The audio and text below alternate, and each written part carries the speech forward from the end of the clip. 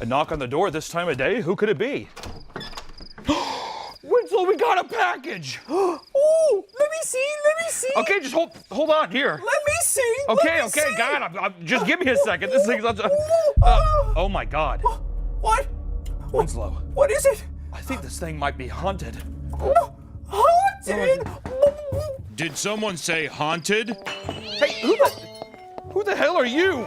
I'm Zach Baggins, ghost hunter extraordinaire. Oh, is this spooky? Here, let me see that. Don't touch my box, man. Oh, Come on, get off me, man. Come on. Zach Baggins? What are you doing here? I'm here to see if there's any ghost in your house, along with any other haunted objects. Hunter, I hate ghosts, please. Yeah, I mean... What about you, friend? You must be haunted. Look at you. No, You look don't like a touch little Winslow. freak. He's not haunted. Winslow, Don't touch me. Winslow, Oh, yeah. Get your filthy hands off me. No, he's not haunted, I swear. Oh my God. Stop it. Wait, Get out of here. I'm just gonna... You fucking asshole. I'm just gonna, Leave me alone. open this box upstairs. Stop Oh, it. this guy's definitely haunted. Help me. Yep, you're a haunted little guy, aren't you? Okay, I'll let them deal with that down there. Welcome back to the Papa Meat channel. How you doing? Come on in and sit on down because today we're talking about one of the most cursed objects of all time. If not the most cursed object probably ever recorded, I would say. Today we're talking about the infamous, the diabolical, the evil Dybbuk box. If you're not sure what the Dybbuk box is, let me fill you in. The Dybbuk box is a wine cabinet that gained fame due to claims that it is haunted by a Dybbuk, a malevolent spirit from Jewish folklore. Shalom. Okay. Today's video is sponsored by Factor. If you're like me, it's tough navigating through a busy schedule and starting to eat healthier, start little better habits. I don't have time to worry about portion sizes, calorie counting, and eating enough protein. I have too much on my goddamn plate. But luckily, Factor has me covered on all those fronts. Factor has delicious ready-to-eat meals that are chef-crafted and dietitian approved. In just 2 minutes, you can eat, and enjoy, baby! Whether you need Calorie Smart, Keto, Protein Plus, or Vegan, there are more meal options for you than ever! And for the people that just enjoy gourmet side of life, Factor now has the Gourmet Plus meals that include ingredients such as broccoli, truffle butter, shrimp, and filet mignon. And with over 35 options to choose from each week, you're sure to find something you like. Factor even has one-on-one nutrition coaching for those like me that are looking to be better every time they sit down to eat, baby. Put me in, coach. I'm ready to play. The best part of Factor is that there's no prep work, no standing in grocery lines, and virtually no cleanup. Just scoop, plop, and throw away. Living La Vida Loca. Head to Factor75.com or click the link below and use code PAPAMEAT50 to get 50% off your first Factor box and 20% off your next month of orders. That's code PAPAMEAT50 at Factor75.com to get 50% off your first box plus 20% off your next month of orders. Thank you to Factor for sponsoring the video, and back to the video. The term Dybbuk comes from the Hebrew word cling. In Jewish mythology, a Dybbuk is a restless, often evil spirit that possesses and clings to the body of a living person, typically seeking to complete unfinished business or exact revenge. According to legend, there are only 10 Dybbuk boxes in the entire world. These boxes are believed to contain the concentrated evil of the 20th century, and it is said that opening one can unleash the dark forces into the world. AKA Pandora's box kind of mythology. They all kind of tie together, world mythologies and religions and stuff. But that is essentially what the Dybbuk box is. It's an evil box, and the Dybbuk box that is known to be from the movie The Possession, or Zach Baggins, whatever the hell his name's down the stairs yelling at my computer. They made it really popular. It's become a huge haunted attraction, and from a lot of cases, there's been a lot of just weird cursed shit going on, a lot of documented stuff too. But I'm curious to see the origins of it. I mean, where did it even come from? Who was its first major owner? Well, let me tell you. The story of the Dybbuk box, as we know it, began in 2001.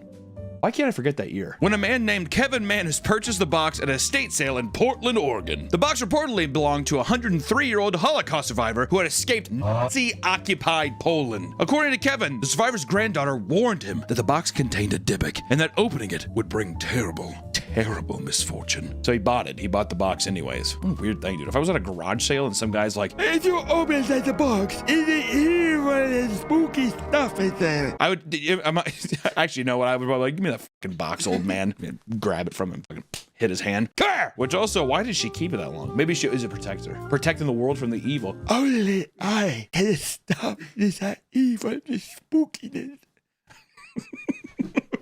Ignoring this ominous warning, Kevin purchased the box and immediately opened it when returning home, which I love that. Just some like blind old Jewish person being like, it's spooky, don't open this file. And he just goes home and he's like, which in Kevin Manus's defense, he thought it would be a good gift for his mother, which is kind of funny. Like I could see myself gifting my mother a cursed box, thinking it's funny, being like, look at this. And she's like, oh my God, look at it. It's a nice box. I love it. And I'm like, it's haunted. You know, it has like a little bit of character to it, right? But inside the box, Manus noticed a couple of very odd and peculiar things, such as 2 locks of hair bound with string, a dried rosebud, a strange black cast iron candlestick holder with octopus-like legs, a golden wine goblet, a granite slab with the Hebrew words Shalom inscribed on it, and 2 1920s era pennies. I say that's the concoction of a mad alchemist dabbling in satanic rituals. Do Jewish people have like satanic stuff? Yeah, they believe in the devil. Is there a hell? I thought Jewish people didn't even believe in heaven. Whoa. I thought that was true. Like they don't believe in like a heaven or so Judaism is the original, and then Christianity is the fan fiction that adds on. Okay, first off, Nick. Yeah, I'm gonna believe you because this is coming from a guy who was raised in a cattle farm in Missouri. I don't know. I don't really have any Jewish friends. I wish I did. Clashing some ideologies. You're not Jewish, Nick. You're just Italian American, which is the worst. These objects that Kevin found in the box, seemingly random but potentially laden with symbolic meaning, added to the mystery that surrounded the box even. And on Halloween, Kevin gifted the box to his mother, which is that's a fun Halloween gift, right? Nice vintage trunk or box or whatever, and then it's even haunted, and you're like, oh my God, what a spooky gift. Yeah, what a day. Whatever. Abracadabra. You ever hear that song, Steve Miller Band? Oh, no. Oh, man, such a good one. And after Kevin's mom opened the box for the first time, she reportedly felt an evil presence and experienced a cold breeze emanating from the box, which, depending on where she was, she might have been a little spooked out by the story, so that might have just been mental. But also, immediately after that, she suffered a stroke. Back to back. Cold breeze, stroke. And this is a quote from Kevin, and he says this. I found my mom sitting in a chair beside the cabinet. Her face had no expression, but tears were streaming down her cheeks. No matter how I tried to get her to respond, she would not. She could not. It turned out that my mother had suffered a stroke. She was taken to the hospital by an ambulance, and she ended up suffering partial paralysis and losing her ability to speak oh my God. And losing her ability to speak and form words. Oh, I must have had a fucking stroke too, trying to read this. Don't put that in, editor. Fuck you. When I asked her the following day how she was doing, she teared up and spelled out the words, no gift. I assured her that I had given her a gift for her birthday, thinking she didn't remember, because she's a dumb Just kidding.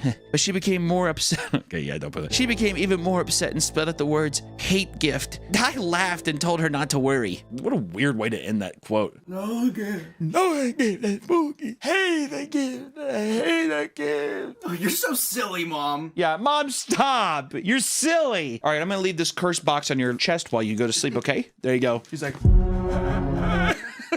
looking at it right on her chest.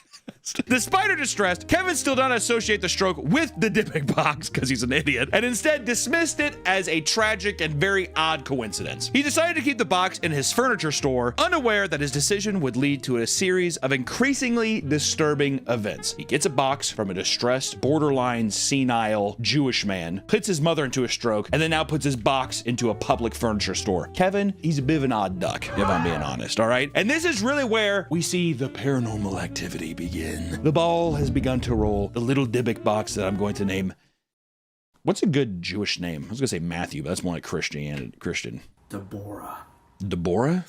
Isn't that the Demon King from Dragon Ball Z? I'm going to say We're just gonna say Dave. That's a good one. David is a biblical name from the Old Testament. There you go. David. Boom. David the Dybbuk Demon. David the Dybbuk Demon. I like that. Okay. Over the next 2 years, Kevin Mannis and those around him experienced a range of terrifying phenomena, all seemingly linked to the Dybbuk box. The most immediate effect was the onset of intense, reoccurring nightmares between him and his family members. Not only did Kevin have nightmares, but every member of his family as well, who probably worked at the goddamn furniture store, started having terrible nightmares. Like they're all bags under their eyes. Anyone else having horrible nightmares every night? It's like you, dude. Every time I come into work, you're always just like, I had the craziest nightmare last night. And Nick, it almost looks like he has like fucking 2 leathery fucking Dolce Gabbana bags under his eyes at all times. He's just like, so I didn't get very good sleep last night. It's unbelievable. Which in all these nightmares, Kevin described one of the dreams he had. And in this dream, he would walk with a trusted friend, only for the friend to suddenly transform into a hideous, demonic hag that would then beat him. Which does sound scary. Don't be wrong. We're starting to get the hag thing, because I'm pretty sure the hag is also supposed to resemble the Dybbuk, which the Jewish people, you can figure out what you mean by hags and old women being demons. That's up to you. But to me, it also read as like a sexual fantasy dream between him and his friend. A little bit. You're a straight guy. Your friend transforms into a woman, beats you, probably because you're having sex with him and you think it's wrong, and he's beating you. You know what I mean? You're like, I'm not gay, I'm so confused. What am I supposed to, what am I doing? I've had reverse dreams where it's girls that turn into my best friend who suck my dick.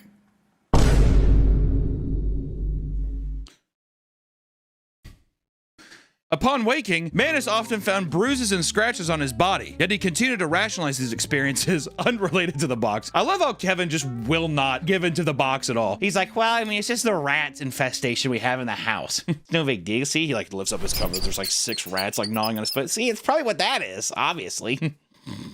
Goes back to sleep. In addition to the nightmares, Kevin reported feeling overwhelming fatigue, nausea, and a general sense of unease whenever he was near the box.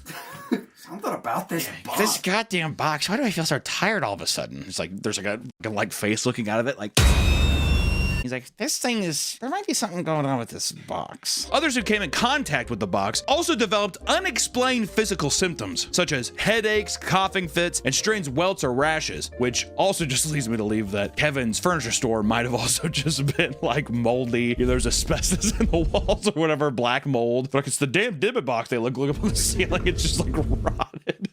But these symptoms were sudden, severe, and lacked any clear explanation, so the mold thing probably didn't happen. It was probably just the goddamn box. And as time went on, Kevin began to notice more overt paranormal activity in both his home and the furniture shop that he owned. Objects would move on their own, strange noises like footsteps and banging sounds became common, and doors would slam shut without any apparent cause. I wonder at what point did Kevin, he's just like, okay, this thing's haunted. I like how he's like, after a while, I did start to notice some kind of weird stuff. All the doors in the place are opening and like some windows are opening and shutting closed. Things like flying around the room. He's just like, okay, this might be paranormal. And light bulbs frequently burned out or shattered unexpectedly. I think that's because Kevin didn't pay the electricity bill. I think he was wired into the building next door, so he didn't have to pay electricity, and it caused a surge. Gonna put that on the docket of Kevin's sins. Kevin's brother and sister-in-law complained of a strong odor of cat urine, which seemed to emanate from the box and linger in the surrounding area. Which, once again, how do we know that Kevin wasn't just putting cats inside the box? He's a sadistic killer, and the cats are so afraid that they're pissing in the box. I would love to see, too. He, like, opens it. He's just like, I don't smell anything. It smells perfectly normal to me. Just like loves the smell of cat pee. Just like puts, like wears it like a hat. His like face is totally covered. Oh my. Well, in the eBay listing, which we'll get into, he did say many times, I do not own a fucking cat. Well, sure he does. He may not own a cat, but you think Jeffrey Dahmer's like, yeah, I own a cat after he skins it alive? And he's like, I want to see its insides. I want to know how its insides work. I don't think people are like, I'm a pet guy. I don't even own a cat. I'm getting out of here.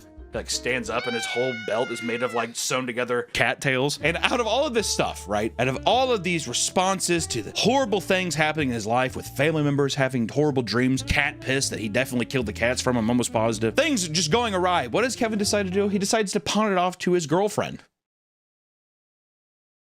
True love. Imagine dating someone. Imagine if you're dating this person right now, imagine your significant other being like, telling you all these horrible things about these boxes, right? And all of a sudden he's like, so I brought it to you. I want you to have it. And you're like, what do you mean? I'm not gonna fucking take it. Are you kidding me? Thank God she's smart. She's like, I'm not taking this, and she gave it back. So good for her. But after enduring 2 years of torment, I don't understand. Why don't people throw this kind of stuff away, you think? It won't let you. I can see that probably. It's like tempting you. I can't throw it away for some reason. I'm drawn to it. But Kevin endured this kind of trauma basically for 2 years until Kevin finally decided to get rid of the Dybbuk box by listing it on eBay in 2003.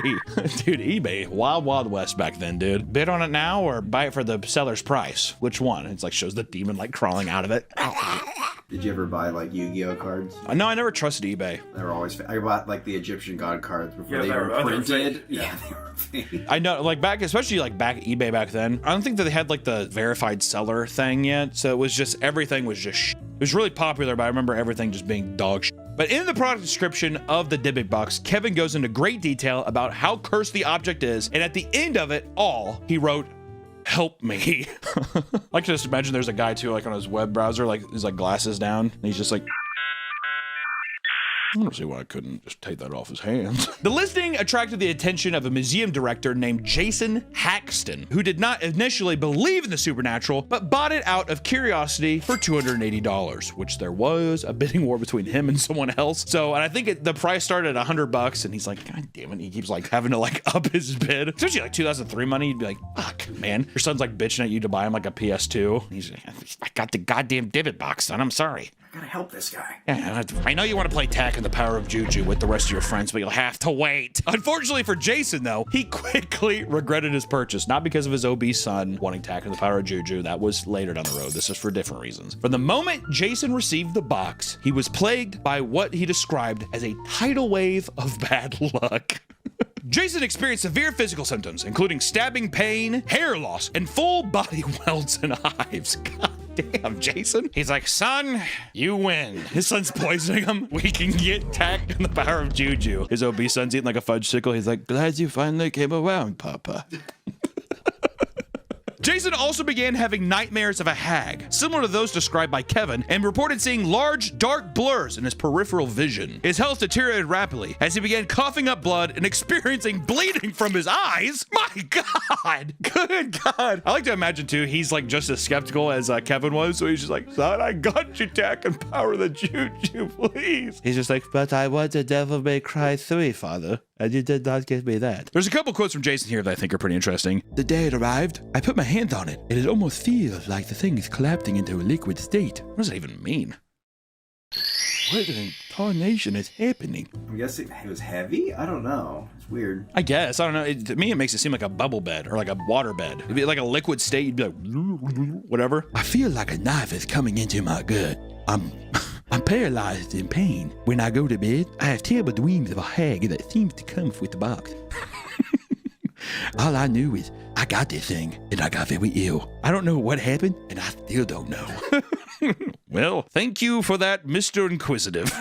Jason's just like, I don't know what's happening and I'm not going to look into it. I don't know what happened. I read the eBay post that said all this stuff would happen. Well, yeah, it's like, what the f do you expect it? He's like, I don't know what is going on. My son keeps getting bigger, but I don't buy him cosmic brownies no more. He's like, foolish father. I bully kids at school who bring me them. But desperate to rid himself of the box's influence, Jason sought the advice of a rabbi who instructed him to place the box in a gold-lined wooden container to neutralize the spirit inside. I don't know why that would work. Let's just put up a little info thing of maybe why that would work. Well, there you go. Love. Don't you say Jews love. And following the rabbi's advice, Jason's symptoms did start to subside over time. But the fear of the box's power still lingered in the back of Jason's head. I think he kind of knew. He's like, I think I want to get rid of this. So he decided to bury it in a military-grade safe in Missouri, where it remained for several years. And you're probably thinking, wow, that's the end of this story. I mean, this is where it's buried underground. The demon is even buried literally underground in Missouri. That's the end of the story, right? How I wish that was true. Oh, what about this? Is this haunted? Hey! Stop touching our stuff! Honey! He's touching our stuff! Yeah, it's fine, Winslow.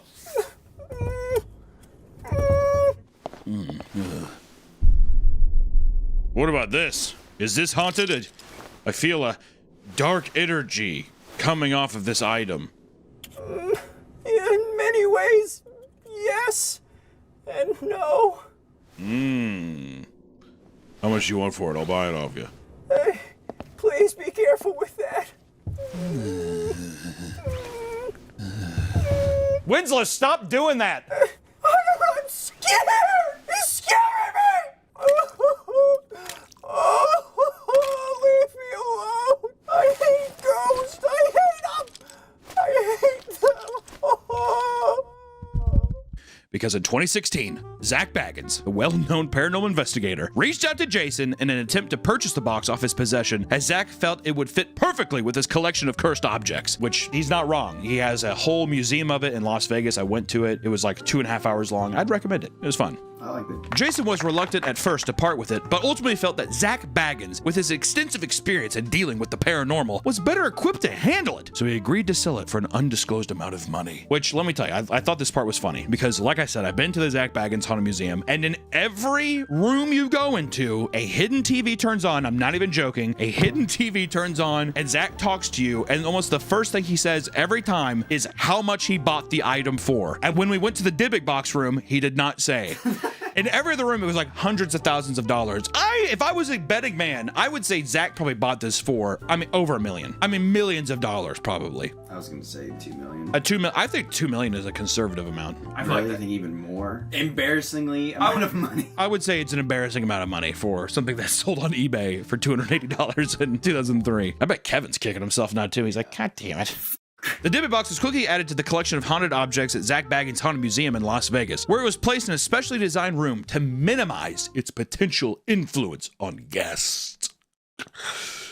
Whoa. The box immediately became one of the museum's most infamous and talked about exhibits. And shortly after the Dybbuk box arrived at Zach Baggins Haunted Museum, Baggins and his team began to experience strange occurrences. One of the most alarming incidents involved the sudden appearance of mysterious protruding holes in the walls surrounding the box. I don't even know what the hell that means. If there's visuals or something to represent that, that would help. But that, if someone told me, out of everything so far, I've been like, oh my God, that's kind of creepy, right? And then Zach, of course, Zach is the guy to be like, black holes are forming in my fucking museum. I hate for you to pay a ticket to come see it. We gotta get people in there, but we gotta get you to pay GA. All right, can you pay GA for me? These holes seem to materialize without any clear cause, leading some to speculate that they were results of an unseen force trying to escape from the box. Dybbuk David wants out. Dybbuk David wants out. Dybbuk David the demon wants out. Zach also reported that many visitors in the museum who came into close proximity with the Dybbuk box experienced intense feeling of dread, anxiety, and nausea, and that couldn't have been from the prices of having to get in there and being in there. Because let me tell you, the feeling of dread, anxiety, and nausea is what I felt in that goddamn heat box. There was no AC in the Haunted Museum. It's in Las Vegas, Nevada. It's a goddamn oven in there. And also, they had to put in like a water fountain area because I'm pretty sure people, you're walking through in every room, they're like, people keep blacking out in here. And it's just like a bunch of obese people falling over. And it's like, probably because they're getting fucking dehydrated, walk around this fucking long ass labyrinth. They're boiling alive. But it makes for great footage. Oh, exactly. And he records all of it. I'm pretty sure the waiver you have, it's just like, hey, we can use you in any of this. Nick got a bloody nose. I want to go back to see if you're in the video now, because you're probably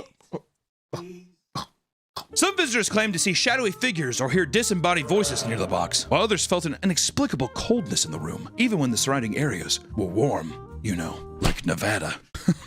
In 2016, Zach Baggins featured the Dybbuk box on his show Deadly Possessions, which focuses on haunted objects and their history, stuff that he owns, basically from his museum. For this episode, Baggins invited Kevin Mannis, the original owner of the Dybbuk box, to the museum for a reunion with the box. During the episode, Kevin, who had not seen the box for several years, exhibited strange behavior after opening it. He seemed to enter a trance-like state and began reciting cryptic, disturbing phrases in a voice that was not his own. It was a British guy's voice. And it was phrases like, Shadow Man, I wait here in the darkness in the nighttime till morning, I'll torment your soul. I wish it was that crazy. Wouldn't that be awesome? Even Zach's just like, come on, dude, and pull it together just a little bit. Jesus Christ. After this event, Zach sealed the Dybbuk box in glass to prevent others from opening the demonic item. Kevin later claimed to have no memory of the event, further deepening the mystery surrounding the box. Don't remember. Yeah, I don't seem to remember what happened, Zach. You think me and you can go to MGM and toss the dice around, eh? Zach's just like, Jesus Christ, what is happening in my... What the hell is going on here? Get this guy off my show. Get him out of here. Well, I will say the glass case he has around it's pretty sick. It's like I think there's like Hebrew all around it. It's a very nice presentation. I don't want to discredit that. It's worth going to. I want to say, if you're in Vegas, you're not wasting money going there. Just want to say that. It is long and hot though. And I felt so bad because in a group of 12 people, 10 of them were my friends. And there was like a guy who really was really afraid of like everything. And it was his wife. And we were just like laughing. Every room was so funny. Cause like, okay, like one of them's like this. It'll be like, you walk in and there's like, it's like a barn, like a themed barn. And it looks really cool. And you're like, what the f is this? And they have like a glass case around like a cauldron. And then once again, the hidden TV turns on and Zach's like, this is Ed Gein's Black Cauldron. I bought this for $180,000. And like every time, Zach's delivery is so funny that every time we would just die laughing. I just know that guy. We were ruining his immersion. Well, the guy didn't even want to go downstairs in the basement. There was like supposedly in the haunted house that Zach has, it's like an old satanic family used to live there and do rituals in the basement. So they have the basement open you go into. And we were all like, let's go. They had like strobing lights in there. It was nauseating. But the guy like ran us there. He's like, I'm not going down there. You could tell that motherfucker was spooked, dude. Which is funny because we paid extra to go down there. Oh yeah, I was like, I'm gonna go. Absolutely, I'm gonna pay extra to go down in your weird satanic basement. Hell yeah. Also, one more thing to note is at the very end, like the last 10 minutes, finally employee went up to us and told us. Oh yeah, at the very end, because we got to go to. He had a movie called Demon House, and he recreated the basement of that, and that was like the ending of the tour. And we were all like, I mean, such a good time, laughing, having a great time. And this guy like walked up and he's like, you need to stop. You're ruining the other people's experience in this museum. And I felt kind of bad because I was like, oh, he's probably right. But at the same time, I was like, dude, fuck off. Like, come on. Then in 2018, Baggins hosted a 4-hour-long live streamed event at his haunted museum, featuring the Dybbuk box as the centerpiece. During the event, Baggins and his crew reported feeling intense pressure in their chest, unexplained anxiety, and dizziness. After removing the glass surrounding the box, cameras captured what appeared to be a mist or vapor manifesting from the box. That's proof. That's proof. A little ghost. Viewers of the live stream also claimed to see shadowy figures and orbs in the footage. Concerned for the safety of his crew, Baggins ended the live stream early. Later, he made a statement saying this: I wasn't attacked. I wasn't harmed. I just felt something. I felt the power of it. To me, it felt good. I believe that it doesn't affect me as bad as it affects others around it, because it knows I'm its owner. Which is funny because the previous owners were tortured. No. That's his response. And one of the most widely reported incidents revolving the Dybbuk box occurred later that same year in 2018 when Post Malone was invited to Zach Baggins' haunted museum. Yeah. During the visit, Post Malone and Zach Baggins decided to interact with the Dybbuk box because Zach gets a little bit of an ego when celebrities are around. Same things happens with like Nick Cage. There's usually footage of him being a little goofy, being a little silly because he's a bit of a paranormal thrill seeker, you see. Zach Baggins removed the protective glass covering, and Post Malone, though hesitant, touched Baggins' shoulder while he was handling the box. You dumb son of a bitch. Oh, I want some help. I couldn't get that glass up off the shit. Don't put that in. I don't know the song. Following this encounter, Post Malone experienced a series of unfortunate events. First, his private jet had to make an emergency landing after 2 tires blew out on the runway. Then, a few days later, his mansion was broken into by armed robbers. And a week after that, his Rolls Royce was involved in a horrible car accident. Which all this is scary, but like to me at the same time, I'm just like, you rich son of a bitch. That's all that thing. Every time I'm like, oh, your Rolls Royce, did it get banged up? Just me, just envious of all that money. I'm like, maybe I want a fucking Rolls Royce and a private jet. Post. Hey, Posty, give me some money. These incidents fueled speculation that Post Malone had been cursed by the Dybbuk box, though neither he nor Baggins confirmed this definitively. Post Malone even remarked, God hates me, in response to a string of bad luck, which maybe it wasn't God. Maybe the Dybbuk box demon hates you, Post Malone. Which if that's, you know what? Allow that person to hate you. I don't like Dybbuk box David. I don't. I think he's a dick. What's funny is that they say this, but in the museum, Zach was like, Post Malone was cursed. Well, yeah, that's the funny part too, is just like, when we were there, that motherfucker was blasting that story over the TV in the Dybbuk box waiting area. In the waiting room, you have to sit to wait to go in, and it's just like, Post Malone was cursed and died several times. We're like, oh, he didn't die. He died. Zach Baggins has continued to regard the Dybbuk box as one of the most dangerous objects in his collection, probably in the world. And he goes on record stating that it's the most haunted object probably fucking ever. And it's scary, right? That's where it still resides to this day. But there's a couple things I didn't mention yet. A couple pieces of truths that came out after the fact, after all this stuff, right? Which leads to a new question. Is it actually the most haunted object, really? Is it? Well, in 2021, Kevin Manis, remember him, the original guy who posted it up on eBay, the guy back in 2001, came out stating that he made the whole thing up. It's so funny. Yeah, I made it up. I'm sorry. At least he waited like 20 years. Like, imagine he like messages the guy right as soon as he bought it. Dude, this thing's not haunted at all. Fuck you. Jason's like, Kevin Manis is a creative writer, and he wanted to create an interactive horror story in real time. He wanted to have an actual living horror story that someone got to experience. He confessed that the carvings on the box and the items inside were of his own making, and that he had crafted the narrative to post on eBay as a creative project. There was a time when I didn't do anything creative. I pushed papers and I made a lot of money pushing papers, and I absolutely hated it. And then one day, my head split open, I unzipped it, and I was an artist. And from that point on, I made my living artistically. I want to make that really clear. I would not give my mom a demonic box. Here you go. Which is actually so ahead of its time. This is stuff before even like creepypastas. There was like Ted the Caver, of like people using internet-based stuff to have interactive horror stories of people stumbling upon it and believing it's real. It's actually kind of sick. Kevin even said this about his box. The carving in the back of it is my carving. The stone was in the box is something that is a signature creation of mine also. Make no mistake, I conceived of the Dybbuk box. The name, the term, the idea, and wrote this creative story around it to post on eBay. Kevin also revealed that he conceived the idea of the Dybbuk box during Yom Kippur, the Day of Atonement, while praying and asking forgiveness for his sins. But ironically, after revealing the hoax, Manis experienced a series of personal misfortunes, including his car breaking down, his girlfriend leaving him, and the deaths of his mother and 2 friends within a week. Now that feels, see the weird coincidence that he was talking about before when he was making up the story? This feels like the tragic coincidence now. That is. Or maybe it's Dybbuk Demon David coming for his revenge. How dare you say that I'm not real? David, stop! Not Dybbuk box David! These events led some to question whether the Dybbuk box might still hold some residual power, even if its origins were fictional. John Michael says, what do you say people who continue to believe in Dybbuk boxes even after you've revealed that you were the origin of Dybbuk boxes? I don't know. What do you say to people who believe in Santa after they're 10? I don't know. Yeah, I mean, he said the story is fake, but what if it's actually haunted? Yeah, I mean, he made the whole thing up, but what if it actually is, though? It's a big coincidence. It could be just a major coincidence, guys. Because it's just like, he made up the story, but coincidentally, it was already a haunted thing.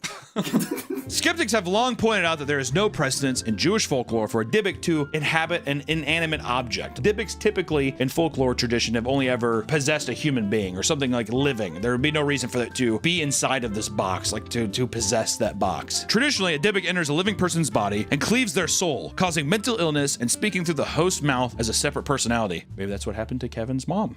Oh, shit.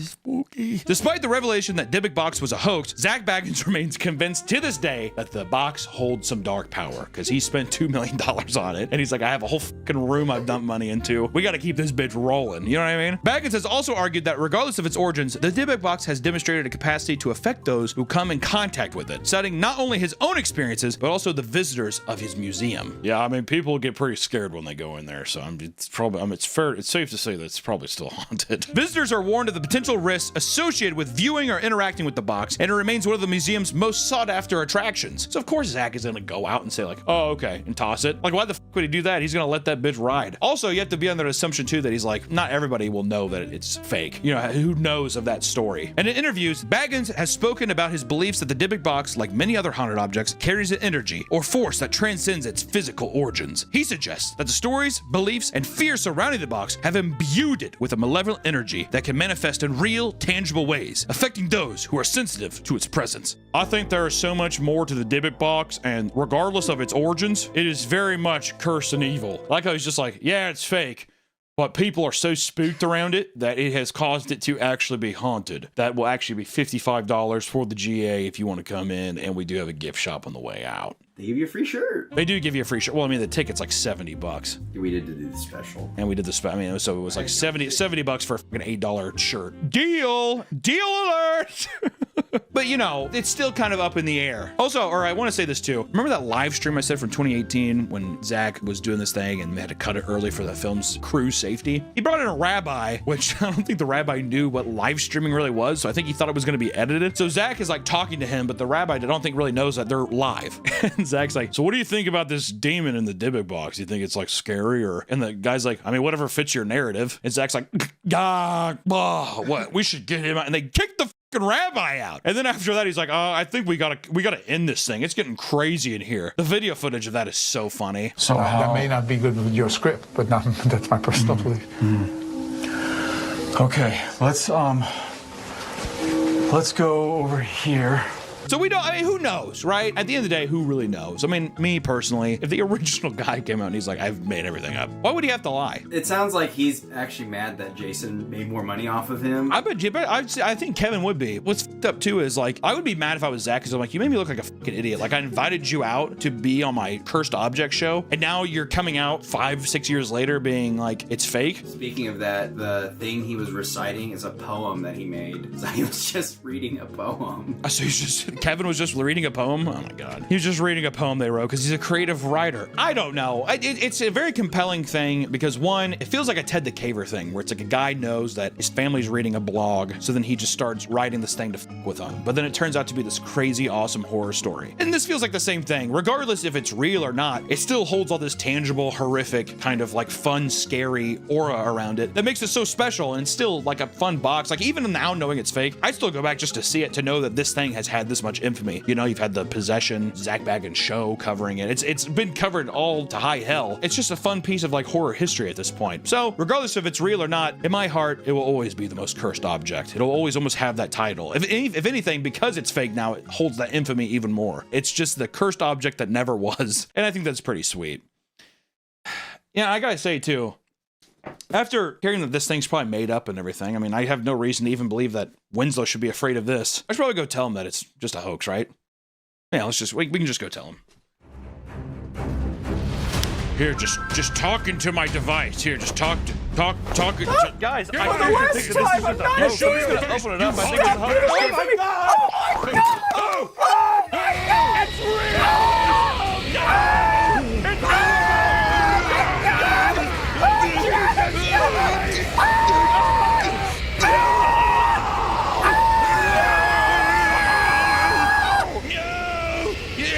Jack Baggins!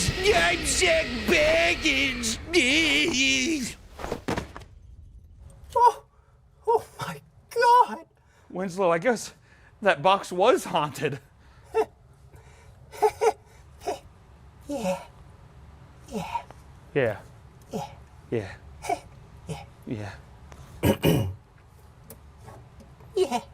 Yeah. It's probably haunted, huh? We got a Patreon if you want to sign up and help us make tunes to some of the weird sets we make.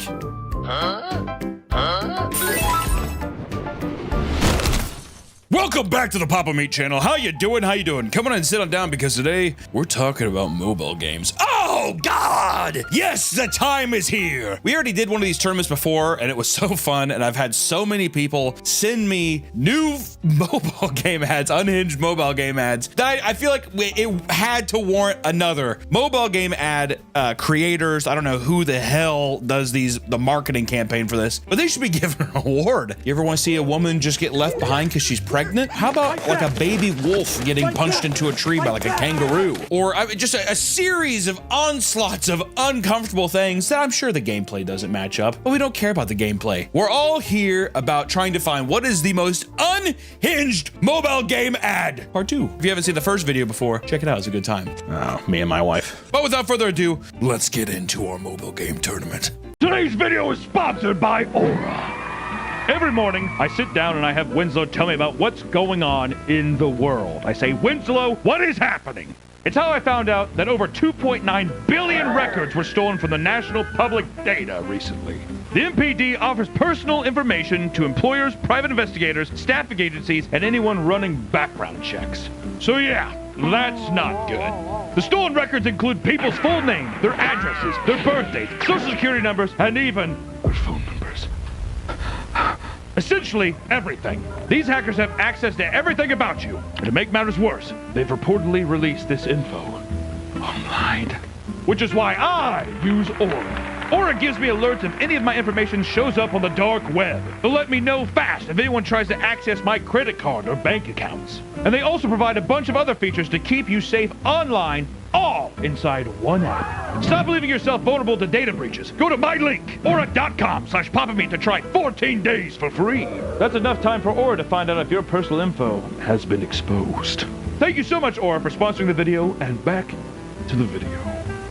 First up, we have Wolf Game, which I think it was just called Wolf Game. You're a wolf. That's it. That's all you need to know. Wolf Game, Wild Animal, Mystic Spring Workshop, Mech Domination, Fairyscapes Adventures, Puzzle and Survival, Beast Lord, Mafia City, Last Fortress, Underground, Kiss of War, Rise of Castles, Frozen Honey, ASMR, Evertale, Happy Hospital, Matchington Mansion, and Penny and Flow, which let me tell you, there's some of the stuff I see, Fairyscapes Adventures, I see Matchington Mansions. I'm a little well seasoned now when it comes to some of these fucking things, and let me tell you something, the name will almost never match what is actually going to be happening on screen. I'm gonna guess that Matchington Mansion, I'm gonna shoot from the hip here, is going to have some kind of baby either freezing to death or being thrown into a dumpster. Without further ado, let's get into round one. Wolf Game, Wild Animal. I don't know why that one gets me so good. Wolf Game, Wild Animal versus Mystic Spring Shop. Wolf Game. All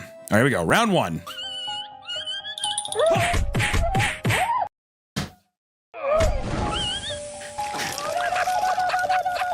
This truly is a wolf game. I feel bad for the little son of a bitch. I just got done rescuing a cat, so I feel even more sympathy for this. The piss feels unnecessary. Hot, steamy piss. They even put the steam in there. Okay. There's no way we could show this. This is so stupid. What the fuck is this? First off, the wolf giving birth like a regular woman, and she's just popping him out. All right, this had some kind of a bit of a story arc. Well, it's implied. It's like, wait a minute, this one doesn't look like me. Well, yeah, it's like the whole thing of like the classic early 2000s joke where it's like white woman with white husband and then black baby, and it's just like, what? Why the hell are these gorillas kicking us? Also, they always have these puppies like throwing up blood. Absolutely fucking escape or revenge. I like that. Well, we can at least know that this game is about revenge somehow. About growing up and become a big bad wolf. Also, they copied the wolf design from that PS2 or like what was that early 2000s wolf game? Okami, something like that. It looks just like that. Wolf Game. Play now. So they got like a Chinese guy to try to do like an Australian accent. Wolf Game, play now. Okay, all right. Wolf Game coming in. I will say the first one was just the first one was just, you know, that's off the chain. That's off the hook. Off the chain? What am I thinking? Mystic Workshop. There you go. Okay. There she is getting squeezed in there. Uh-oh, there goes her health bar. I'm not gonna lie, I'm kind of fucking with the sprite animation. The style's kind of cool, if I'm being for real. What is this? She's taking back shots the whole time, and it's just like Mystic Workshop. I don't know which one I think is more unhinged. I mean, the wolf one to me feels like a winner. I think you got to give it to Wolf Game. Next, we have Kiss of War versus Evertale. I'm going to tell you right now that these are going to be. I just know down the bottom of my heart this is not going to be as advertised. Let's see. All right, it says iOS. Is that what this is on, or?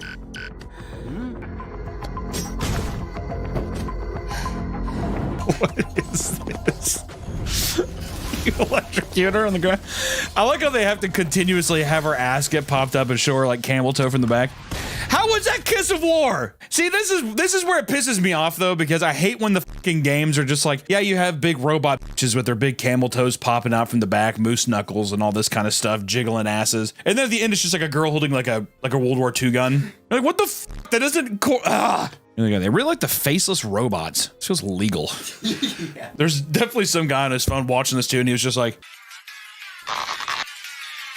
oh, it's armor. They're wearing armor. Kiss of War. This fucking pisses me off. This one pisses me off, dude. It felt illegal watching that, is what it felt like. It felt like, I didn't like that. But is it unhinged? Compared to Evertale.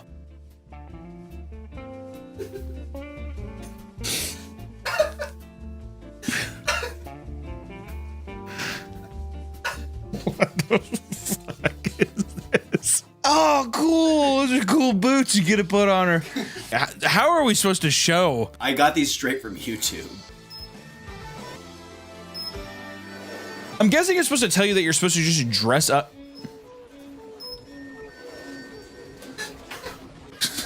What? What the fuck was that at the end? What is this game? I mean, this is a terrible, terrible round. Kiss of War, you're just frisking people. At least there's like some kind of implement of gameplay, I guess. Evertail, what the fuck even is that? I'm just gonna go Kiss of War. Evertail, I don't know what the fuck I was even looking at there. How about next up we get the Bag versus Mech Domination. It's grab bags, so it's random things. Oh, so it's grab bag. It's just a grab bag of random ads that maybe don't fit into, you know, let's see here. Okay. Can we show that? What the f?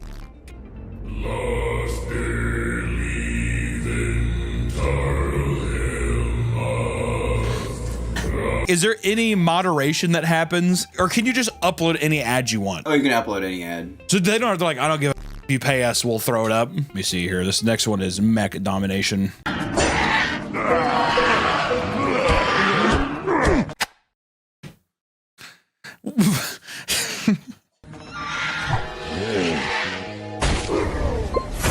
Robot gorillas having their way with a robot velociraptor, and then to blur the velociraptor whole, they use a spicy emoji, kind of like, whew, I can't show you, this is too hot.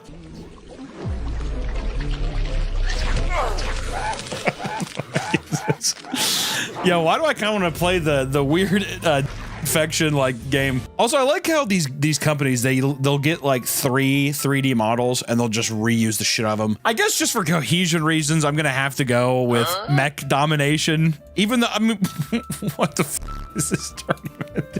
Okay, next up we have Rise of Castles versus Fairyscapes Adventures.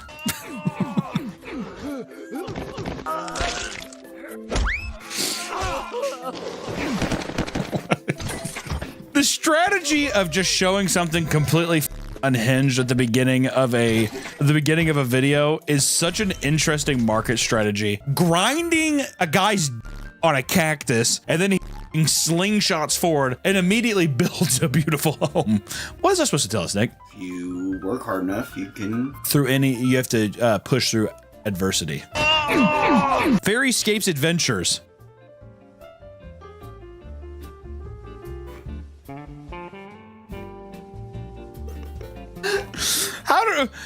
I know this should be the first thing I need to say, but how do her panties fall off? While she's running, yeah. while she's running, she's like, ugh. If a princess dropped her panties, would you smell them? Oh, if a princess? Yeah. If I liked her. Pause! There's so much going on. Audio, dude. Oh, dude, him sucking her toes. What the f?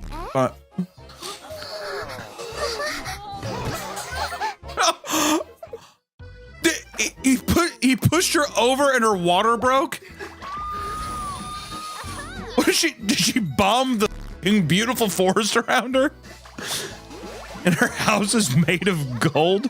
Or no, is it hay? Pushing her over and then seeing the... I wonder if that was initially supposed to be blood, but they had to blur it.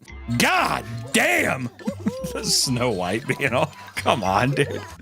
Leave or stay? You leave. Yep, here we go. See, now we're getting back to the classics, dude. Give me a big old girl who is stuck in some snow. That's all I need, dude. This is easy gonna win. There's no way. Yippee! I get to live in this abandoned house and freeze to death. Fairyscape Adventures, and it shows a pregnant Snow White on the cover. Fairyscape Adventures is going to be difficult. I mean, Rise of Castles doesn't even come close. Fairyscape Adventures, that's going to be a difficult one to beat, dude. Next, we have Frozen Honey ASMR versus Happy Hospital. God damn, dude. The art for Happy Hospital is gruesome. It's awesome. What the Frozen Honey ASMR. Let me see. My God, what are you doing? This is disgusting. What are you doing? No. You think I'm gonna eat this?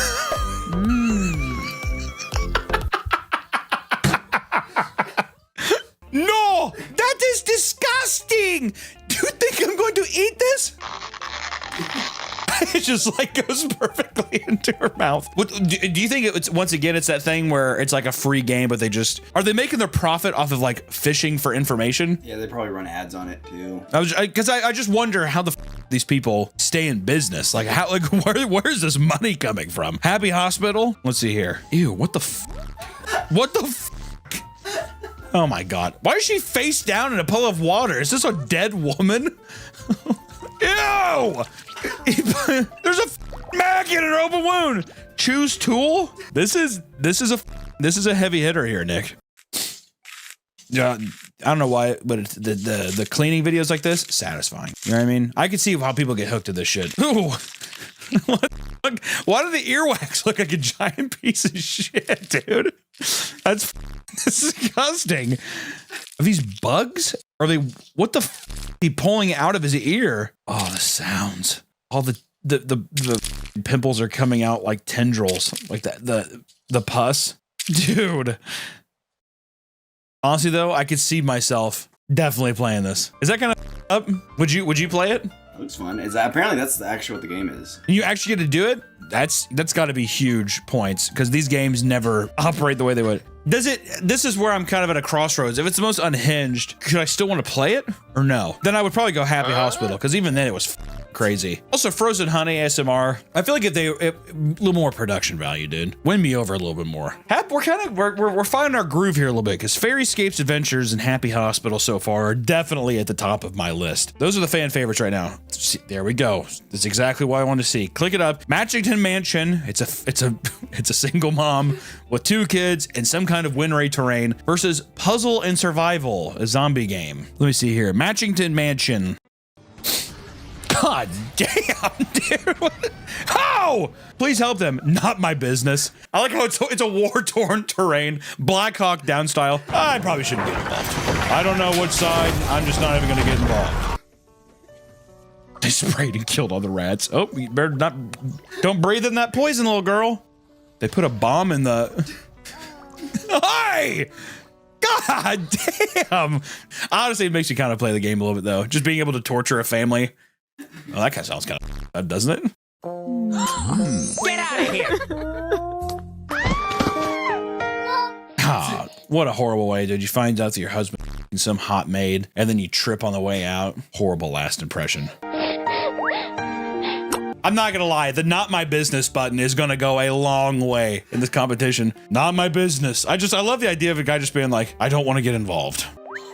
There we go. Yay, Mommy! Mommy got a wheelchair! Oh, still cold there. The stove, or do we want a fishbowl? Okay, thank God we got the fire in there. Hey, it's warm in here now! Oh, nope, there goes the roof again. The scream. This god hand playing with their lives. Oh, he's just kind of like, let me help you. Just kidding! Just collapses and drowns the people in snow. All right, next one is the puzzles. Puzzle and survival. I just don't, that was a heavy hitter. That was a heavy hitter.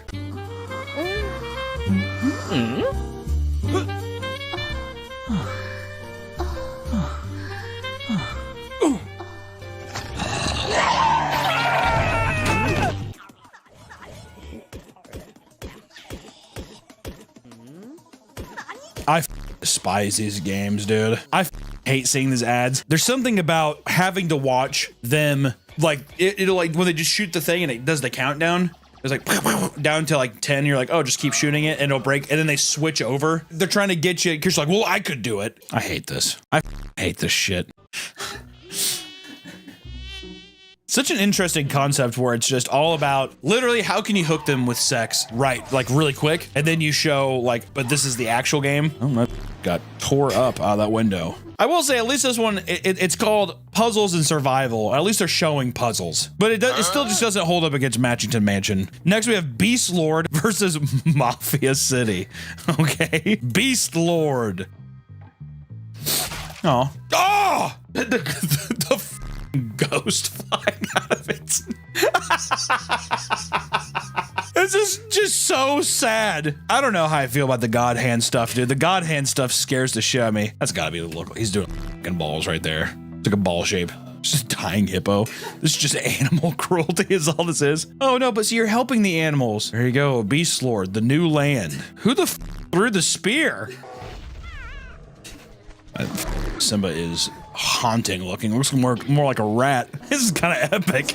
It's like this has gone on a long time. I feel like they're like, you were supposed to do 3 seconds of stuff. You're gonna start eating it. Yeah, there you go. Eat the bear, and he's god damn. Hell yeah. Not gonna lie, the last little roars and stuff looks pretty good. Beast Lord's looking pretty good. Can Mafia City hold up? If there's any kind of racist Italian American stuff going on, it might win. I'm just letting you know that right now. Did he just shoot a load onto the floor? Hey, take care of this. Right away, sir. The city bows to your command. Was he drinking like a coffee mug full of creamer? Mafia City. Download for free. This is what the mob is all about. It doesn't even hold a candle. It doesn't hold a flame to Beast Lord. And then lastly, in the round one, I can't believe we're already through it, is Last Fortress Underground versus Penny and Flo. I have a feeling Penny and Flo is going to be dirty. It's a zombie game? He's pissing on a zombie, and then and a baby pisses the bed, leaves the husband to die, grabs the baby. They have a doomsday hatch in their backyard. There you go, make yourself a nice new bed. Oh, the fat survived. What will you do? Help him betray him. You already betrayed him once, why wouldn't you betray him again? Help, wife. Like how she's cooking cutting that zucchini. All right, sweet, they got the new TV in there. Gotta make sure you get your new TV so you can play Fortnite. Careful, don't drown. Oh, you stupid. Oh, the garden. God damn, I feel like that was 4 hours long. Watching that, I was like, is gonna be it? Penny and Flo. Okay, here we go. Already got the single mom probably here picking up stuff. Or it's a cheater, maybe. She's doing laundry. Please don't tell me she sits in the laundry. Binky, did she put the baby in the trash can thrown away? Did she put the baby in the and she's redecorating? She's like, well, now they don't have a baby room. The storyline is literally that she put her baby in the washer and killed it. Now it's time to see which kind of blinds we want. And Penny and Flo, that's kind of what we're about here.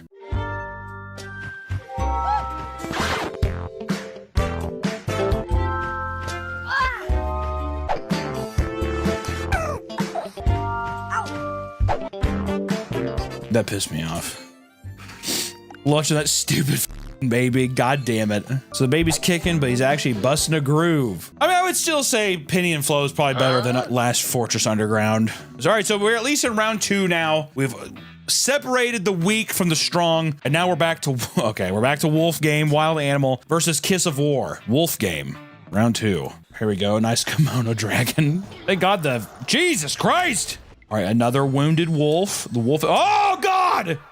You know, I'm gonna be honest. The cubes of meat though, huh? Kind of nice. I like the cubes of meat. He's got some armor, giant rat. I like how the first 2 were like realistic animals, and they're like, by the way, giant rat. Wolf Game. There you go. Huh. Kiss of War, it really needs to do something extra here. We need Kiss of War to be something more. Okay, dude. Kiss of War, what I don't like with this technology, the tiny hooker gun right on her. Oop, skim over the panties. So you're telling me I can look at a little panty here? Okay. Hooks her belly. Wait, what the? You, Kiss of War. I feel like Wolf Game has to take it again, probably, right? Next, we have Mech Domination versus Fairyscape's Adventure. I'm actually curious to see if Mech Domination can do something here to win us over, but Fairyscape, you know, that was like one of the first ones we fell in love with here.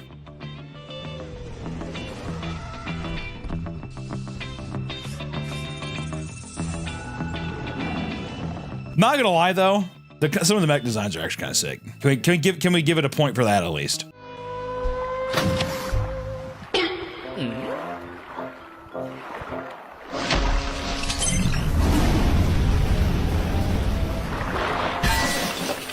A little bit of robot dinosaur love making is always appreciated, but Fairyscapes, I just have a feeling it's gonna roll them. I mean, already. Too heavy to carry? Let me try. Oh.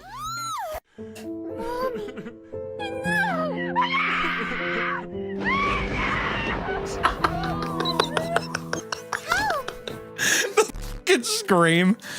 Little Mermaid. What? There's always so much child death. Have you noticed that? It's always like a mom who's like keeping her child barely alive. What the f is those people doing to Snow White there? Those little dudes. Yeah, I thought the dwarves were. And there's a little something different there. I don't know. This one has a happy ending. I tell you what though, I gotta detract points away from it. I don't like the God hand in the edits. I don't like the God hand edits. I just it doesn't do anything for me.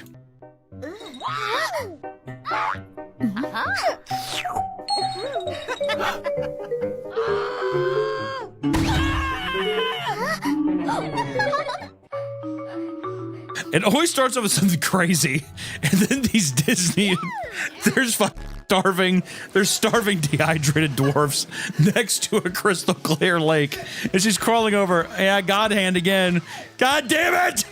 I will say, Fairyscape's Adventure, it didn't hit as hard as the first round, but there was it's better than Mech Domination. I got to move Fairyscapes up, but I pray for him. You know, we'll see. Happy Hospital versus Matchington Mansion. Matchington Mansion that's a legacy brand. What is okay? Happy Hospital. Oh my god. Oh god damn!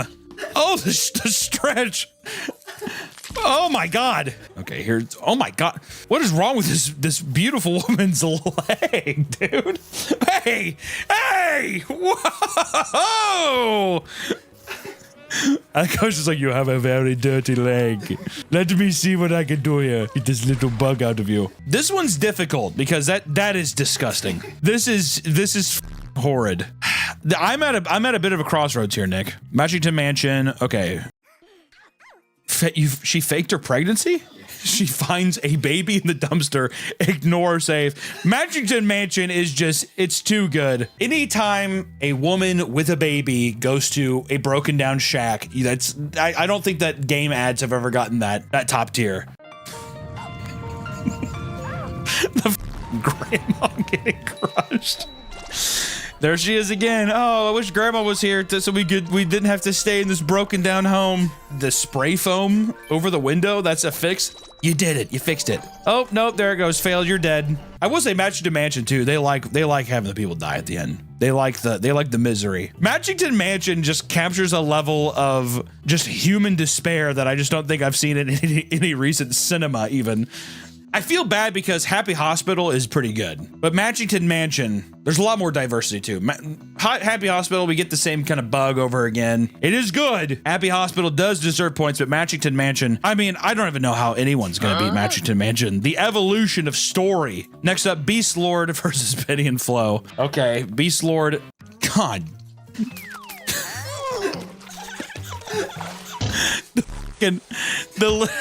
Get out of here. Oh, there goes the ghost again. I do like Beast Lord uses the little spooky, ooh, eat or help. Help? Oh, coward, dude. Eat a dying animal. Oh, they're friends.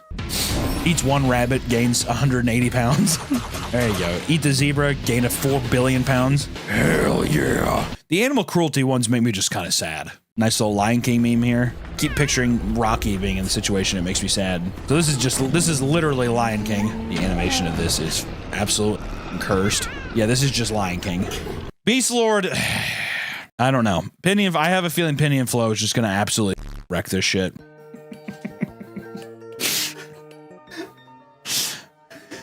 She's pregnant.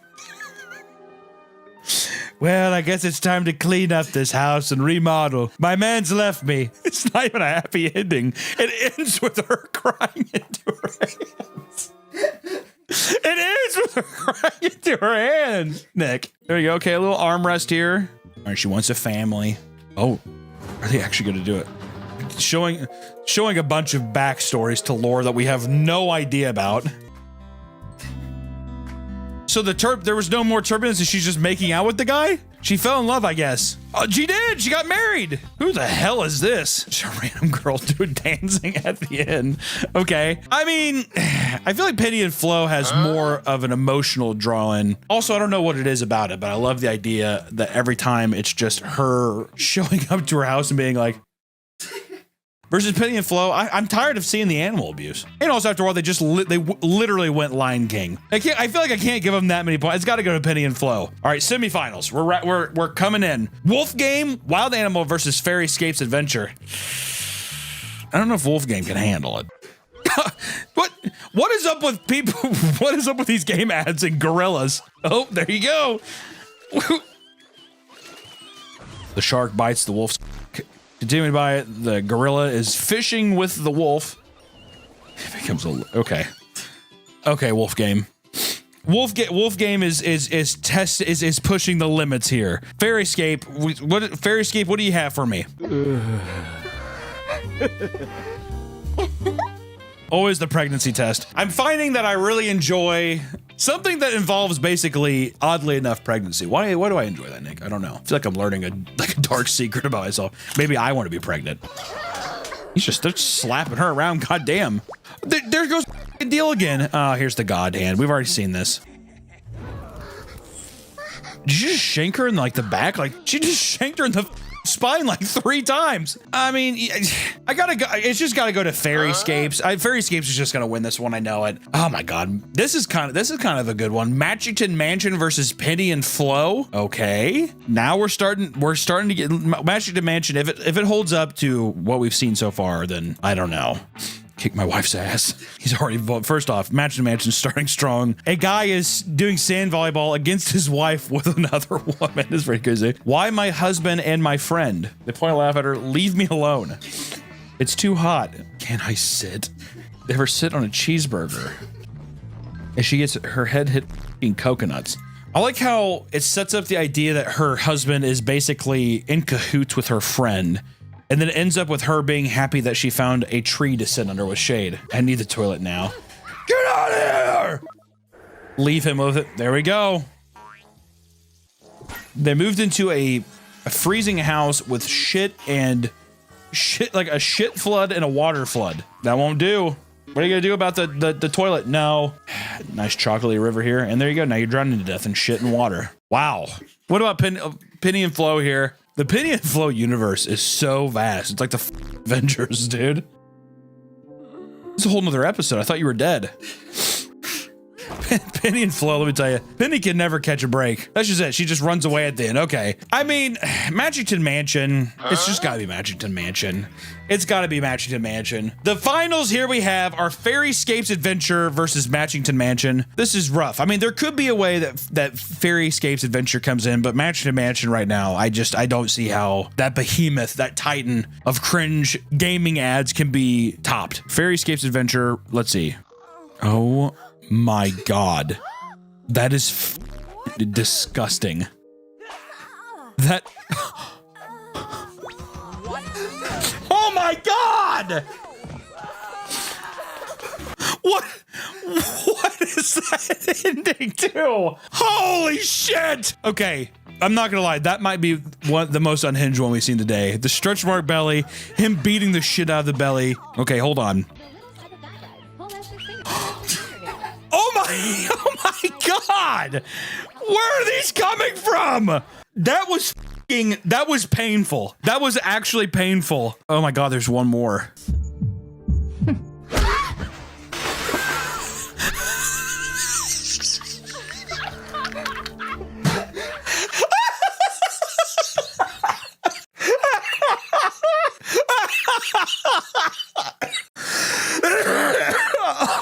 Oh my god. Wow. Okay. I'll be honest. Fairyscapes came absolutely swinging that last time. Wow. Oh my god. I'm like crying. Matchington Mansion. I mean, we'll see. We will see. Tastes like turd. Can you even cook? Divorce, endure. There they go back to the... See, the rickety shack, they gotta step it up somehow here. The rickety shack is funny, don't get me wrong. I always love a nice abandoned house, but there's gotta be... They gotta step up here. She has She took all the babies to the frozen shack. I will say I'm gonna give them points because they use the exact same house every time. Why does my hubby lick my hair? Leave or endure and go back. I'm telling you, they got one more chance here to step it up. The endure and leave is so good. It's a nice house. Nope, it's not a nice house. It's the frozen shack again. Oh, Matchington Mansion. I've been singing its praise. The last Fairyscapes adventures that we saw were so crazy. I feel like it would truly be a disservice to not have them win. I mean, Fairyscapes Adventures is our champions here. going up next to our previous champion, Emperor Beauties. They go on as the masters of mobile game cringe. I don't think I could ever do this again. I don't know how many more times I can watch a woman walk into a frozen house. I don't know. All I know is, you know, Fairy Escapes Adventure, my hat, I tip it to you. What a crazy last round. What a haymaker. I didn't think they were going to win. Until next time, everyone, don't download these games. I'm pretty sure they're Chinese spyware. One thing that I'm upset about, though, is I'm not seeing any Chinese dynasty kind of, because that was our champion last time. It was mostly like abandoning your daughter and then like they like marry somebody else, or you see your wife or husband cheating on you. It has really nothing to do with China at all. Welcome back to the Papa Meat channel. Come on in and sit down, because today we're going to be talking about the food VTuber epidemic. Just go to Hot Topic with a sourdough roll and you'll get a goth picture. You will. The streaming world has evolved quite a bit in the last decade or so. For most streamers, the goal is to showcase an authentic personality by putting their face on their content. Is that what you think of when you think of streamers? Well, you want to seem like, I'm a normal guy. I'm a normal girl, big boobies. And the chat's like, look at oh humble me. But over time, however, tubing has morphed the streaming landscape drastically. Today, many people use elaborate avatars and play up their own original characters. However, not all VTubers are confined to the brightly saturated characters with fat, swinging, big fucking titties. Anime. No. VTubers are no longer anime girls, Nick. They're much more. In fact, it appears we're now entering a brand new era of VTubing, a bizarre trend where streamers take the form of anthropomorphic foods, mostly just from the burnt peanut. We're seeing this thing right now. With one man's success, it has altered the landscape of media, which is not a new thing. People do it all the time. Mr. Beast. He changed YouTube forever. Mr. Beast has changed the way that people interact with content now. That fucking, what's that one guy? Brent Rivera? Have you seen that motherfucker? Oh my God. It's the exact same thing. The cuts, the cues, the text, everything is identical to that Mr. Beast format, but that's just because people want to follow success. And I think people associate the food VTube thing as like, that's what people want to see. It's funny, it's cute. But people don't realize the personality comes with it. You have to be quick-witted. You have to have charisma, right? People were comparing it to the annoying orange. It's like reverting back. The fact that it's a peanut is like totally irrelevant. No, that's the success. That's the successful key. Okay, I forgot about that. Yeah. We're going to talk about this new trend, but we're also going to talk about how it's led to possibly the worst streamer in modern history. And it's it's quite the ride, so buckle up. A catalyst for this epidemic of food tubers is a well-known Twitch streamer that you've all probably heard about, the Burnt Peanut. I think he really blew up with Arc Raiders. I had a buddy that watched them all out when he did. I think he was an Escape from Tarkov guy back in the day. But anyways, funny guy, quick-witted, and good at games. Like that's like, you have to have that. I don't know if there's many Twitch streamers that do very well. I know people say that players are bad. I feel like you have to be actually pretty competent at games to make it like watchable. Like when if I stream something, like a game, oh my God forbid. Yeah, you get grilled. Horrible, tortured. I mean, people don't want to, and people are backseat gaming the whole time. You have to follow somebody that feels competent in the game. They're quick-witted, they're funny, they're likable, all those things. Like it's a very rare thing to have, I feel like. And over the last 2 years, the Burnt Peanut has risen to unfathomable fame. Every time I see that motherfucker on Twitch, it's like 60 to 70,000 people watching. It's pretty insane. I think he's botting. Everybody on Twitch bots. That's also cope, though, isn't it? He's botting. Yeah. It's like, fuck off. Yeah. I see clips of him all the time. He's botting. Yeah, right. It wasn't until 2024, however, that he began gaining a large following after clips of his Tarkov streams went viral on TikTok. Are you fucking serious right now? Are you serious? People were initially drawn to upbeat personality, the unique presentation, and the small details like his character's rotations of fun costumes. Which I will say, this does show, and it's a good example, of you just have to put in a little bit of effort to stand out. If you're already called a Burnt Peanut, it makes sense that like, oh yeah, I'm just gonna be a peanut avatar because what the fuck else am I gonna be? But then it's like, oh, what if I just gave him different clothes? And then you just use a stream deck or whatever. And there it is. And people are like, oh my God! But that's just because the whole landscape is so fucking boring and not inspired. That was like a deal back in the day when I first saw Dr. Disrespect streams. You'd see all those transitions and shit, and you're like, the production level on this is crazy. I mean, a lot of people can do that. It's just a matter of, do you have the gumption? Yeah. Do you have the creative will? If I was watching this, I would want to see this. You know what I mean? I want to see the Burnt Peanut sitting on a beanbag chair with the Xbox controller and Cheetos, you know, because he switches out the background and stuff. So I think that's exciting for... Sorry, I don't know why, but... had a panic attack while you're talking. But to be fair though, the large part of the Twitch landscape or streaming landscape is, how do I say this in a nice way? It's like people that aren't the most social, that are just good at games. And you know, they have a quirky thing where they look at the camera and they'll be like, hog. Yo, that guy just got owned. Turn over and you leave. Hey, Crystal Scepter, thank you so much for the 2 months, man. That's one thing that I found too. The bro culture on Twitch is insane. I didn't expect it. I think it's just mostly Call of Duty and that kind of thing, but it's always like, yo, okay, I'm dropping in. And I'm sitting there, I'm like watching it on like my break at work. I'm like, I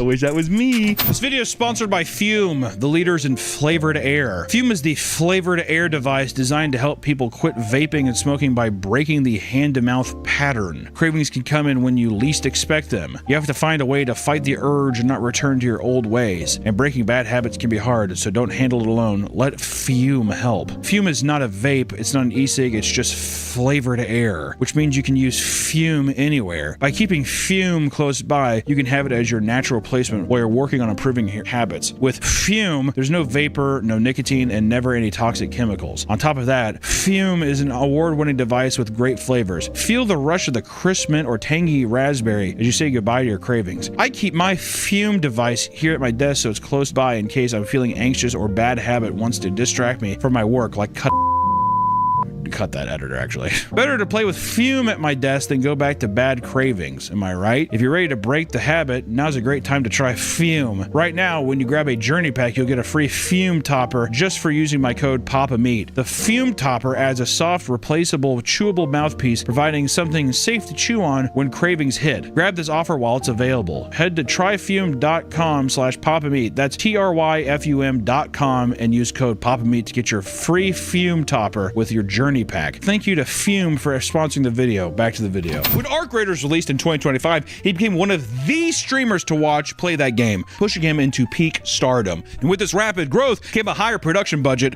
and tons of collaborations with other known streamers. This is not without pushback, however, as people across the internet think both the Burnt Peanut and his fan base are insufferable. People post videos of fans laughing, clapping their hands and feet to what looks like brain rot screaming content, which I want to interject here as well. That shit, you get popular enough, you're gonna get hate. You know what I mean? The motherfucker is a peanut VTuber playing Arc Raiders. If you're like, making fun of that, it's just a thing where it's just, it becomes popular, therefore, so I don't fucking like that anymore, actually. That's fucking stupid. And yeah, is there like some cringe comments? What the fuck? He says goop. Look at me goop. Whatever the fuck it is.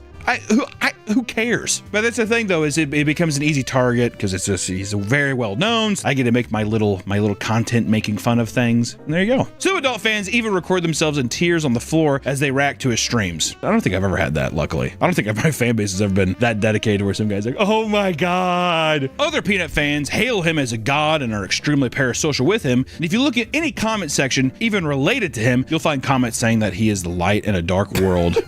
Or that he needs to be on every TV in America, which he has dedicated fans. What the fuck? You can say that with any rabid fan base. Look at any fan base. The problem is when a fan base becomes rabid, they become insufferable. To people who aren't into that fandom. That's why you get like the Has Been Hotel. People hate those fans, or like Amazing Digital Circus, all that kind of shit. Rick and Morty. It's just, it comes with the territory of being a huge like IP or star. People just, they get rabid. People get rabid. They get excited. They can't help it. Essentially, people treat the Burnt Peanuts audience like the classic millennial cringe, quirky chungus, spouting random like, oh, that's epic, hey, goop, all that kind of stuff. And people associate that's where it comes from, right? This weird behavior also started a trend of people making videos mocking the fan base, portraying them as man babies drooling over themselves and farting as they rock back and forth in pure bliss, which I will say I found a couple of my videos in those and it's funny. Really?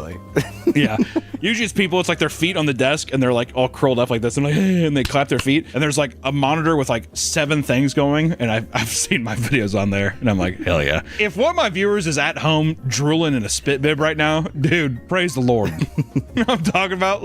Hey, he has risen. But for people who think that the burnt peanut is the most annoying, like, oh my God, it's the fan base, it's so annoying. You probably should check out the competition of people that are copying him. Because the burnt peanut has seen massive success streaming in this style, it has inspired a whole new wave of copycats who try to treat his content as a formula for success. And if you scroll through TikTok or Instagram Reels, you are bound to find clips of people streaming as assorted food items and objects. After all, it's a very easy thing to set up with tons of YouTube tutorials instructing people how to mimic this recipe for success. You just gotta be food! Nick, what food would I be? Cheeseburger. Editor, put me as a cheeseburger now. I'm a cheeseburger. What's my thing? You know how he says goop, gloop, or whatever? What's mine? Cheese. Just say cheese. Oh, I got my delicious cheese. I'm going to get a triple stack burger on my cheese. Actually, I would watch that. That'd be cool if their model changed. You can make like exactly 12 stack cheeseburgers. Whoa, too many patties. Yes! People, oh my God! For those who are even lazier, you can purchase the models online. And in fact, there's been a massive boom in VTuber modeling community. Many artists have made tons of money turning their 3D modeling portfolios into literal grocery stores. Accounts like The Prime Butter, The Sweaty Tomato, and The Casual Turnip are prime examples. However, there's definitely a reduction in both stream quality and just general personality because people find out that it's like there's just not a whole lot behind the personality that carries them. People online who come across these channels often call them out for copying the burnt peanuts formula, which is why nearly every one of these accounts has a video defending themselves and describing how their origin story is different, which I love. There's nothing I love. Dude, that's how I came up with the turnip. Okay? Why can't you just be like, yeah, I just like him. I want to do a food thing too. Why is that so bad? Because nobody wants to seem like they're copying someone, even though they blatantly are. Yeah. Everybody wants to be original. Yeah. Well, dude, I actually was, it's a weird timing because I'm the burnt almond. Just like a weird coincidence that we kind of are just both nuts. Just the state of my mind, I guess. This isn't to say there's something wrong with mimicking the format, but it's very clear that the thing selling burnt peanut streams the most is high energy and personality. It's not his fucking VTuber thing, dude, all right? For those who are able to put on a good stream, the format definitely can work well. But this is all boiling down to one of the main reasons I wanted to make this video today, which is talking about one of the worst things that happened to the internet, I feel like, as of lately. I mean, is that too much to say? It seems, I mean, it's pretty horrible. I fucking can't stand it. I mean, if I'm being honest. If you've been terminally online on the internet recently, you undoubtedly heard of a VTuber known as the Faithful Sheriff. And if you don't know who the Faithful Sheriff is, God bless you. Because this is the accumulation of the worst part of a copycat. If you wanted to be a fucking turnip or a tomato, or even if you want to be like, I'm an almond, I don't give a fuck. Like, do that. This version of the copycat, this is a parasite. This is a person that needs to be plucked off it and spit out. Bye-bye. Right off the bat, you'll notice that the man is blatantly mimicking the burnt peanut model. But we've already been getting ahead of ourselves because there's so much to unpack about the man behind the shell. Before the Faithful Sheriff, this creator went by Dr. Witnesser. He was certainly not known for his originality because even this was heavily inspired by another creator, Dr. Disrespect, who we talked about earlier. I'll be honest, I'm feeling a little fatigued. To warm you up to this kind of person, Dr. Witnesser's whole shtick was that, as a devout Christian, he would enter Fortnite games and aggressively push his teachings to those he is playing with. Before we even get into all this shit too, I just want to say, your beliefs are your own. Whatever you want to believe, you can believe it. If people are asking you questions, I don't see a problem with being like, hey, this is what I believe, blah, blah, blah. Your belief is your own, right? That is our right as Americans in this goddamn country. Rock, flag, and eagle, right, Nick? Oh, yeah. But being a guy going on Fortnite and trying to like convert people, it has to be the most opposite way of introducing people to your ideals. I go into Fortnite and teach people the Bible. This mouth. Okay, Robert, you're like 8. Like it's just so creepy to me. The reason I say creepy is that there has been clips of him talking to children or even young adults in some weird way, and the way that he approaches this is he's always just like, you got a microphone? And people who are just playing, yeah. Do you believe in God? What are we doing? Why are we going here? You know what I mean? What's your name? My name, Quiz. Hey, do you know who Jesus is? As you would expect, many people did not take kindly to this and clowned on him in-game. No matter how bad the clips made him look, he'd still post them and he'd gain tons of views for it. Even when it makes you look bad, he knows it gets him engagement, and I think he's hiding behind the fact that he's like, oh, this is all for religious shit and not just money. And it's so blatantly obvious that it's just money-grabbing bullshit where it's like, well, I'm just spreading the good word, blah, blah, blah. Fuck off, dude. That's not it. It's you rage-baiting people into getting clicks and shit, and then just using different successful archetypes to like rage-bait people. It's the fucking word. Like, I pisses me off so much, actually. And in many of these clips, you see him getting ruthlessly trolled by adult players, only for him to utterly fail to steer the conversation into a serious discussion about God. I should probably tell you what I do. Are you a hitman? I got a particular set of skills. Male on male porn guy? No, I have a particular set of skills. Taking it without flinching. It feels like a bit. Like, it's kind of like, not in levels of Nikado, where it's like, I'm presenting this persona and I have all this kind of like crazy shit. I'm sure at a point he did start off doing this, but then he realized like, oh, I'm making a lot more money by rage baiting. So that, and I just don't think that the man is quick-witted enough or smart enough to like actually have interesting exchanges with people. So then it just divulges to, wow, really? Really? Okay, so I guess that's it. Wow, okay. And I'm on 30 FPS. What the fuck? Bro, let's watch the F-bombs here. Even when people try to genuinely tell him that they're not interested, he'd often force the conversation throughout the game in an incredibly anti-social way. And at times, the constant rejections from normal adults trying to play a video game would get to him. In one video, a man from China tells him to knock it off, only for him to start whining about how he's trying to stop his freedom of speech. Oh, you want to stop my freedom of speech and expression? Okay, gotcha. I didn't know you were that oppressive. My bad. Fuck off. No, Fortnite, I mean, my God. It makes me sick to my stomach. As fun as it is to point and laugh at an overbearing Fortnite preacher, this man is very often having these conversations with incredibly young and impressionable children. In one diabolical clip, Dr. Witnesser gets into a game with what sounds like a 4-year-old child that can hardly articulate his words. You know how much an Xbox cost? No.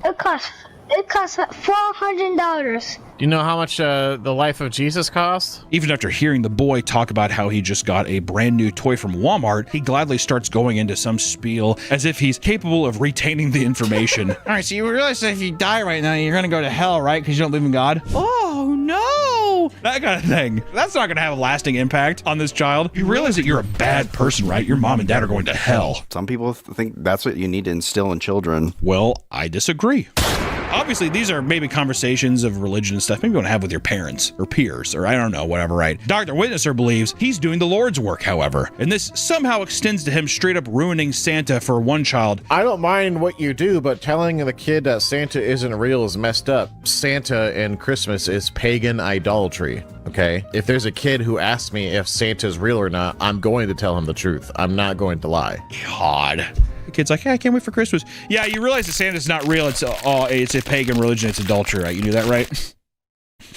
Stupid fucking kid. It feels that aggressive to me. That feels like high schooler me. I would say that. Yeah, exactly. You realize that God and Santa are probably not real, right? The only one that's real is the Easter Bunny. So I'd probably start worshiping him. Most people have no idea that he's streaming during these interactions, and when one teenager found out, kindly asked to not be posted online. He angrily rants and calls him weird and posts it anyways, which it's, once again, why? He got banned indefinitely on Twitch after telling a Muslim child, and I quote, if you were to die in your sins today, you'd be sentenced to hell.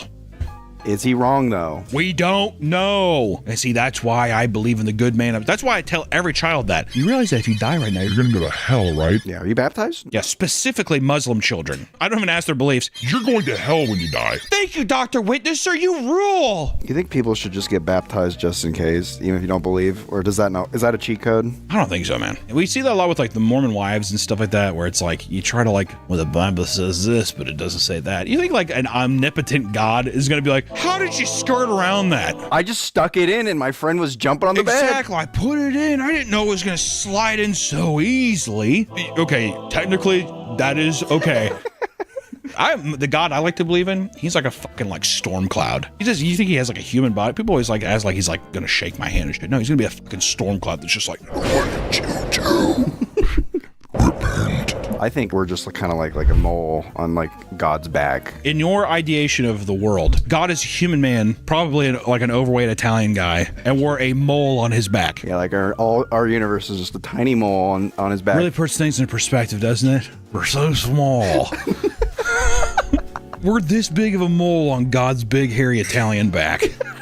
Mamma mia. For a time, he claimed he would sue Twitch over this, but that doesn't seem to have happened. He's transitioned to other platforms, but he didn't make any waves until a particularly ridiculous stunt. On February 7th of this year, of our Lord's year, 2026, he'd randomly tweeted that he'd been in a horrible accident so bad that he'd possibly be disfigured for life. People were genuinely worrying and praying for him, not knowing that this was all complete and utter bullshit, right? But it's okay. Dude, I can white lie, Nick. All right? Muslim boy, you're going to hell. I got in a horrible accident, though.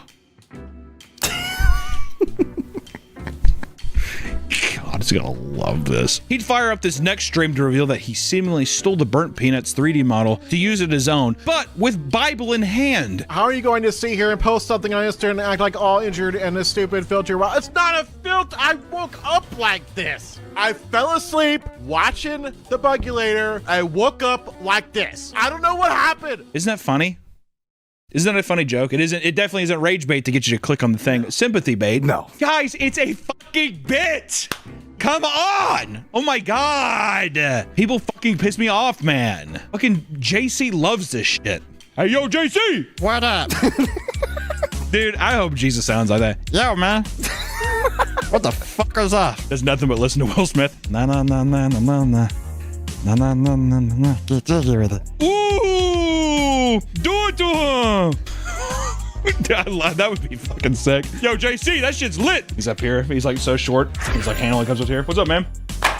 You my man. After starting as a singular joke stream that he claimed would not be a rebrand, he almost immediately changed his mind and leaned all the way into it. He soon updated the model to resemble a cowboy, occasionally accompanied by an accent, and would constantly break the third wall to try and explain the terrible lore of this character and justify why it's okay to basically rip the entire idea, to the point where he was even admitting that he plans on stealing his mannerisms as well. People like, well, you're copying his mannerisms. Yes, that's part of the storyline. That's part of the storyline. I am turned into a peanut, so I'm going to copy some of the Peanuts mannerisms because that's part of what being a Bungulator is in my story. Not only is he taking from the Burnt Peanut, but he repeatedly talks about him and tries to set up some collab so he can milk more views from him. And also, it's a great way where it's also trying to justify the actions. Well, he streamed with me, so it's fine. So he's just trying to confuse people, right? It's like when companies, like, they will make a product that looks exactly like something else, so people will mistakenly buy that thing instead of the actual thing. Because they'd be like, oh, that's the Burnt Peanut. Yeah. He did, however, add a new creative spin to the character that he can be 100% credited for, and it's that the model farts.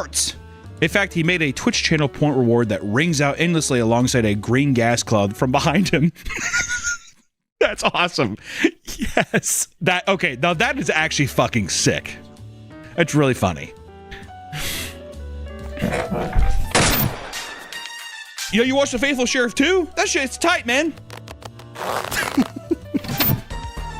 To The Faithful Sheriff, this farting meme is gold tier, baby, as he lets it rip constantly in the middle of talking to children. It's so freaking funny. You ever see a guy like fart in a video and there's always one comment that's always just like, seriously? What's funnier than farts? It's the universal joke. It's a universal joke. Everybody can laugh at it. As more people grind out content criticizing him and his reputation gets worse and worse, he has only tried harder to justify his routine of constantly talking to children. Not only is he interrogating children on stream about whether or not it's okay to talk to them to make himself feel better, but he's even been reduced to posting AI Google results about Fortnite's game demographic to prove that it's not entirely a kid's game, which obviously it's not entirely a kid's game, but you do openly talk to children a lot. If you hear someone's a child, you should just be like, okay, I'm not going to talk to them for the stream, but it's like, I got to have that content. Yeah, exactly. It's a conscious decision that you're making to be like, I'm going to clip this, or I'm going to even do this on stream because you know that's going to get a reaction. It's going to drive traffic to your channel. Just like in the past, people go out of his way to grind out as much clips as possible to maximize exposure, even when it's completely inappropriate. Like, what am I going to do? Waste the content? Come on. Where's the Muslim kid at? You're going to hell. Isn't that right, JC? Thanks, JC. You're awesome.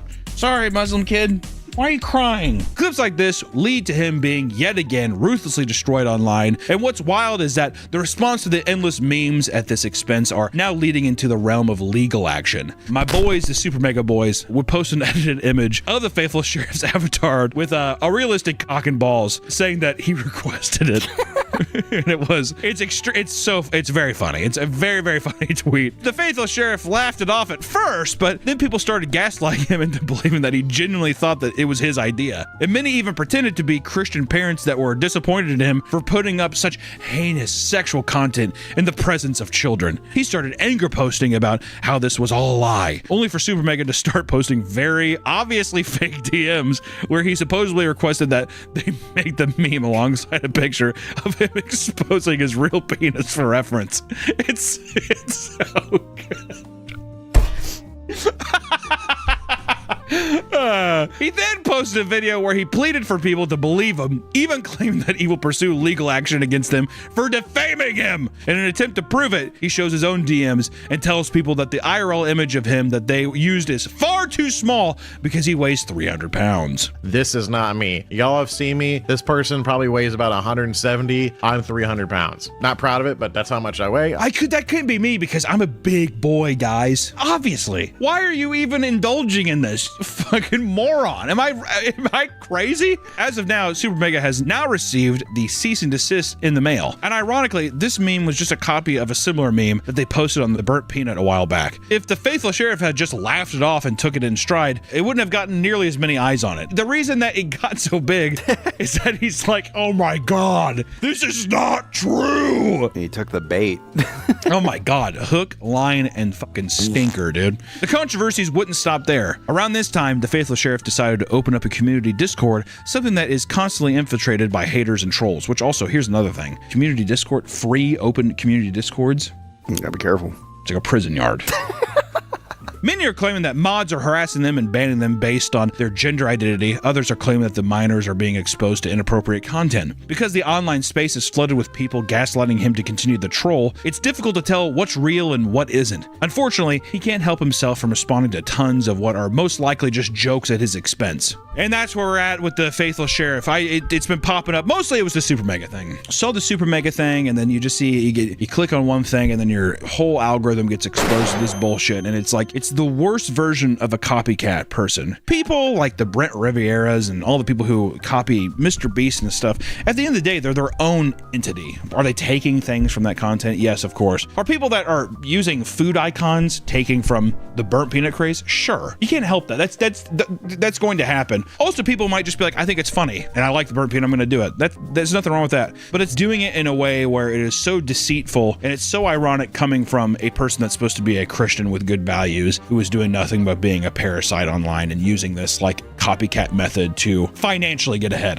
I really don't believe any of the virtues that he has is earnest. I don't think that it's like for a good cause. Maybe his content did start off with him like maybe wanting to do like, I'm trying to just tell people about the good word, but now it's come to the point where it's pathetic brain rot. People that post rage baity shit, after a while it gets so stale to people that they will continuously up that game to keep getting clicks. So who knows what happens now? I don't know. Never in a million years could the people building modern civilizations comprehend such a brain-dead topic like this to exist, and I'm sorry that I had to even indulge it on you, but it was on my mind. If you're someone out there who wants to take inspiration from their favorite creators and use it to make some fun content, by all means go for it. I mean, that's how people start. You're in love with something and you want to emulate it. You want to like grow as that person. You want to become that person. It's how art gets made. That's how people interact and make things online. It's harmless overall, but there's something to be said about people who do it solely because they're desperate to latch on to whatever can get them views, to get them money, to rage bait people into clicking on something for analytical value. For people like the Faithful Sheriff, what else is there to say? The man is seeking out anyone, including children, to pressure them, to convert them while they're young and impressionable or in a bad spot in their life. He's not saving anybody. He's doing it all because he knows it pisses you off and you'll click on it.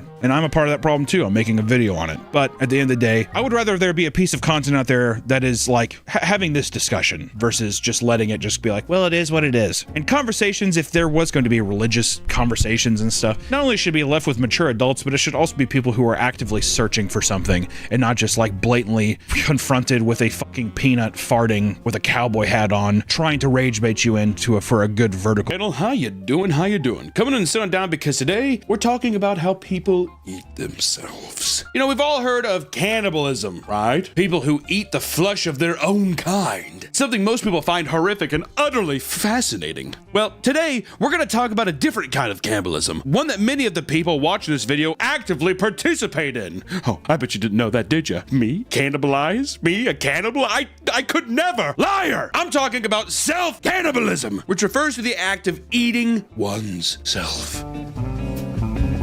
Well, Hunter, I'm not cutting myself up and Jeffrey Dahmering myself. No, that's not what we're talking about. Because whether it's nail biting, hair eating, or gobbling boogers, that's technically a form of cannibalism. Ooh, gotcha! We got him. I'm all three. That's right. If you ever want to see the most disgusting fingernails on planet Earth, look at these. You're probably thinking, is this a man chained up in a cell? Is this a black and white photo of a man who was a prisoner in what is it, Azkaban? Is that the wizard one? Sure, I'm keeping it there. Was there Death Eaters flying around? No, those are Nick's hands. Boy's got a few ticks, is what I gotta say. He is wound up tight. It's hard for me to open a can of soda. Yeah, no wonder. I'm like, you want a can of soda? I'll take a bottle of water. So today, we're going to talk about the gross reality of self-cannibalism. But first, let's learn a little more about what self-cannibalism is, right? We have to ask ourselves these questions all the time so we know we're all on the same page. Auto-cannibalism is closely related to... oh my God. God, that hot chicken sandwich earlier. I wish I just got like a burger. It seemed like more of a burger place. It doesn't matter. Don't put this in. Auto-cannibalism is closely related with pica, which is the compulsion to swallow non-food items that provide no nutritional value. Like a bed. Show a picture of someone eating a bed. My name is Jennifer, and I'm addicted to eating mattresses. Or panties. Do you think people that eat beds, there's gotta be carbs. Is there carbs in bed? I guess it depends what the... Is there carbs in bed? Is there carbs in bed? Yes or no? Empty calories. It's like a beer. People who engage with these habits often suffer from things like depression, anxiety, and OCD. I don't know what to do for OCD. For them, this becomes a way of relieving stress. That's actually so funny because that's literally what you told me with your fingernails. Show a picture once again of Nick's fingernails. Show a picture of his toenails. Your toenails like that? Yeah. Are they really? I clip them though. Like I will get clippers and I'll clip them down. That's probably better than mine, dude. My toenails are rank. I got like a long one. It like grows over the curve of my. Why do I do that? Never once have I ever thought, I'm gonna sit down and clip my toenails. Never. I pick up my big one, so it's all like jagged and shit, because I just like peel it off. I remember, I think it was my 6th grade birthday party.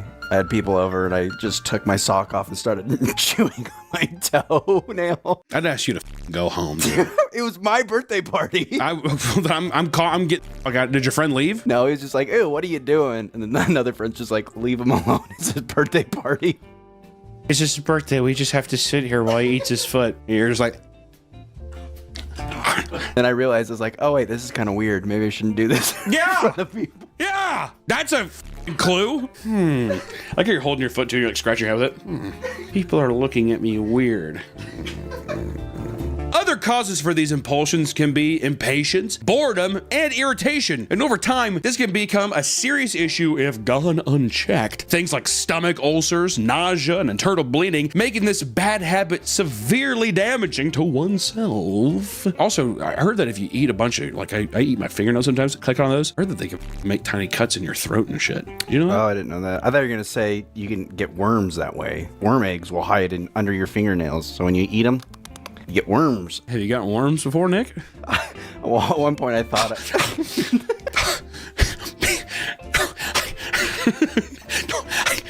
if I ever had worms, I never got them treated. So You like the worms? I've got worms, and I was just like, good neighbors is what they were. The causes are believed to be linked to mental illness, particularly psychosis. These harmful self-grooming habits are known as body-focused repetitive behaviors, or BFRBs, and can be genetic starting at a young age. BFRBs have not been intensely studied and are often misunderstood and underdiagnosed. You think people eat their tongue? Oh, yeah. I've seen some. Don't you do that too? Don't you eat like a hole in your tongue? Or your cheek? That's what it was. I had a buddy who would eat the skin on the side of his tongue, whatever. He'd like do that, like chew on it, he'd like chew on it, he'd like spit it. It's just disgusting. BFRB. But with that said, I like to go through the many unique types of auto-cannibalism to show you just how strange they can get, with each one getting progressively more bizarre. Today's video is sponsored by PDS Debt. You find yourself in debt? Are debt collectors calling you looking to take away your home, your car, your paycheck? The good news is, there's still a way out. Whether it's credit card debt, personal loans, collections, or medical bills, PDS Debt can find a personalized solution for you. PDS Debt has an A+ rating with the Better Business Bureau and has tons of 5-star reviews on Google, plus a 5-star rating on Trustpilot. That's because PDS Debt has helped tens of thousands find alternative solutions and get out of debt in a fraction of the time. If you're currently struggling with debt, making payments every month, but balances don't seem to be going down, PDS Debt may be able to help. Being in debt and not having any money can be extremely stressful, and I went through this for a long portion of my life, and I sincerely hope I never have to go through it again. You're 30 seconds away from being debt-free. So stop living in debt and get your free assessment and find the best option for you right now at pdsdebt.com/papameat. pdsdebt.com/papameat. Thank you so much to PDS Debt for sponsoring the video, and back to the video. Let's start off with by far the most common form of auto-cannibalism, which is biting your fingernails. How do you say that word? Onychophagia. Oh, these are nothing compared to your nails, dude. It's crazy. How do you feel? You could be a poster boy for onychophagia. We need to make you like a Red Ribbon Army shirt that says BFRB, like the thing. While it's a common form of stress relief in adults, it can lead to a variety of health issues like stomach infections, dental misalignment, and fungal infections, and even jaw pain from excessive biting. A man from Liverpool named Hanneman nearly died from this bad habit. After intense nail biting, he began to break out into a cold sweat and started to shake aggressively. I don't feel too good. He rushed to the hospital after seeing his fingernail had swollen up dramatically, and he had contracted sepsis and had to undergo 4 days under a hospital IV drip before recovering. For that, I feel like he dipped his like finger in poo or something. He was definitely, yeah, he fucking dipped his finger in poo, because he's probably digging down in there, getting poo in your finger like that. Didn't wipe very good. It's itchy in me bum hole.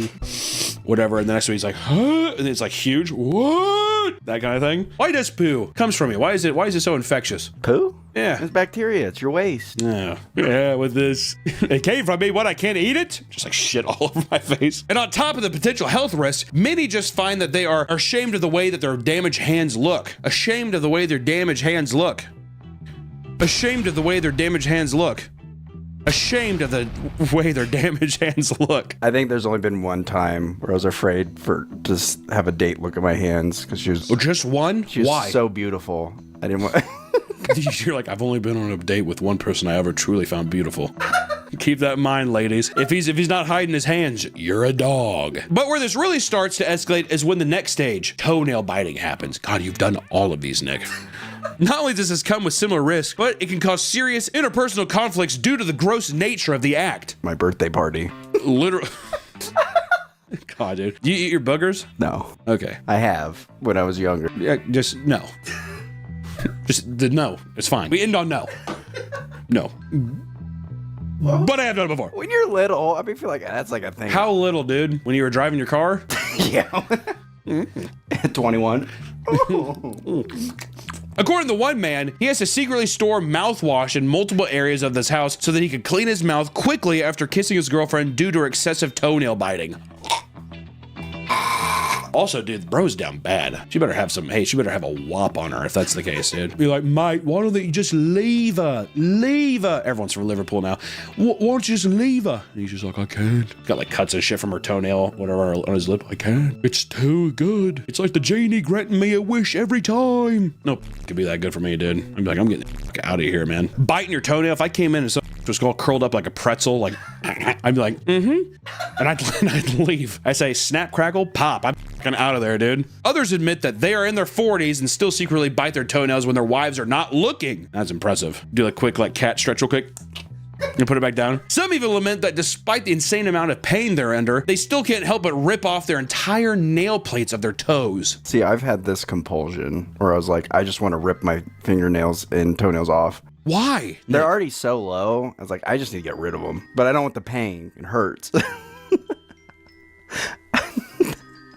We're starting to move on to much more concerning stages, which are much less commonly practiced. So let's move into dermatophagia. This is where, like I said, like once again, as we start rolling down, try to stay with me. It's gonna get worse. Gonna get kind of gross. Show a picture here. Dermatophagia. We're gonna have a secret for all those who stay. Yeah, but at the end of the video, we have a pretty awesome secret. So stick around. Seriously, don't leave. And if you skip in, I'll know and I'll kill you. I'll go to your house, I'll fucking kill you. I'll beat you with a hammer. You want that to happen? Then skip to this timestamp right now. This is a compulsion to bite and consume the skin of your own body. It's commonly performed on the hands, like chewing calluses and sucking on knuckles. Never have I once seen that in my life, and that would be fucking disgusting to see a guy like this. Why does that guy feel kind of good though, huh? I'm kind of sitting there, I'm like, It could also include other areas of the body, like biting the lips and cheeks to the point of causing painful sores. People that engage in this habit often have visible scarring on their body and have irritated skin. Similar to the precious types, dermatophagia can often result in infections, and the damage done to the skin can cause people to socially isolate themselves due to the shame and embarrassment of their condition. I just want to say this now, I don't want to sound rude, but anyone who does any of this shit, biting for your all that, hide. And don't come out. Go into a cave, pull a big rock over the opening, and stay there until you die, and let your soul rot in hell for all eternity. Message received. Message fucking received. One woman who was living with this disorder for over 20 years has dealt with a constant struggle to get rid of the bad habit, and even the risk of infection didn't motivate her to stop, with her longest break from the habit only lasting 5 weeks. People in relationships with those affected by this condition reveal that the constant sounds of chewing skin drives them insane. For the rest of I read this, just put that as background audio. One man begs for advice online, explaining that her hands, which are calloused, bleeding, and covered in loose skin, are so damaged that he no longer wants to hold her hand. It's devastating. Listen to that sound. He's like, I'm not touching that. Hold it. You know, she's like sitting there. It's like all looks like a chewed up hot dogs. You want to go for a walk? And be like, I just can't do it, dude. Adversity. You know what's one thing I can't do? Adversity. Any roadblock, I'm out of there. It's got to be perfect. Could you imagine getting a hand job from those hands? That'd be awesome. I bet you a hand job from some zombie hands would be insane. Be like a lizard's back or something. That doesn't sound... You don't like that? No. That doesn't sound very pleasing, honestly. And another woman online discusses her husband who, after recently getting married, witnesses him secretly peeling large pieces of his foot skin and eating it. The second that he comes home from work, pops his sock off, and goes to town. Once again, to the point where she feels too repulsed to kiss him. Peeling off your heel skin like a anaconda shedding its skin is insane. But, you know, as we progress through the types of auto-cannibalism, things only start to get more bleak, like trichophagia. This refers to the act of ingesting one's own hair. Often to relieve stress, it can extend past just the hair on your head, but with some people pulling out beard hairs, eyebrows, eyelashes, and even hair from their genital area. You imagine munching down on some taint hair. This condition is seen mostly in younger children and can cause some pretty alarming health problems outside of usual bald spots that occur from pulling out your hair. Those that consume their hair for several years can slowly develop a trichobezor to form inside their stomach. What? Just what? This picture. Pretty sure it's just a ball of hair, like a f***ing cat. Ugh. Because hair is hard for the body to break down and digest, it gets stuck inside of your body. Essentially, a human hairball forms that can sometimes travel down your gastrointestinal tract and into the bowels as it reaches the limits of your stomach wall. This is known as Rapunzel syndrome and can result in its own terrifying list of complications. Trichophagia, if left untreated, can be life-threatening. The only recourse is invasive surgery, where somebody's got to come in and probably like pull that fucking hair out. Show some pictures of that. Probably can't show that. I'll show it.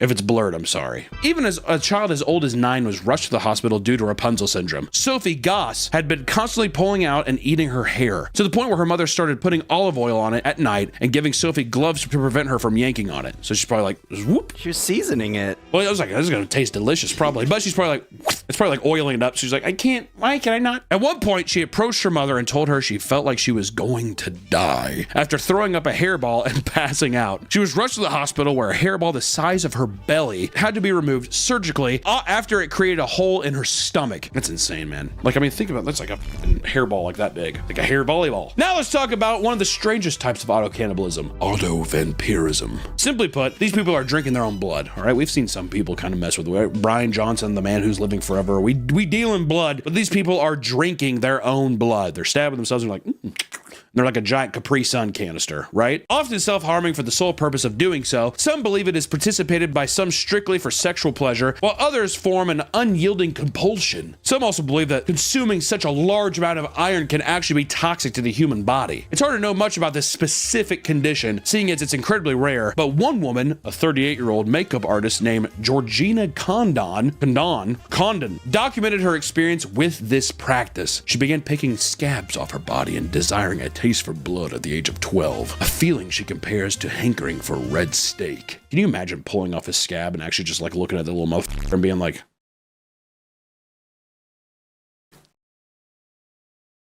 like a Listerine strip?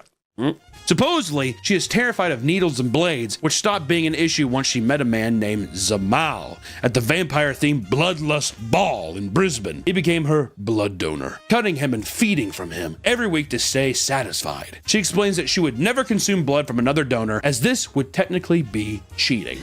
Some people who want to consume parts of their own body choose to make it a whole event rather than just drinking their own blood. They decide to use it to cook an elaborate meal, like the woman who cooked a human blood sausage. Oh, this looks disgusting. Doesn't it look nasty? Das was gut. Gwen Vandersvan, despite being dissuaded from doing so from her peers, decided to cook a blood sausage using her own blood. She didn't see what the big deal was, seeing as people eat pigs and cows without feeling anything at all. She slowly crafted the blood sausages, deciding to serve them to herself along with a friend. According to her, it was very enjoyable experience. I bet she's real fun. What, so we do it to cows all the time? I can't do it to myself? I hate when people do that shit. Oh, okay. So I guess should we just eat the dogs too? If my fat ass was given blood sausage and I was like, you want that? I'd be like, no. There's no way my blood can be good. I'd be like, no thanks. We now have to talk about the weirdest side of auto-cannibalism. Some people don't just eat their hair or small parts of their skin. They eat their entire limbs off their body. Let's talk about people eating their fingers. David Playpens, who was caught in a nasty motorcycle accident, had one of his fingers turn completely black. He was told he would have to have it amputated, but David had no interest in getting rid of it. He had also been curious about what human flesh tastes like and ultimately decided to take the finger home so they could cook it and eat it. He kept the bones as a souvenir. I've actually wondered what human tastes like, so I'd rather do that. I would say,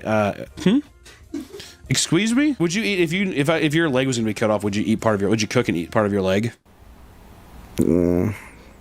No. You said that with a lot of uncertainty. Would you? So is someone going to cook it up and serve it to me? Yeah, like nice. However nice it could be. I bet my fat ass thighs would taste sweet. I'd be disgusted with it. I don't know. I'd be like, I just feel bad. My leg. Sad eating your leg. Well, another man from New Zealand who suffered from severe depression decided on a whim that he would cut off one of his fingers for the purpose of cooking it alongside some veggies and eating it. No drugs and alcohol were involved. He was simply assessed by psychiatrists to have a vulnerable personality structure. Whatever the that means. Did someone tell him to do it? Yeah, he's like, okay, fine. Or the thought just popped up, might as well. Well, I think I will, actually. It was revealed that after being attacked by two men, he fantasized for the first time about not only killing them, but eating them as well. He claimed doing this would, quote, rob them of everything, which he felt they deserved. I do love that he's just like, I want to kill him. I also want to eat him. Only then will they have paid their debt. During a depressive episode, he started battling on insomnia and started having endless thoughts about cutting off his fingers, eventually trying to shoelace around one and slicing it off with a jigsaw. He originally planned to cut off and consume 2 more fingers the next day, but was given more serious medical care before he could do so. He admits that he regretted the decision in the end. It's just like a crazed manic episode, basically. I wonder where the fingers, though. Probably like the easiest thing to cut off and not like bleed out. You think so? I feel like it's just something of like it's the first, you have the thought, and what's the first thing you see? He's just like, that's the first thing he saw. I feel like, I'd want, if I was going to eat part of myself, I want this part of your palm. Doesn't that just look juicy? Just scoop that out with a melon baller. I'd go for a little ham hock. You like a little ham hock? Or a little muffin top. Ooh, my muffin top would taste delicious. My muffin top would be a sweet, baby. Nice little sweet potato with it. I'd be like, God damn, I'm gonna get a little sweet tooth after this. I want ice cream. To keep the train rolling, how about we talk about the death row inmate who ate his own eyeballs? Eyeballs, ladies and gentlemen. Not just one. Pop both his muffins in. If there's a little melon bar, In 2004, a man named Andre Thomas was imprisoned after murdering both his wife, his 4-year-old son, and a 13-year-old daughter. It was reported that he cut out and held onto the hearts of both of his children and was doing so because God himself directed him to save them from the demons that lived inside of them, aka great mentally well guy. Not only did the doctors diagnose him as a paranoid schizophrenic, but he was also under the influence of a mixture of weed, alcohol, and cough syrup. I feel like the cough syrup was probably more to play there. Yeah, he was smoking reefer.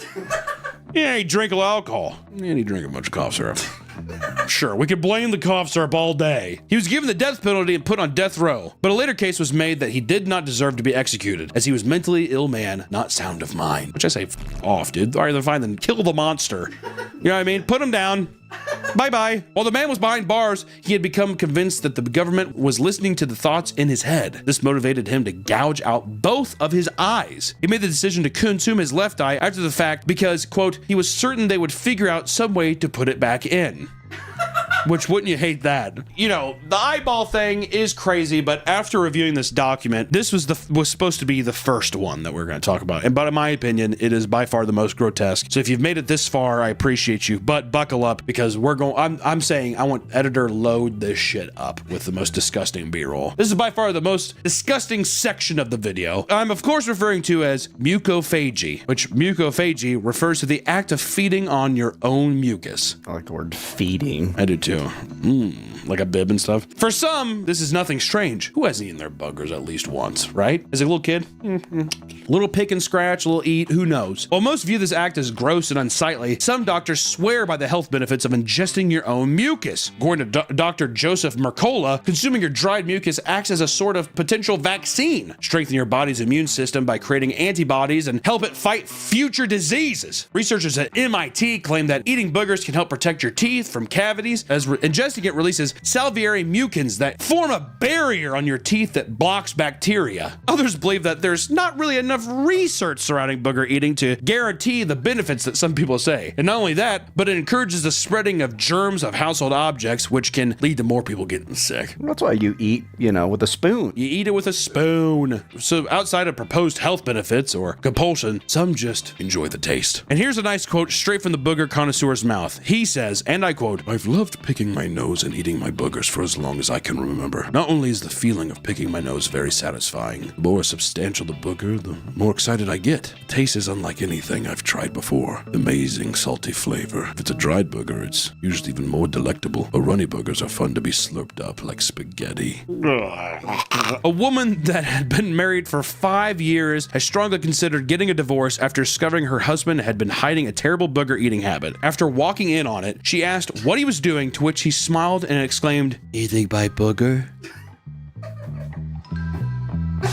Why does this feel the most disgusting out of everything? This might sound dumb, but it's because he feels so juvenile. Does it feel like when people do it, they're almost like a baby or something? It's kind of like almost like diaper play or some shit with it. Eating my booger. I don't know. Also the texture and the color. She repeatedly voices her disgust over how giddy he was to admit what he was doing, almost as if he was proud of it. His habit caused her to struggle kissing him, grossed out over the thought of his boogery mouth, which I'd be saying, dude, you're and you're just picturing in his gums, boogers in his gums or on his tongue or something. Oh god, because you know that was whatever, that kind of shit. Ugh. It's not clear if they ever got divorced, but she admitted that she no longer respects him the way she used to, which is just awesome. What if you found out if Allison was a secret booger eater? I wouldn't care, dude. That's my What if she's eating the horse's boogers? If I went down and I saw my wife putting her face on a horse's nostril and she was eating that, I'd probably run. That's insane. That's insane. To be fair though, if it was a big a big one and she was I just don't know, dude. I just don't know. Do you think? Okay, well, I think I know this answer, but is it worse to eat other people's boogers? Yes. Yeah, dude. Yeah. Without a fucking doubt in my mind, yes. Oh my god. But as a final treat, we're going to throw in a story about a cult leader who made his followers eat his waste. So let's talk about the Thai feces eating cult. Tawi Nanra is a Thai cult leader who gained infamy in 2022 after police raided his remote jungle compound in Chayaphum. The 75-year-old man was arrested after the bodies of 11 members were found alongside him. For years, Nanra ran a cult in which he referred to as the father of all religions. He taught his followers that all ailments and illnesses could be cured by eating his skin and various body secretions. His followers would consume his dandruff, mucus, skin, piss, and shit. And the various bodies found belonged to followers that foolishly believed in his treatments, and none of his followers were doing anything by force, with one officer witnessing a member willingly drink urine during the arrest. His followers chased after the police car as a 75-year-old man was taken away. They swore by their teachings, refuting criticism made by the public about their disgusting practices. And one member, in regard to eating non-res waste, states, quote, "There isn't even an odor. Only those with tainted mind may smell it." Which I gotta say goes so hard. You smell shit? Probably because you have a dark soul. That goes kind of hard, dude. He was denied bail and remained in custody as the police began an investigation into the cult's strange activity. Could you imagine, like, him just sitting there? Do you think he had nose pickers? Oh, dude, no, I think that he's sitting there and he's doing his teachings. He's like, only through me is everything here. He like does this and a girl like crawls up. Oh. Probably do it with like and shit too. You have to suck my fucking eat my that kind of stuff too. But only if you want to. But only if I'm holy. I'm very holy. Listen, auto-cannibalism is a terrifying thing. But there's a treatment for these kinds of conditions like medication and cognitive behavior therapy that can help remove the obsessive compulsions that cause these problems. And if you're someone who is just casually bites their nails or perhaps bites a callus or two, keep an eye on yourself. You may think it's stress relieving, but it's not entirely harmless. Thank you so much, and hey, I hope your bellies are full while you're eating your fingernails and skin off the heel of your foot and shit and boogers and all that during this. The booger section of this video, if you made it all the way through, I appreciate you. I don't know why, but shit feels so less invasive than the boogers. I don't know why. Maybe it's because I have a clean mind. I have a clean mind, that's why. Thank you all so much, and I will catch you in the next one. Bye-bye.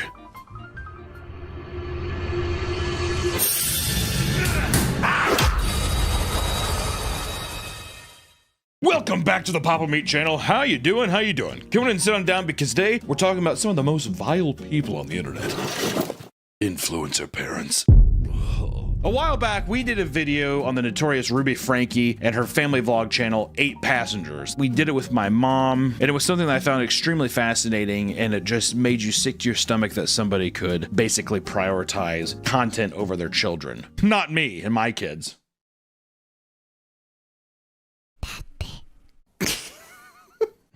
What if I told you at one time he was alive?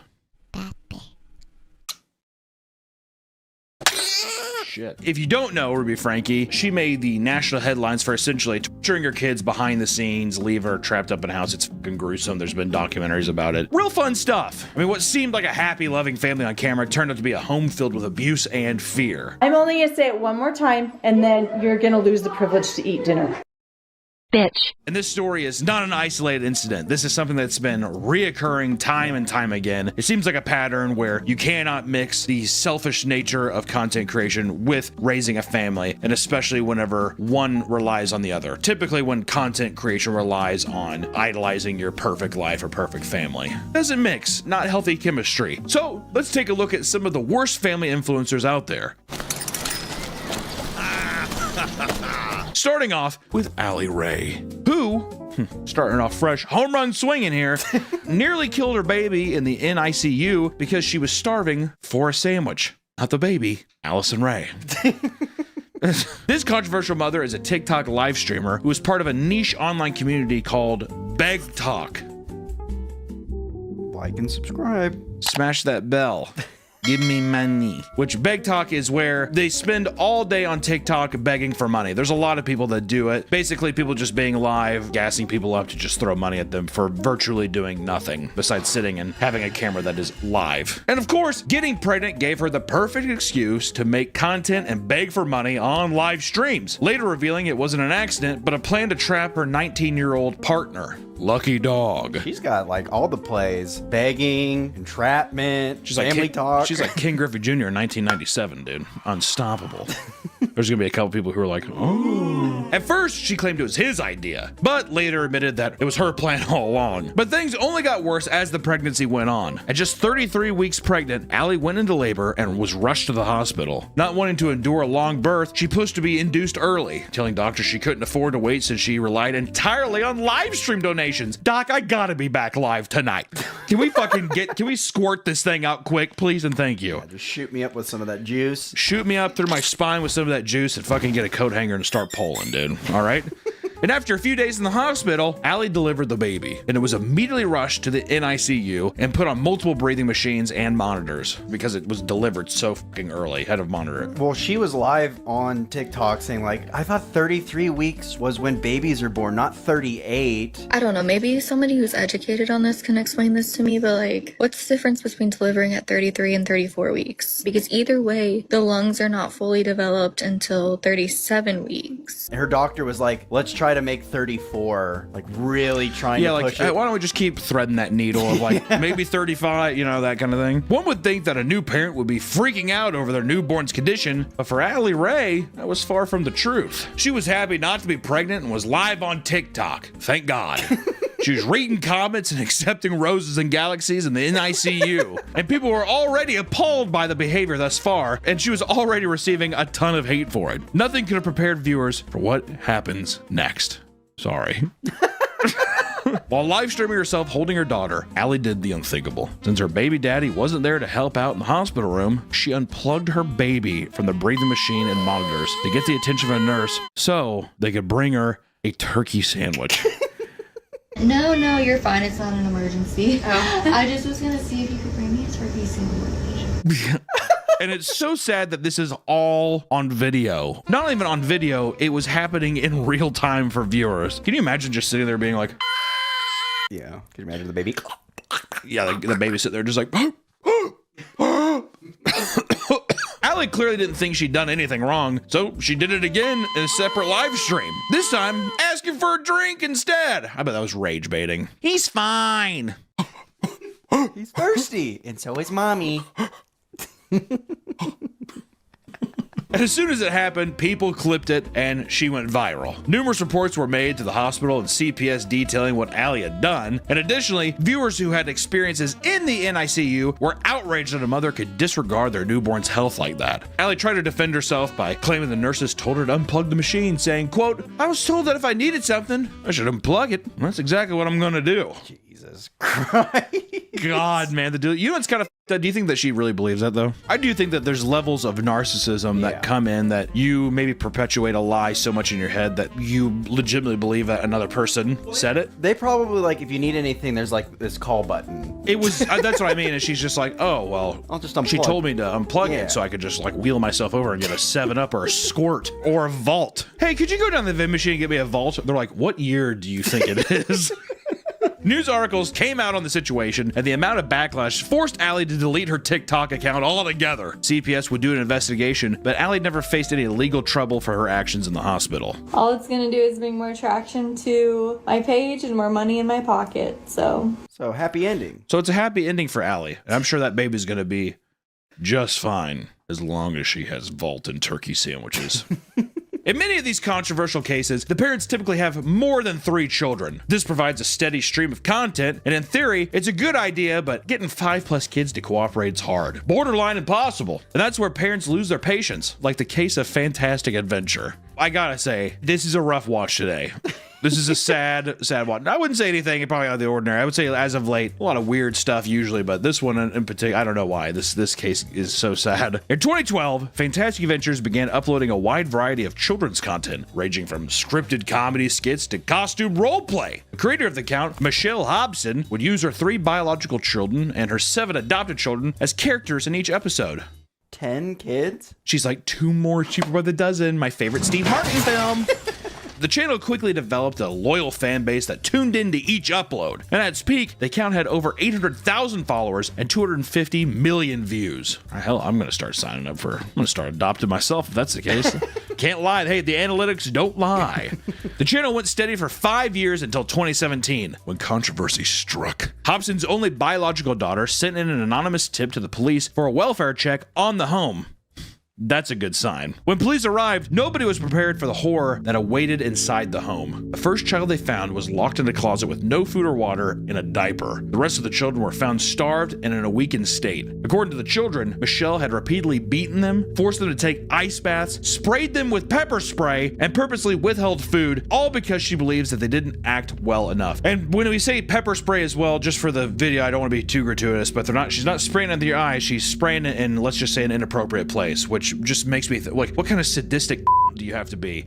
Can't say that. What kind of sadistic fucking freak do you have to be to do that?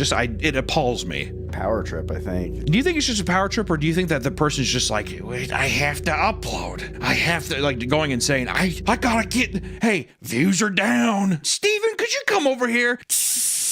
Well, it's one of those things because she's saying based on poor performance. It's like she's like a theater like person. Well, that's what I mean. Based on poor performance, do you think she means like view-wise, or do you think that she's just like, you guys aren't trying hard enough? I think it's you guys aren't trying hard enough. Yeah. See, that's what happened in the Ruby Frankie thing too, when she's like, you need to smile and say this, and they're like, can I fucking do anything else right? You know what I mean? Yeah. Brutal, bro. The children were also found to be developmentally behind because they hadn't attended school in years and instead were kept at home to film and act in YouTube videos constantly. Woo! And as soon as these conditions were discovered, the children were removed, and Michelle and her 2 older biological sons were arrested. The 2 sons were charged with failing to report the abuse since they allegedly knew what was happening in the house, but the charges were later dropped because there wasn't enough evidence to support them being a part of it. It's kind of like Ruby Frankie's husband. Well, I've always been confused about Ruby Frankie's husband because I'm like, what the fuck were you doing? What I don't understand is he's like, well, she kicked me out. I'm like, you didn't want to check on your kids once? He's like, well, I had my faith. Like, seemed fine on the cameras. It's fine. How can you watch this go by? It's just weird. Michelle was charged with 5 counts of unlawful imprisonment, 2 counts of molestation, and 7 counts of child abuse, but she never served jail time. Because after being deemed mentally incompetent, she died in a hospital in 2019, effectively bringing the Fantastic Adventure saga to an end. You're mentally unfit, she just fucking like boils in a room. The only thing keeping her alive was pointing a DSLR camera at her. She's like a fucking Japanese like yokai spirit. Just like the ghost in the ring. The nurse is just like cracking the door and looking in. Film me! Film me! Like the Wicked Witch of the West or some shit. Yeah. Most parents will go great lengths to ensure that their kids are healthy and happy. However, one Australian mom got exposed for doing the complete opposite. Let's talk about the Harris family. Alana Harris and her husband, Brock, were in a popular family TikTok account with their 1 million followers under the name The Harris Family. Scrolling through the videos, you would think that they were just another happy family sharing their vacations, pregnancies, and family events with the world. The family had 3 kids, 2 boys and a daughter, Daisy, who was diagnosed with tuberous sclerosis complex, which is a rare genetic disorder that causes non-cancerous brain tumors to form. This diagnosis was devastating for the family, and Alana regularly posted her daughter in the hospital, providing the audience with regular updates and expressing gratitude for your support. Oh my God, thank you for watching and donating. I appreciate it. And eventually, a GoFundMe was set up and raised thousands of dollars to cover the cost of Daisy's medical procedures. Yet, after countless operations, doctors noticed that Daisy wasn't getting any better and that her condition was staying the same or even worsening. So a toxicology report was conducted, and it showed that her blood content had high levels of benzodiazepines, other commonly known as Xanax or Valium. Whoa. Fun one. This obviously raised red flags for doctors as they had never prescribed any drugs like that, and doctors continued to investigate the source of the drugs. And it didn't take long to uncover that Alana had been deliberately drugging her child to keep her sick.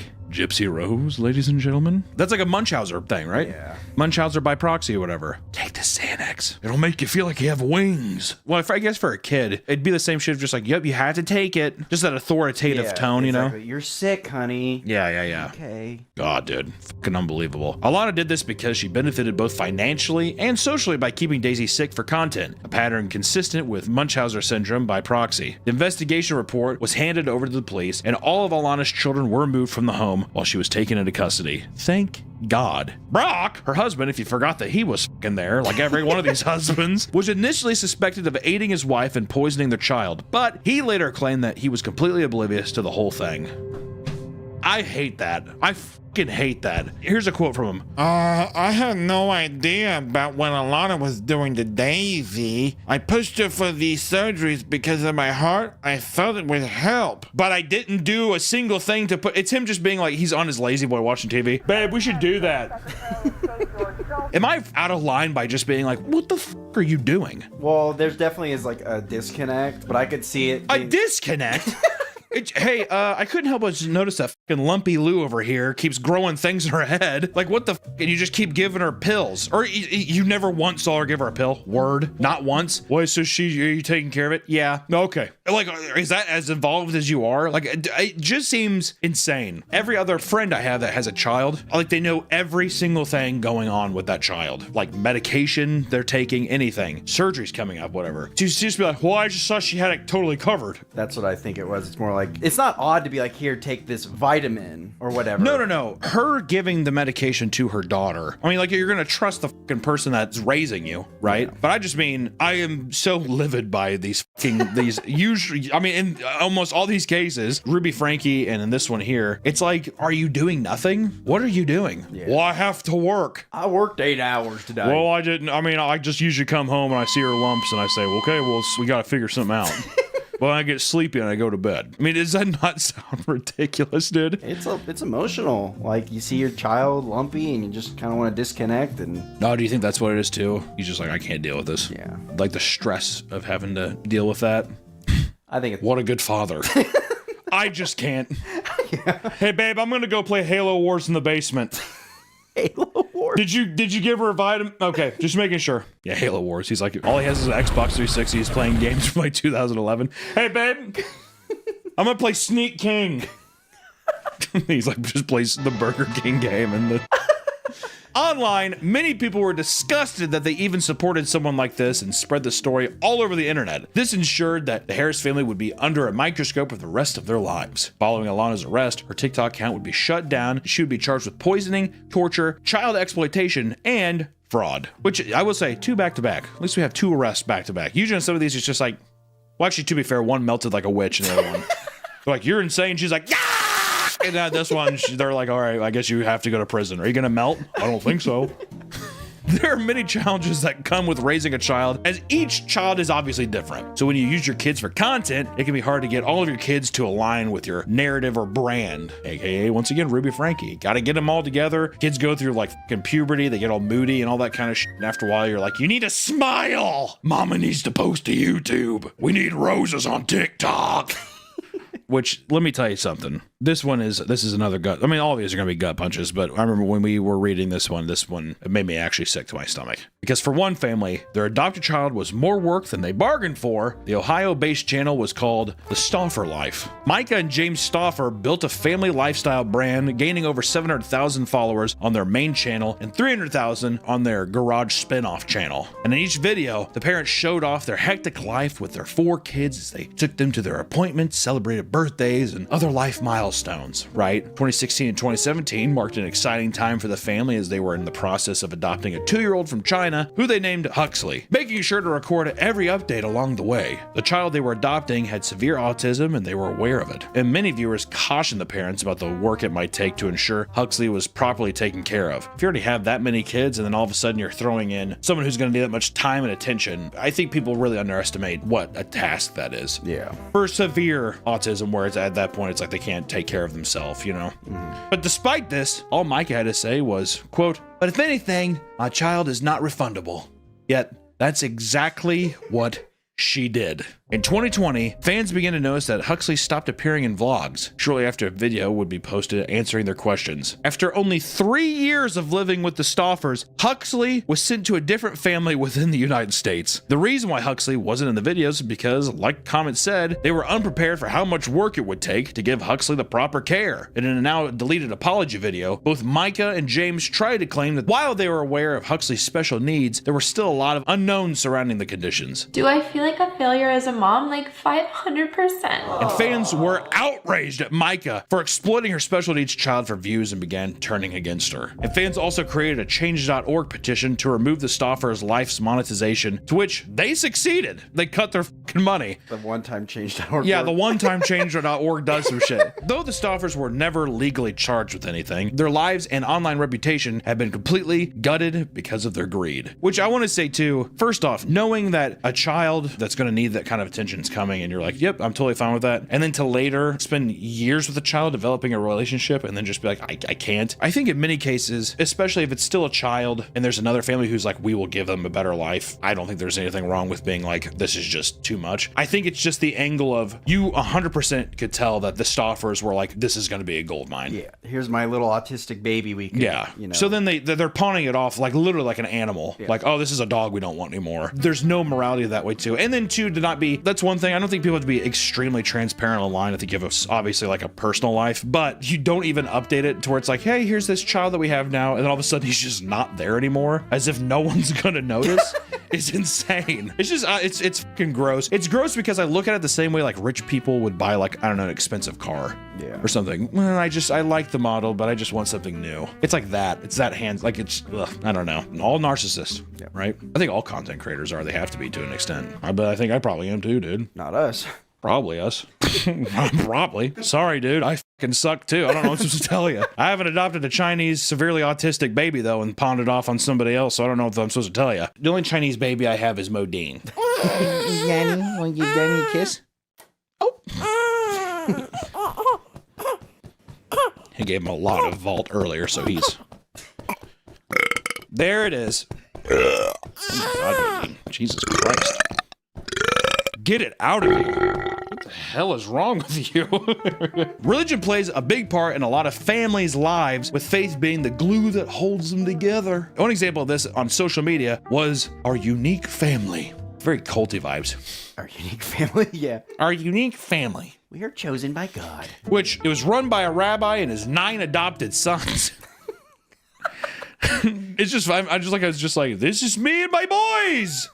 Run by a rabbi and his 9 adopted sons, the TikTok account proudly showcased their Jewish faith, sharing family-friendly content that entertained over 300,000 followers. Chaim Cohen was seen as a righteous man for adopting these 9 boys and giving them a better life outside of foster care. They lived in a huge house, were homeschooled, and seemed to have everything they could have ever needed. But this image would come crumbling down when his 18-year-old son called into an Atlanta podcast and revealed what was truly going on inside the house. According to the Sun, Chaim had been abusing and neglecting all of his sons for years. He repeatedly withheld food and locked them in their room until 4 p.m., only to abuse them when they were freed. And after the call to the podcast ended, police went to Chaim's house, removed all the children, and took him into custody. When questioned by police, it was discovered that he had been lying about his identity and faith the whole time.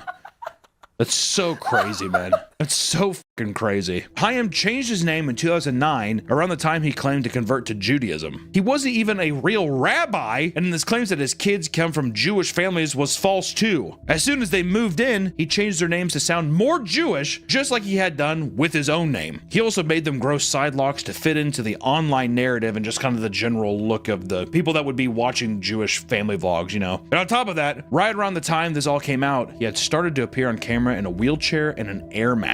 Yet when he was taken into the hospital, doctors found that there was literally nothing wrong with the fucking guy. In the end, Chaim was sentenced to 135 years in prison for multiple counts of child abuse and one for injuring a child, with the judge's final words to him saying, quote, "You're gonna die in prison," which is so fucking sick, dude. That's the only time I ever envy being a judge, is when you get to really just fucking put that nail in that coffin. Hey, guess what, Chaim, or what are the ghoul, or whatever the fuck you want to be called? Bye! Boom! That's what I do too. And I'd be like, you know what, on the way out, break his ankles. That's the kind of judge I'd be. Break his toes. Recess and we'll break his toes. Hit him. If anybody opposes, I'm shooting you in the chest. Judge Angog. That's my show. I'm Judge Judy's fetal alcohol syndrome child.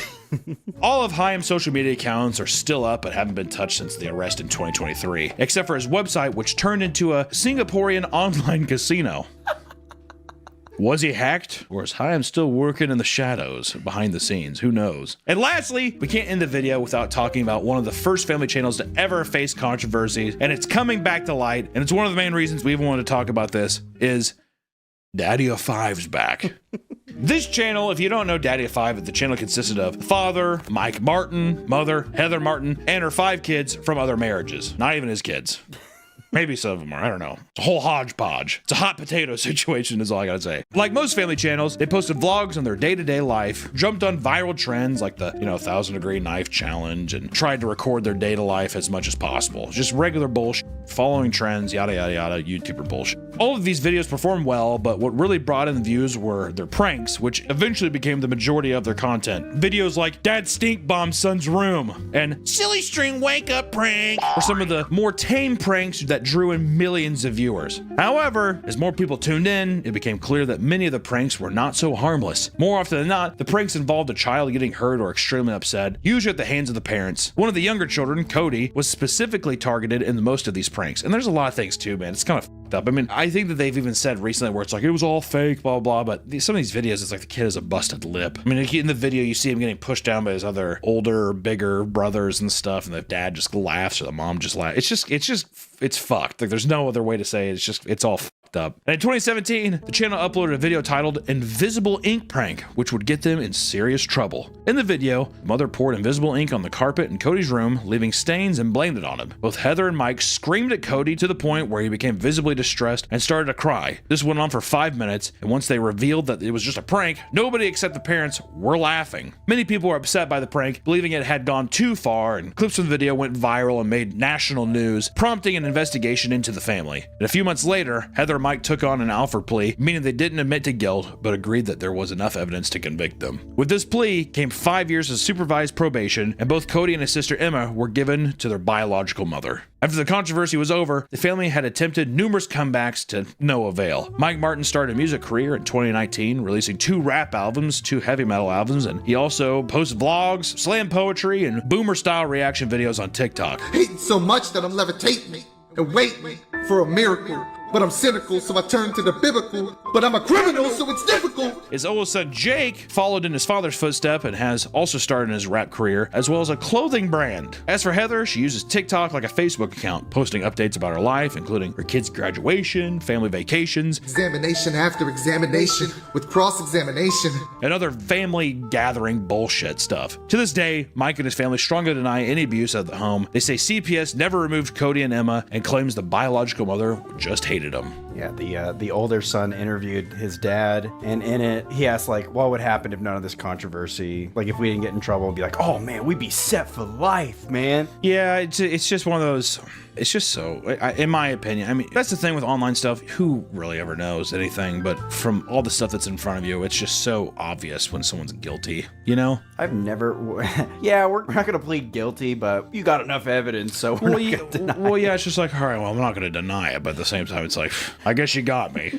Yeah, I guess it all looks kind of weird. It's just bad angles. You know, it's like, what the are you talking about? Many parents have fond memories of picking up a camera and recording videos of their kids to enjoy for the future, right? Trying to create little time capsules for themselves to enjoy later on. However, some take it a step further and allow the internet into their home by posting vlogs and other content showing off their picture-perfect lifestyle. Though their lives might look perfect, many of them are hiding a dark secret. I want to say almost all of them. My hair looks fucked up. I would not film like this. So just go. Okay. So if you ever wish that your family was more like the ones you see online, just know that not everything is always sunshine or rainbows. And two, I say this, just if you have a family, don't fucking make content around it, man. Be a guy, you know what's a cool dad? The outdoor boys guy. Oh, yeah. Just like a guy being like, yeah, I'm gonna go camping, I do this. And like sometimes he'll bring his son along, but it isn't just like him being like every video, like, buddy, what do you think? Yeah. That kind of thing. Or a guy who's just like, I'm a dad and I'm restoring a boat in my garage. Well, he even stopped his channel because he's like, you know, we blew up too big and I don't want like... Yeah, it was affecting his personal life, which I gotta say, respect to that guy, man. It's fucking cool. There's nothing wrong with being a parent making content. It's just whenever you're using your situation to manipulate others, using your children to manipulate others for financial gain or for social credit is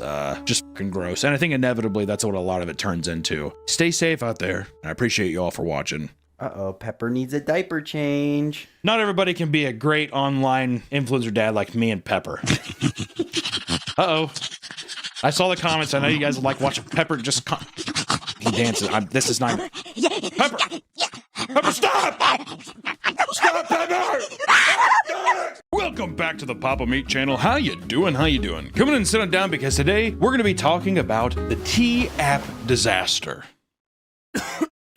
What? There's a lot going on in the world. Recently, the #1 app on the Apple App Store, T, just suffered a massive data leak that exposed thousands of users' personal data. Data breaches occur online way more than you think, and in fact, your data has probably been sold hundreds of times already. But this data leak from this specific T app is uniquely bad, kind of funny, and pathetic. It's all these things wrapped up in one, enough for us to be like, this is funny, let's talk about it. So, users of the T app had to basically submit pictures of themselves or their driver's license, passport, all that kind of shit to access the app itself. In 2025, more companies in the industry are moving towards the same requirements, putting way more people at risk. Data breaches happen all the fucking time, and now companies are just like, we need every bit of your information, but not only that, we need pictures of it. We need to hoard it together, which is, it makes sense, but good God. As additional information comes out about the leak, it seems that it was completely preventable, and the T app was lying to its users about its data collection. No.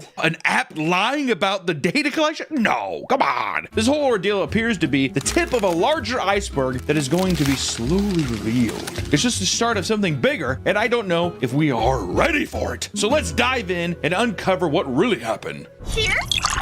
Motherfucking T.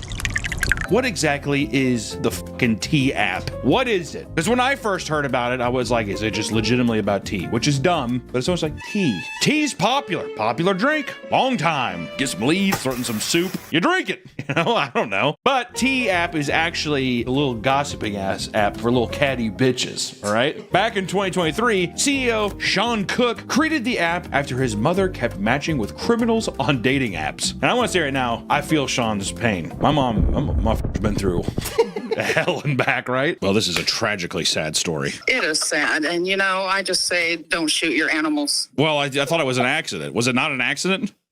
No, I don't think so. Better call that bitch Dante, because she has traversed hell and came back to Earth. Wanted to save his mother from online freaks, he created what is known as a whisper network, where women can share their experiences or stories about men that they've dated or encountered. Which, in theory, is cool, because you could be like, this guy, he shit his pants, and he was like squishing around my car. If I was a woman and wanted to know about, I would want to know that, you know? Because then if he's perfectly normal, I'd be like, why did you do that? Hiding something devious. To be honest, I thought like Tinder and Hinge and Bumble had that for women. Like secretly women could like rate you, and then that way they could like see your score inside. Well, first off, I don't know if a rating system is...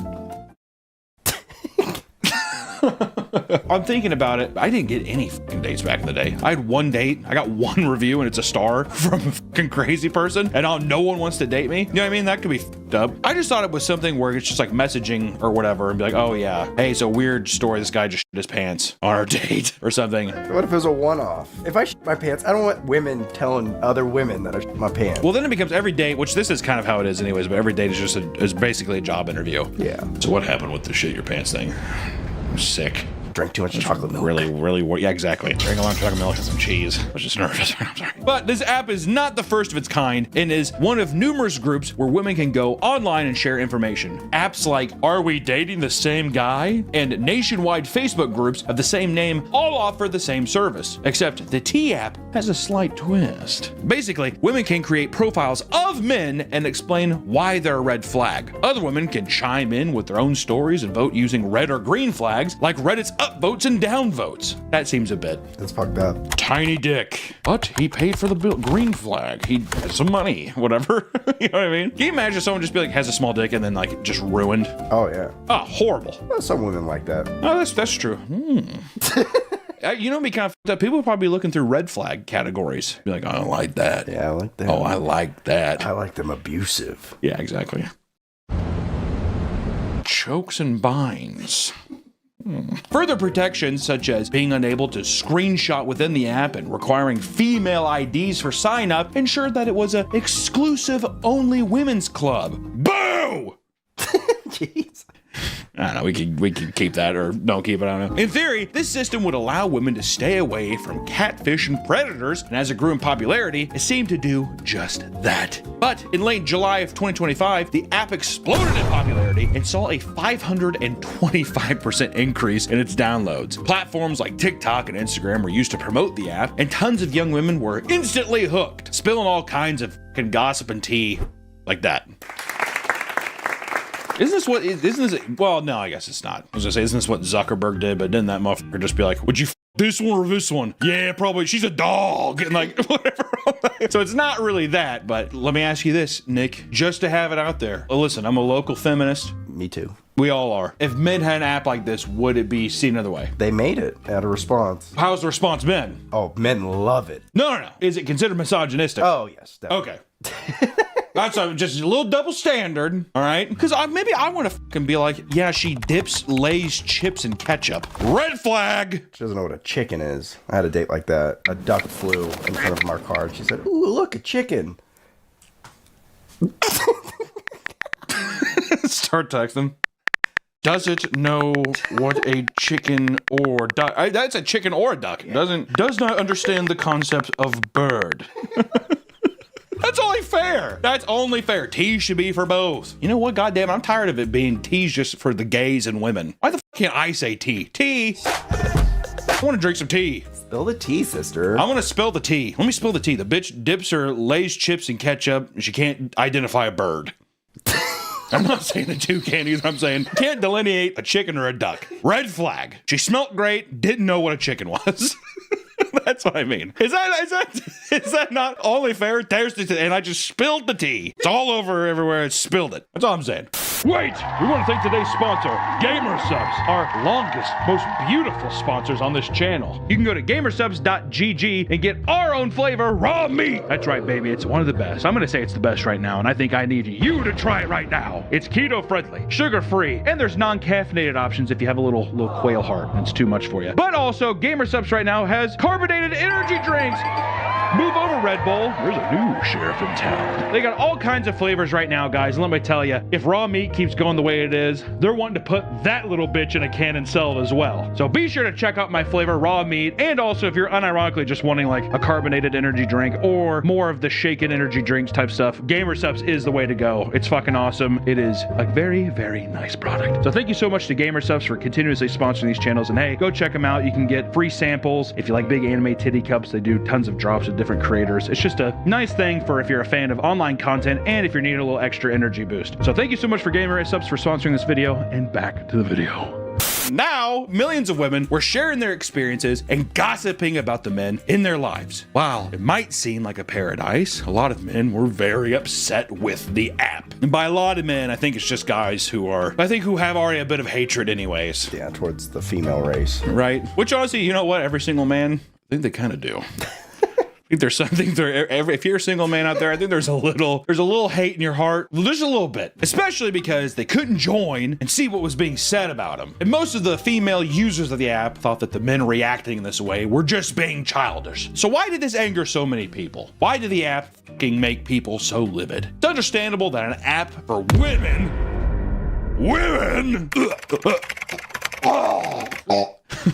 God. It's understandable that an app made for women could restrict men, but what's driving so many men to try and join? As it turns out, many users on the T app were allegedly making false claims about specific men. And furthermore, the core component of the app involves users creating profiles of men without their consent.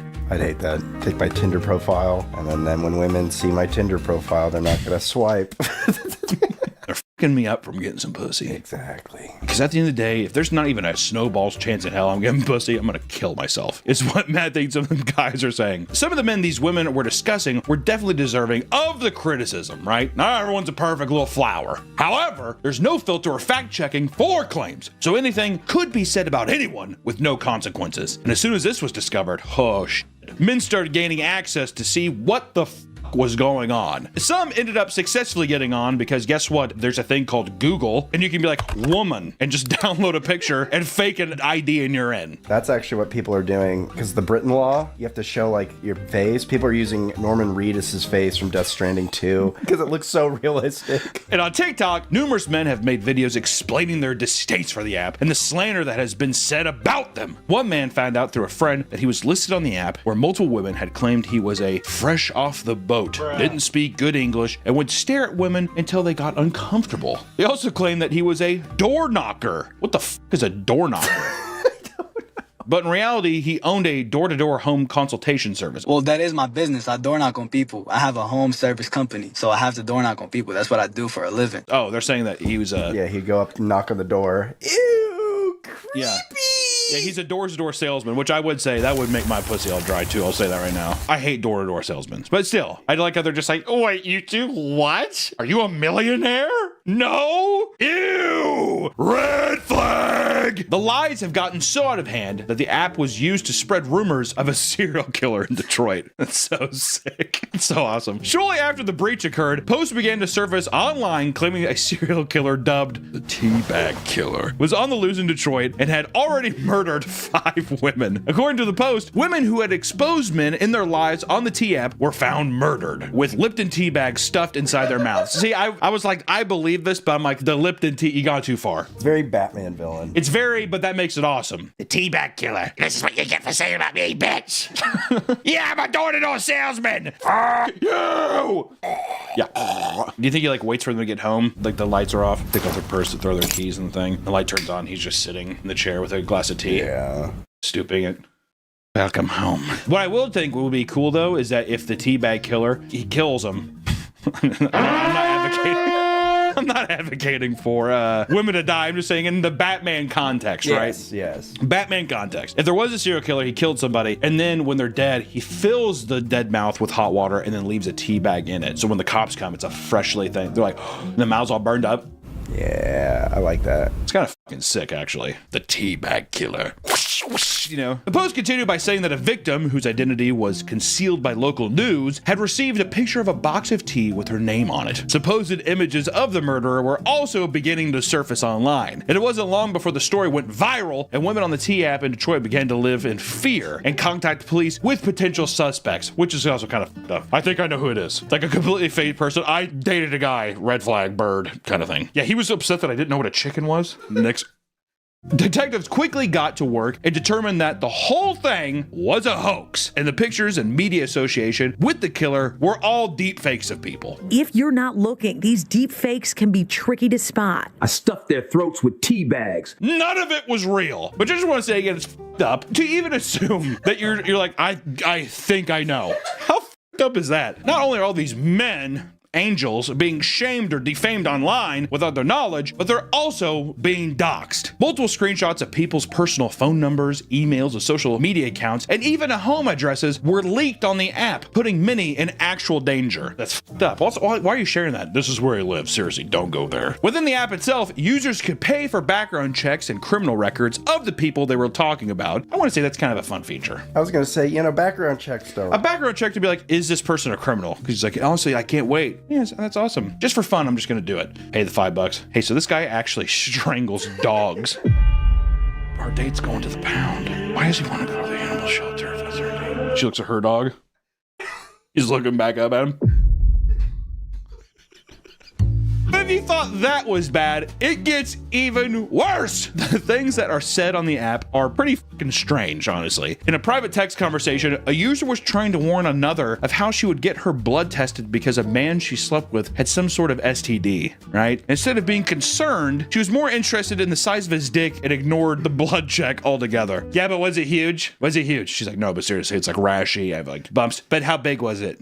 Do you have a picture? Do you have a picture of it and his address? Please tell me. A woman in Baton Rouge posted to the app asking if anyone knew of a man named Jaden, with the woman chiming in to talk about how they got eaten out by him. Hey, do you guys know Jaden? I like him. Yeah, he eats pussy good. Well, if it's Baton Rouge, it's like, I ate my pussy like a crawdad. Shucked and sucked, ladies. Right out of it. Come on. Hey, you know what? I'm texting him again. Jaden, you get your ass over here. Different man named Mookie came under fire after a woman asked for the tea on him, right? The replies were all over the place. One woman said that he had a small dick, his breath stank, and he couldn't hold his liquor. Uh-oh, Mookie. The reviews are in. Not good. Another user said he slept on a mattress on the ground, and others were asking for his social media. Dick little, can't hold his liquor. Can't hold his liquor, dick is small.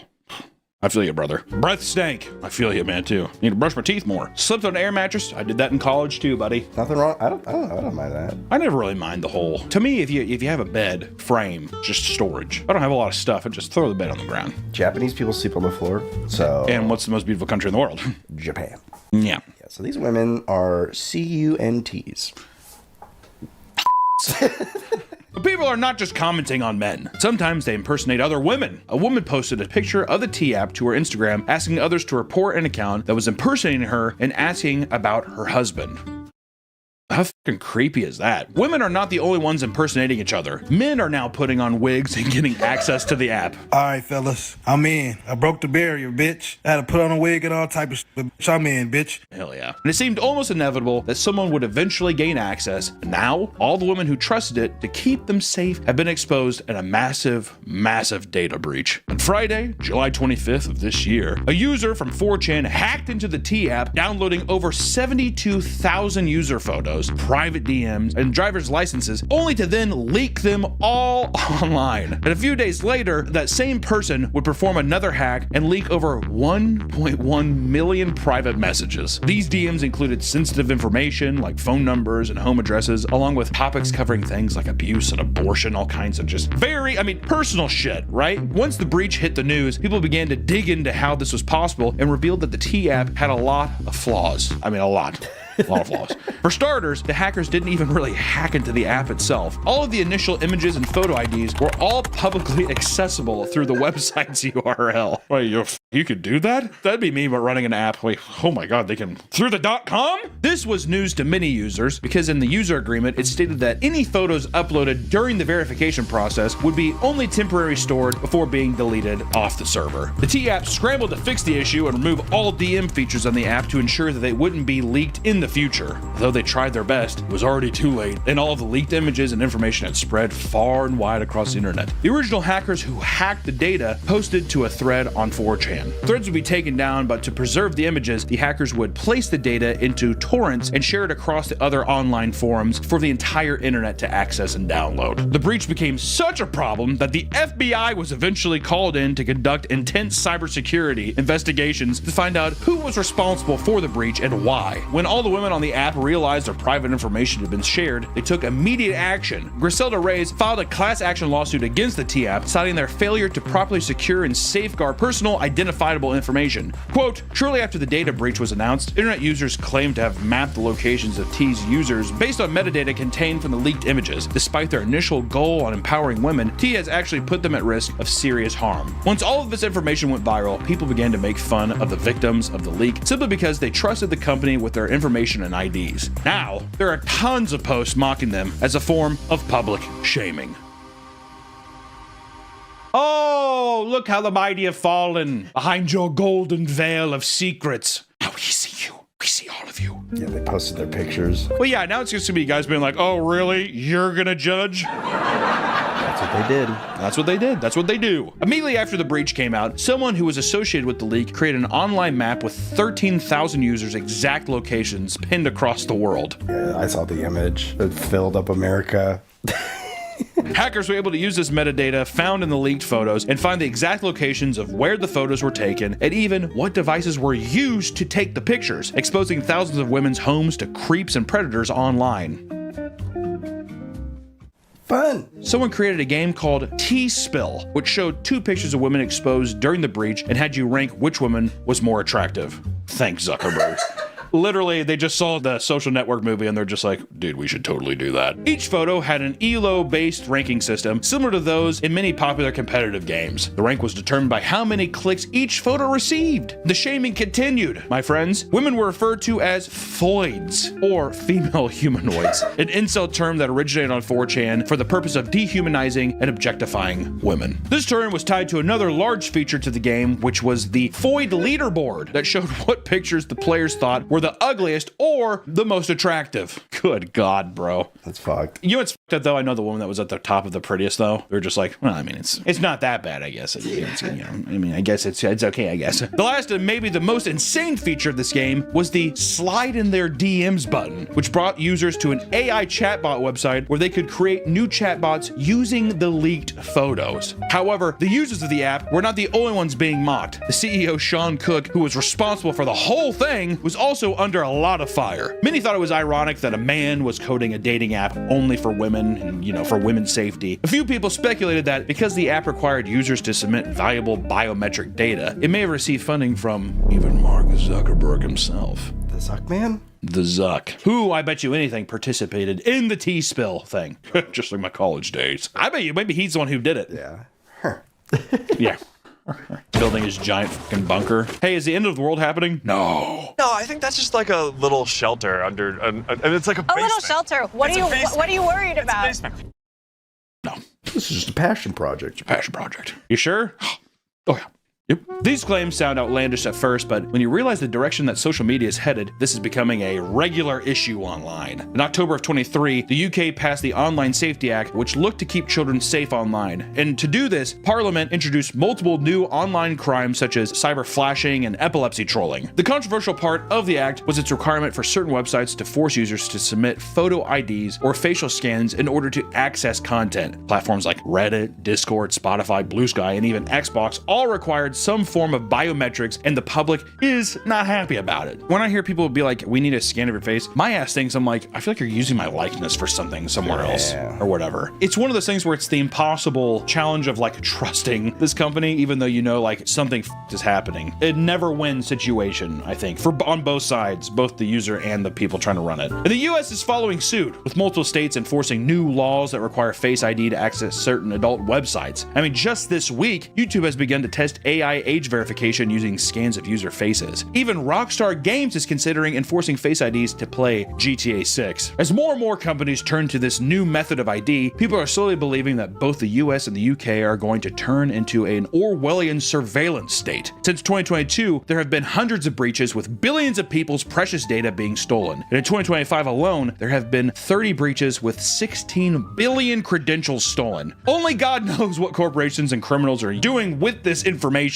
With the recent breach of the T app, it is never more apparent that companies don't care about you. They just want your personal data. You think that any of these they don't. No one gives a fuck. Well, why aren't they helping? Because they just don't care. And there will be probably a cataclysmic fucking ending to all this, so at least we get K-pop. At least we get the new trailers for stuff. We get Skibbity Biden. We get that at least. If you do plan to hand over your IDs on social media platforms, just know that there will be more than just your friends looking at your pictures. And also, here's another thing too, dude. Keep gossip and shit between your friends. You could probably do like a server or Facebook group of people that you know, where then it's just like, this happened, whatever, blah, blah. Have you any of you heard of him? And even if they haven't, at least you can have a place to conversate. But doing it with so many strangers and stuff, like a T app kind of thing, just feels a bit dastardly. You never know who's right either, who's telling the truth. Yeah, exactly. If you can't even trust the person you're talking to, then how can you even accept the information they're giving back? I have no idea. And also, too, human beings are psychopaths. Not just men, but also women, too. You gotta fucking watch out, man. People are fucking crazy. And plus, you told me that Tinder is basically just like, it's just scams now. Yeah. It's just bots, yeah. We gotta go back to the 90s where you could go into a coffee shop. Yeah. Put up that clip to end this video. The way you meet your new future wife or husband should be like this. Pumpkin spice latte, please. I want it freezing, though. Actually, I just want a regular coffee. Those white girl pumpkin spice lattes annoy me. I'm in love. Name? Senorita Awesome. Senorita Awesome? Welcome back to the Papa Meat channel. How you doing? Coming on sundown because today we're going to be taking a look at the strange and weirdest workout classes. You know, those kind of classes. Everyone wants to be healthy, kind of, but dieting doesn't always cut it. Never does. Going to a traditional gym can be overwhelming to newcomers, but fear not! Throughout the years, many people have pushed the solution to this problem by thinking of new and unique methods of getting your butt in shape. Many of them are strange and questionable, but it's undeniable that they've managed to bring in loads of people who would otherwise remain on the couch. We're gonna look through some of the bizarre workout programs to see if they're truly gimmicks or genuine breakthroughs in the world of fitness. Get off your ass and let's ride. God, Growing up, you or someone you know may have taken part in a wide variety of at-home workout tapes that used to be all the rage back in the day. While home fitness lessons like Taibo, remember Taibo? Case, provided fairly standard workout routines, there were many that tried to target different corners of the market. Chair dancing fitness, for example, would teach workouts you could perform while sitting stationary in a chair, sometimes while holding two plates that you could clap together. The big ones I remember back in the day were my mom did Taibo, that guy. Come on, you working? That kind of thing. Coach! And then there was P90X. P90X was fucking huge. And then there was one more. Was it the gay guy? No, that's Richard Simmons. Yeah, he used to do the thing, you're beautiful! And then whatever. There used to be one. It used to be like two, the duo. But P90X was the, oh, that one kicked my ass. That kind of thing. Being 14 and saying that, oh God. Some workout tapes focus on very specific types of workouts, like Body Flex's aerobic breathing courses, where instructors would squat down and aggressively breathe out as if they just survived a potential drowning. Lips together. It comes from down here. Some people need a little bit of extra motivation to get them moving. For them, they would turn to the strange selection of erotic home workouts. Love those. Put their pelvis up, and they're all wearing the one-piece thing. Doing the humps. You ever see that Jamie Lee Curtis? I forgot what movie it is. Jamie Lee Curtis and John Travolta in that workout class at the beginning.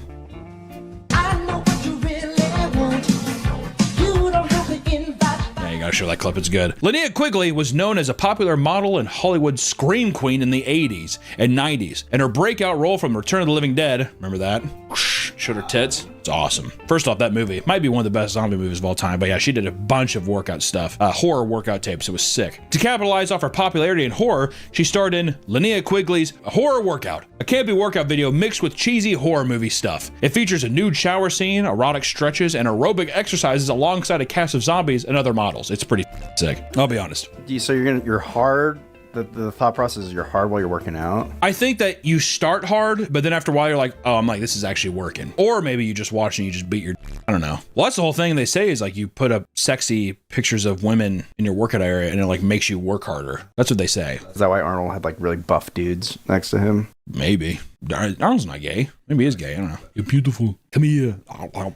There's also Prancercise, an awkward routine created by Joanne Rohrback that simply involves going out in an open pasture and skipping while waving your arms. The whole idea is that you are supposed to mimic the movements of a horse to elicit a feeling of freedom. Additionally, to get the maximum results, you must mimic the horse's diet as well by going vegan and eating nothing but grass. I added that last part, but still you could. If you ate nothing but grass, I think if you ate nothing but grass, it'd kill you. I think it would like clot in your, I don't think you could digest it. Yeah, just blow up. Prancercise preaches spiritual connection to nature and to distance yourself from monotonous routine of industrial gyms. The creator of Prancercise created the workout in 2012 and created a workout video to show off her technique. The video went viral for its ridiculousness, which landed her on the news, making the exercise even more popular. Would you do that? So far out of all of them, which one would you do? I'm doing the horror one, dude. Yeah, I was gonna say. Get a big titty beard. Also, she... I want to get hard while I'm doing jumping jacks. Flop it up and down. Boing, boing. This video is sponsored by ExpressVPN. ExpressVPN is rated #1 by US News, PC World, and many more because they have fast, reliable service. With 24/7 customer support, their trusted server technology, and the fastest speeds around, it's easy to see why. ExpressVPN also lets you connect up to 14 devices simultaneously with just one subscription. As of this year, ExpressVPN now has servers in all 50 states. Plus, ExpressVPN protects you from hackers and data thieves. If you're ever on unencrypted Wi-Fi networks, like at an airport or a coffee shop, you could be a prime target for hackers. They can easily steal your personal information with just a few basic pieces of information. Turn ExpressVPN into your hacker's worst nightmare, placing them in an encrypted tunnel that would take years to crack. I was actually stuck in an airport recently and had a few invoices to pay for personal projects, right? Go all debts. All right, what do you think I'm doing this? Thankfully, I had ExpressVPN, so I was able to pay them right away without any worry of leaking sensitive information. Key. Find out how you can get up to 4 extra months by scanning the QR code on screen, or click the link in the description box below, or by going to expressvpn.com/papameat. Thank you so much to ExpressVPN for sponsoring this video, and back to the video. At-home workouts are not just a thing of the past. They have evolved into something completely different for the modern consumer. Naughty Girl Fitness is a YouTube channel that offers viewers a very unique workout experience. Each video usually has a skit or theme that plays into the type of workout you'll be doing. The Pop That Ass workout involves a lot of core workout and twerking, while the Couch Potato Killer workout has a lot more punching and kicking. You give me boom and a crack and a boom and a crack. Come on, boom. Yes, scare hoes. Bring it back, bring it back. Scare hoes. Bring it back, bring it back. What's going on? No, seriously. Janelle. No, I'm serious. What is going on? Brazil. What's going on? Oh my God, no, Jazzy, I'm seriously scared. Janelle, stop. No, I'm serious. No, I'm not playing. These self-proclaimed spicy workouts have gained a lot of traction recently and now get thousands of views as people look to get fit through their computer screens. Which makes sense. That's like modern TikTok stuff. You know what I've been seeing a lot too? A lot of these like at-home like treadmills, bikes and everything, they all have like virtual, like you're running on a trail. You watch the big screen. But that's like some of the workouts of like them like looking back to you. Come on, you're almost there, come on. Collecting coins. My life is like a video game. Yeah, that deal. In the modern age of fitness classes, it seems that people will do just about anything before they pick up a weight. Not me, dude. I'm ripped. I'm swole as shit. People notice on Reddit. See? Ooh. Put those guns away, man. Oh. You can crush a watermelon. Kangaroo jumping is a new wave of exercise that has been sweeping the nation. It essentially involves putting on modified moon boots and jumping around, all right? That's what it is, but it's still cool. Workouts vary from rapid jumping or jumping to the beat of a song or kicking your legs up super high. One more time, we're gonna celebrate. Oh yeah, all right. If it feels as embarrassing as it looks, you may want to sit this one out because many classes take place in public parks or parking lots. It's grown into an international phenomenon and even went viral online for a series of parking lot kangaroo class videos featured an instructor adorned in a wolf mask alongside wolf-themed music.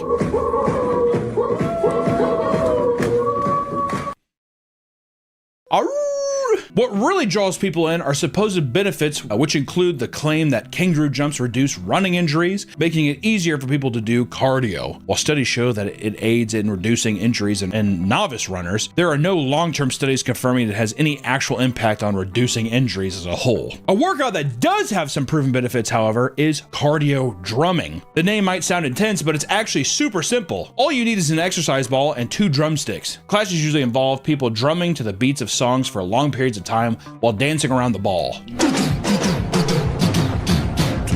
I can feel it coming in the air tonight.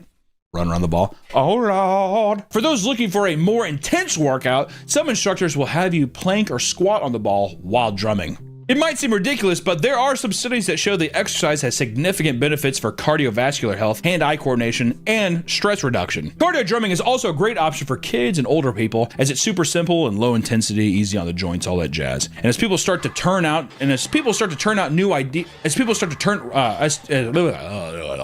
start to run out of new ideas, modern fitness classes become increasingly absurd. Bungee fitness classes strap you into a harness so that you can jump, squat, and literally fly around the goddamn room. It's ridiculous. The class isn't as inclusive as people who are too overweight cannot join the class due to the potential safety risk. Fall on the goddamn ground like a sack of bricks. Many classes list the weight limit as 240 pounds, with some allowing 300-pound participants.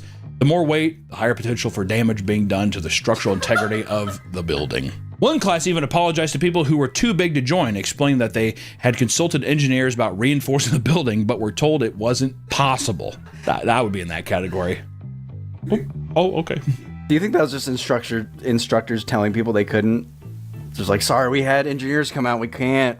Yeah, an engineer, a guy who built the building, said that the building will literally break. It'll cause the building to break. Me and all these petite people, we're gonna jump around for a bit. You can watch, but don't move. Dear God, don't move. Despite that, it's still super popular and has a long list of benefits, including building muscle, improving posture, better balance, and weight loss. Sometimes it's good to step back and separate yourself from all the insanity of some workout classes and go back to the classic, like yoga. As you can imagine, however, some people are not satisfied with just basic yoga classes. They can spice things up with goat yoga. It's exactly what it sounds like, yoga with goats. People claim that it's great for lowering stress and strengthening your core. There's also goats in the room.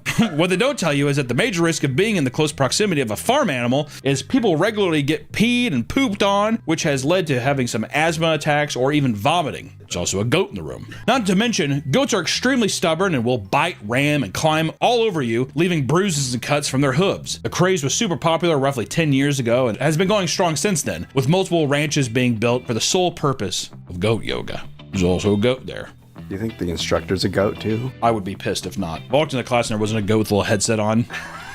I'd be pissed. I mean, what? We're all just doing downward dog and shit with goats in the room. I think we can handle ourselves a bit. Another weird form of yoga is laughter yoga, which hardly involves any yoga at all. It's basically just a string of simple breathing exercises. He.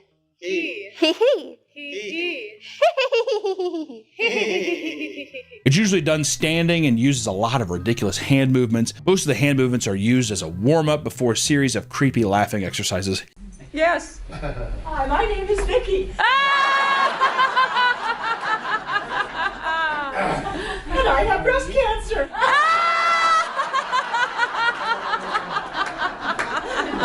Very good. Very good. Yay! The supposed benefits include better cardiovascular health and boosting your immune system. It can even be used as a coping mechanism for stress or anxiety. Put your hands like this, and we're gonna unzip with a sound. Gonna open it up. Take your brains. You see it? And now wash.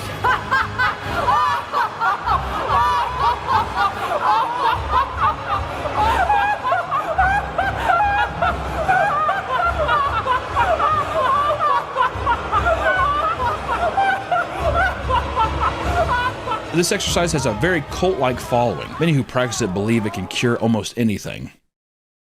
That's never good. A lot of people work out to benefit their sex appeal, and alternatively, some people want to incorporate sex into the workout itself. Aerotraverse Fitness mixes erotic hip thrusting with core and pelvic floor training. Classes involve women rolling out on a yoga mat and performing all sorts of erotic movements. You can expect anything from grinding, dry humping, and twerking to be performed in this classroom. It's awesome.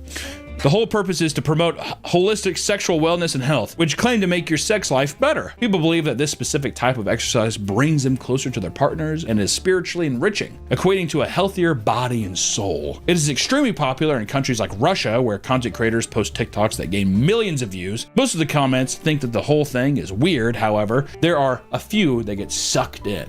Does anybody want to grind on Mikolov?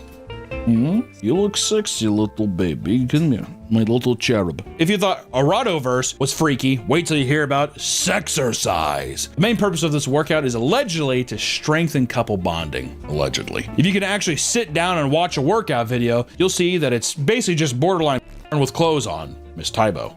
A lot of exercises involve the woman climbing on top of the man or the woman being lifted in some kind of convoluted way, you know. There's also lots of grinding and even overtly sexual positions, but because people are lifting or stretching with clothes on, it's considered exercise. Within the community, they even use sexual terms like quickie to describe quick workouts. Some coaches literally use sex positions as workouts and have people do crunches or stretch while in that position. Everyone who practices sexercise claims it's a good way to work out and get close with your partner, but it seems like actually just having sex would be a more effective workout for couples if you want to bond with each other. Unless it's a whole like peacocking thing where it's like, let them look. Where's the thrill? When it comes to workout classes, nothing is as cult-like as Soul Cycle. Soul Cycle is a boutique indoor cycling class that was founded in 2006. What started from humble beginnings evolved into an empire ranking in a net worth of over $100 million during their peak in the mid-2010s. The classes themselves aren't just cycling. They're high-intensity workouts that include a variety of dance choreography too. It's absurd. A typical spin class consists of loud music and an instructor that leads the group and motivates you to keep going.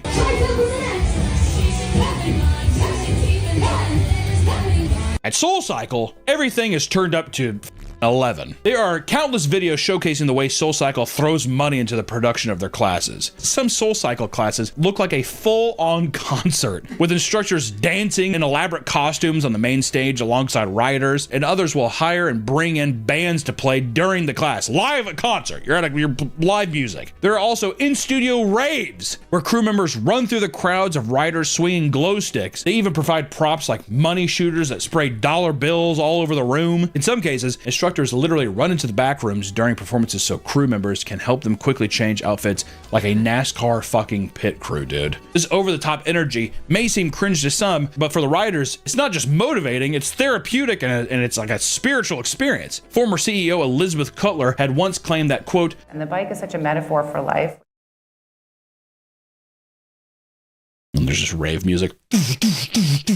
Some instructors will go into passionate motivational speeches during their classes, screaming at the riders that they're strong and they're valued. Even though life might be kicking us down right now, even though hand center. Sometimes things get a little religious, with instructors dramatically reading Bible verses to keep people moving. Psalm 118:6 says, "The Lord is with me. I will not be afraid." And on TikTok, people gush about how valuable the classes have been for them, with one comparing the classes to a fucking synagogue.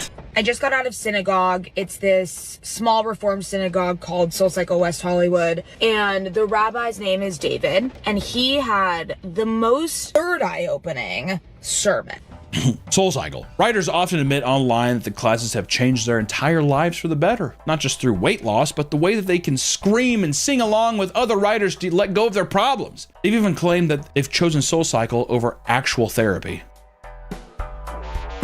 I'd be better. You're exercising. You're partying. You're having fun. This is the best time of my life. You might even get laid. I think I might get some pussy. If this sounds incredible to you, I'm sure you're curious about the pricing. Well, the cost of the classes is pretty steep. A single SoulCycle class, which lasts about 45 minutes to an hour, costs about $42. While it's true that the production of the classes totally captures the hearts and minds of their riders, it's the instructors themselves that keep them coming back for more. It's not an understatement to say that more instructors at SoulCycle are idolized and treated like celebrities because of the charming and motivational persona they put on during the class. Stacy Griffin, one of the most well-known instructors, would sell out in a matter of minutes. She was so sought after by a number of celebrities who exclusively wanted to ride alongside her. Leo? Johnny Depp? People have claimed that Stacy could make the most reserved rider temporarily enter a trance-like state where they work harder than they've ever worked before. And for SoulCycle, their instructors are their biggest moneymakers. Top instructors can be paid up to $400 per class. Stacy, however, made a staggering $800 per class. Because they were essential for SoulCycle's success, master instructors were treated like Hollywood stars. They would act like it too, partying all night and popping Adderall in the morning to push through their classes. This company culture ended up inflating their egos to the point of giving them a huge god complex, similar to many cult leaders. Some admitted that the fame made them feel like they could do anything that they wanted to with no repercussions. And one reporter claimed a male instructor gave her a spin class lap dance by gyrating all over her handlebars of her bike. You like that? While she was uncomfortable about it, their other riders squealed with joy. Eee, you're so lucky. His dick all over it. He's like, Mike's the magic mic's on. Others would openly fat shame and use homophobic and racist slurs, and in one case, a master instructor referred to a black woman as Aunt Jemima.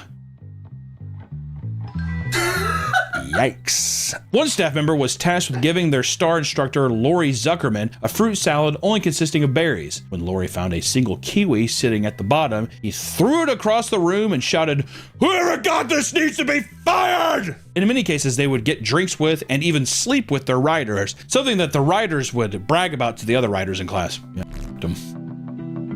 Shut up. Who put this kiwi in here? SoulCycle riders long to be close to their favorite instructor. fighting over the highly sought after and coveted front row. It introduces a type of cycling hierarchy where the most hard-working people are granted the ability to help lead the rhythm of the class. People will come to class extra early just to be the first ones to charge towards the front row bikes. For them, having their hard work praised by their instructor is everything to them. The most passionate ones even purchase $55 front row tanks from their merch store. Awesome. It's been said that instructors purposely keep the most attractive riders in the front row, often taking less desirable riders who switch spots to achieve this. You love the energy? Let's put you in the back. Love that smile. You're awesome. Let's move you up. The need for a front row seat would often lead to riders being bullied verbally and sometimes confronted in person to the point where people broke out into tears. One rider who was thought to have been a master instructor's class favorite found that the other female riders put used tampons in her purse as revenge. SoulCycle. SoulCycle is not nearly as popular as it was a decade ago. Poor business decisions and a string of controversies regarding their company culture and the effects of COVID lockdowns impacted them harshly. While still profitable, their numbers dwindle as they attempt to mimic the success of companies like Peloton and by creating bikes for home use as well. Listen, guys, a lot of home workout programs can feel like a gimmick, right?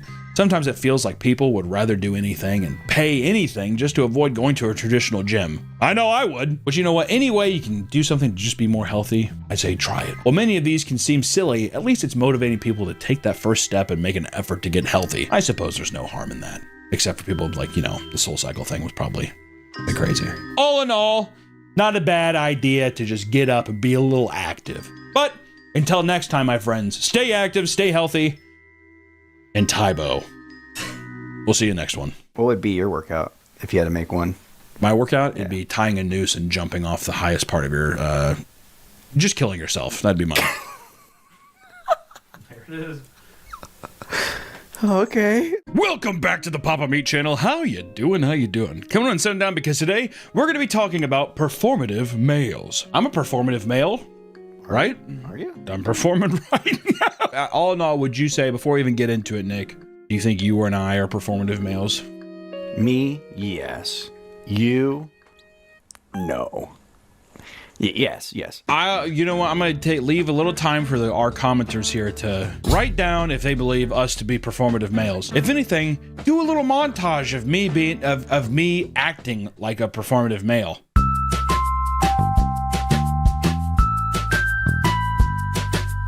Case closed. Certified pussy lover. That's why I want a badge, dude. Gotta be sick. Trying to open up my textbooks, my female literature. Name one female author. 1 second, because I'm trying to think of a good one. Not that females. I'm trying to think of. There's one that my wife really likes. She's like a poet, kind of thing. She killed herself. She put her head in the gas in an oven. I know this one. Cynthia Plath. Sylvia Plath. Throughout time, the modern man has always adapted to their surroundings in order to get laid at all costs. Sorry, ladies, that's just the way it goes. Some men will lie about their height. Not me, I'm 6'5". You're being modest, you're 6'6". I'm 6'6", and I'm 178 pounds.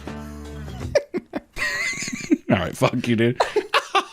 Some men will lie about their height, while others pretend to work financially successful careers. Recently, however, men have started to take a rather interesting approach to grab the female gaze, right? Men have been able to peacock their way into some pussy. And now there's a new way. On TikTok, men have been getting a lot of negative attention online, being labeled as performative males that cosplay as the person that they think women want to date. This trend has exploded, with many men being ridiculed by those ironically mimicking their behaviors online. As the term performative male became more well known, it also caused more people to look closer at men in their lives to see how many of them put on a facade to attract a potential partner.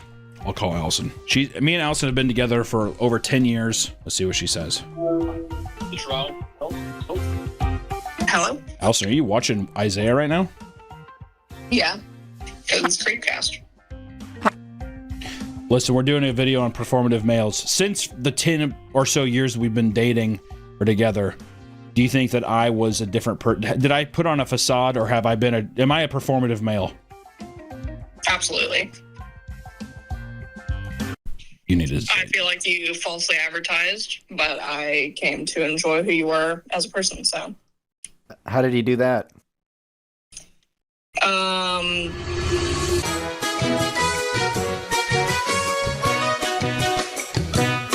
All right, that that actually went in a horrible direction.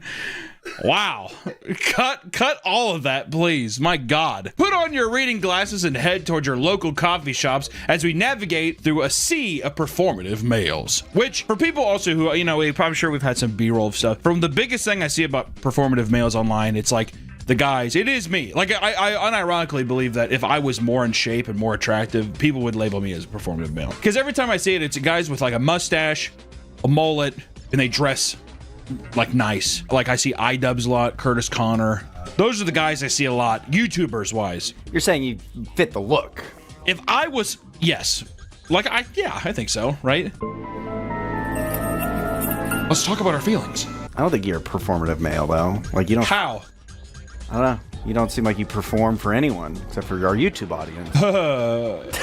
Yeah, well, I'll do anything for a woman. I don't know. I'm just to really get me. You don't even want to get to know me. It's like a werewolf or something. I don't want to break your heart, sweetheart. I don't want to break your heart, and I don't want to hurt you because I can't control my emotions. I'm too damaged. And the thing is I'm such a compassionate person, but I treat others so well because I can't let anyone in. On platforms like TikTok and Instagram Reels, trends pop up nearly every day and usually last only a week or two. Oddly enough, the performative male trend has taken a death grip on the youth and translated into real life encounters. But where did it come from, you might ask? It all started about a month or two ago when both men and women started to point out a new type of man popping up throughout coffee shops on the streets, right? Looks like every kind of guy you'd see in Bushwick, Brooklyn. Kind of. In my opinion. But then they started knowing they'll carry on books a lot. Even if it's like a book where I'm like, that's a good book. I'm like, to be walking and reading? Come on, dude. Walking and reading? Walking and or like on a train. Like, listen, any man who's reading a book on a train, they're doing it because they want somebody to notice them doing it. Just the same way that a woman who might is actually interested in the book, I think does it to deflect people. Oh, really? I think people do a lot of things in public spaces to just be like, I don't want you to talk to me. Women, I can only assume, which I will speak for all the women right now, because I have that voice, okay? I'm one with them. See, I must have been dumb because 10 years ago I thought you were good. I thought go ahead. I would do and think the opposite, because like in the male side I would read books in public, and in my mind I'm like, I hope someone cute notices what I'm reading. Well, see, that's what I'm saying though. That's the man thing. But then I also think when I think women, I'll look at their books and be they like, want me to talk to them about it. I think I've read that. I don't know if I'm making this up or if I've seen someone else do this, but I've seen a woman read a book I like, and I was like, man, you made that up. Talk to them. You made that up for sure. I've read that. You've never heard that book before in your life. I like to think this is definitely one of those things too. It's like the POV of her book, like, you know, like editor put up a book like this. It's pretty good, isn't it? And like the book lowers and it's just your face like. What chapter are you on? I love that book. I love it. That's how they swim. Oh, this? Yeah, it's like my fourth read through. I don't know. I just really like it. It's like that kind of thing. You know what I mean? I'm just so vulnerable. The people who say that shit, run away from those people. Yeah, poor dad, rich dad. I'm into finance. Hey, this video is sponsored by Helix Sleep. A well-lived life starts with rest, and nothing feels as good as waking up on a mattress that's made for you. If you want to be productive, you need sleep! And so many of us are getting it wrong from the start, because it all starts with your mattress. So why not give Helix Sleep a mattress? So why not give Helix Sleep mattress a try? Helix has 20 unique mattresses, all suited to serve a specific purpose. If you're too hot at night, or if you sleep on your side, they want to know. And before you get a Helix Sleep mattress, you need to take a sleep quiz to find out a perfect blend of what you need. You're finding your dream mattress. If people with back pain might need different mattresses than someone who prefers a firm mattress. The quiz is very quick.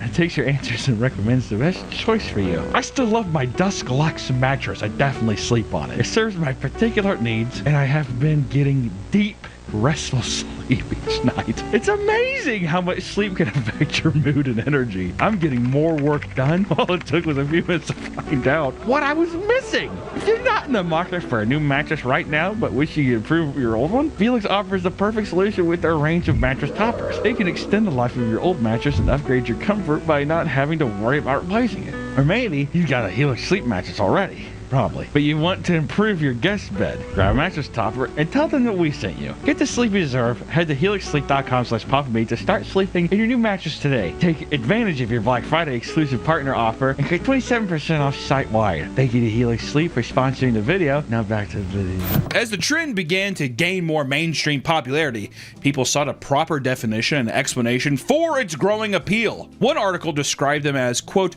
a walking mood board of on-trend markers for softness, stylishness, and a feminist leaning that he may or may not actually possess. That kind of bundles it off in a bow. You know what it is, too? Any guy who has a fucking thumb ring, don't trust that. Oh, yeah. Oh, rings. You know, I know people are just like, well, it's just kind of like the Korean style right now. I'm not trying to knock all. I'm just saying it's an archetype. They look at each other and they're like, my God, I'm gonna just copy that. They turn into it. Oh, if it works, why not? That's their thinking. If I can get some pussy, then what am I doing wrong? They go on to explain that the reason for its popularity is that if, quote, emerged at a time when masculinity itself and certain male-coded corners of the internet continue to be political lightning rods, right? They're trying to say Andrew Tate's of the world. That hyper masculine things where I can't express myself because people are going to call me a pussy. That's the problem, right? And there is a long list of characteristics used to identify one in the wild. If you see a man with a tote bag, reading feminist literature, drinking matcha, and listening to Claro or Laffy through wired Apple headphones, then you found yourself a performative male. Sorry. If you fit that, if you're like, that's not me, I'm like, it's probably you. This sounds just like someone in LA. It's on either coast, New York or LA. It's either one of those. But see, that's the breeding ground, right? Because they know how to work it. It's psychological warfare. You got to watch out. There are slight variations of performative males. Some opt for a latte topped with a colorful cold foam, and others proudly hang their mini Labubu's on their tote bags to display their trendiness. Hey, ladies.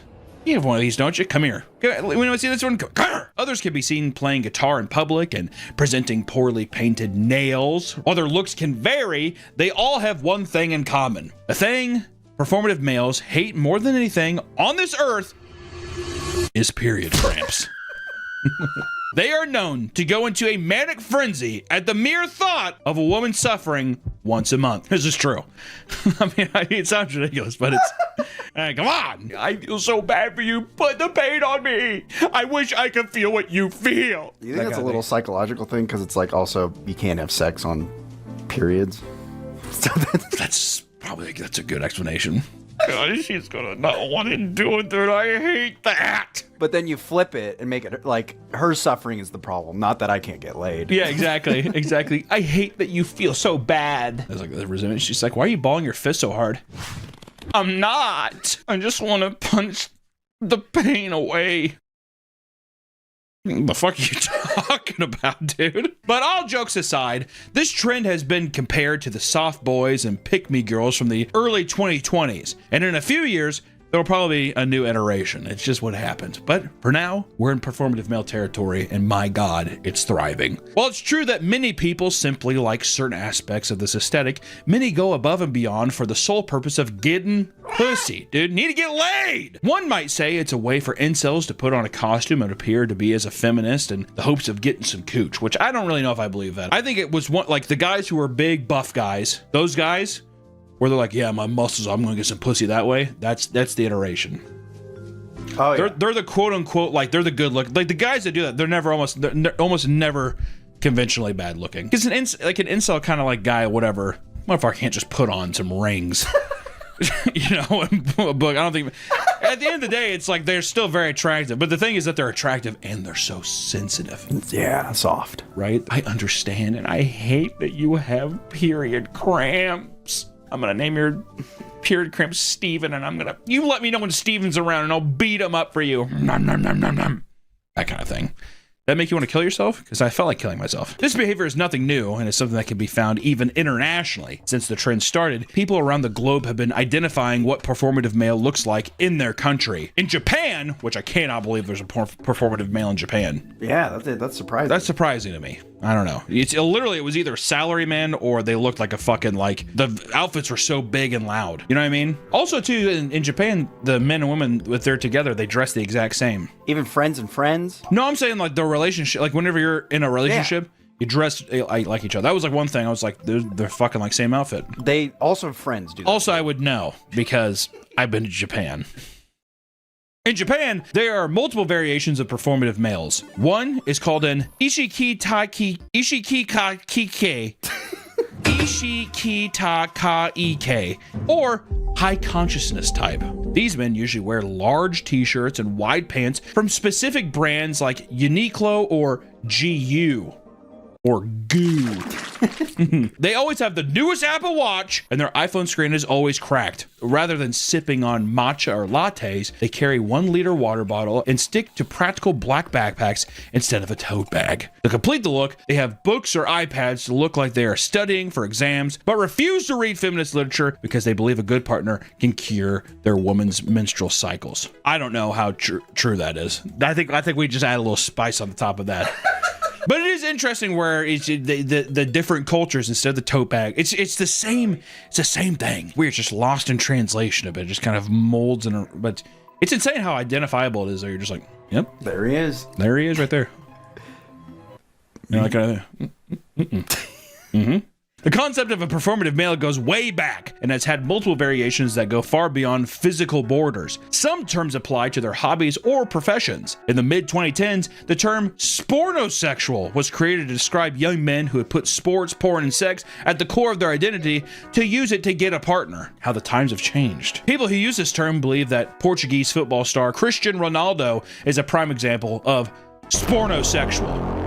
You ever see Cristiano Ronaldo's teeth before he got those veneers? Old boy had alligator mouth. Oh yeah. He's the GOAT though. He's the GOAT. A decade prior, the term technosexual was used to describe men who love technology and dress themselves to a very specific aesthetic to impress women around them with their savviness. The term originally described people who literally love technology and wanted to have sex with computers. And that still happens today, so it's kind of cool that's still alive. Or there is lumbersexual, which is a man who purposely buys and wears rugged outdoor gear to appear more outdoors in hopes of landing a girlfriend, which that's super popular today still. I would say that's like another form of the performative male. Yeah, as a guy who's just like, yeah, I don't know, I mean, God, I just wish I had a 4Runner. Give me a 4Runner and I can just fucking go to the coast and just want to like be around the woods. It's like the guys with the perfectly brand new $300 boots. New $300 boots, the tiny beanie. Oh, yeah. We have got to kill the tiny beanie and big beard. Perfect, just everything super clean. Yeah, we were gonna go up there and I don't know, we were probably just gonna like,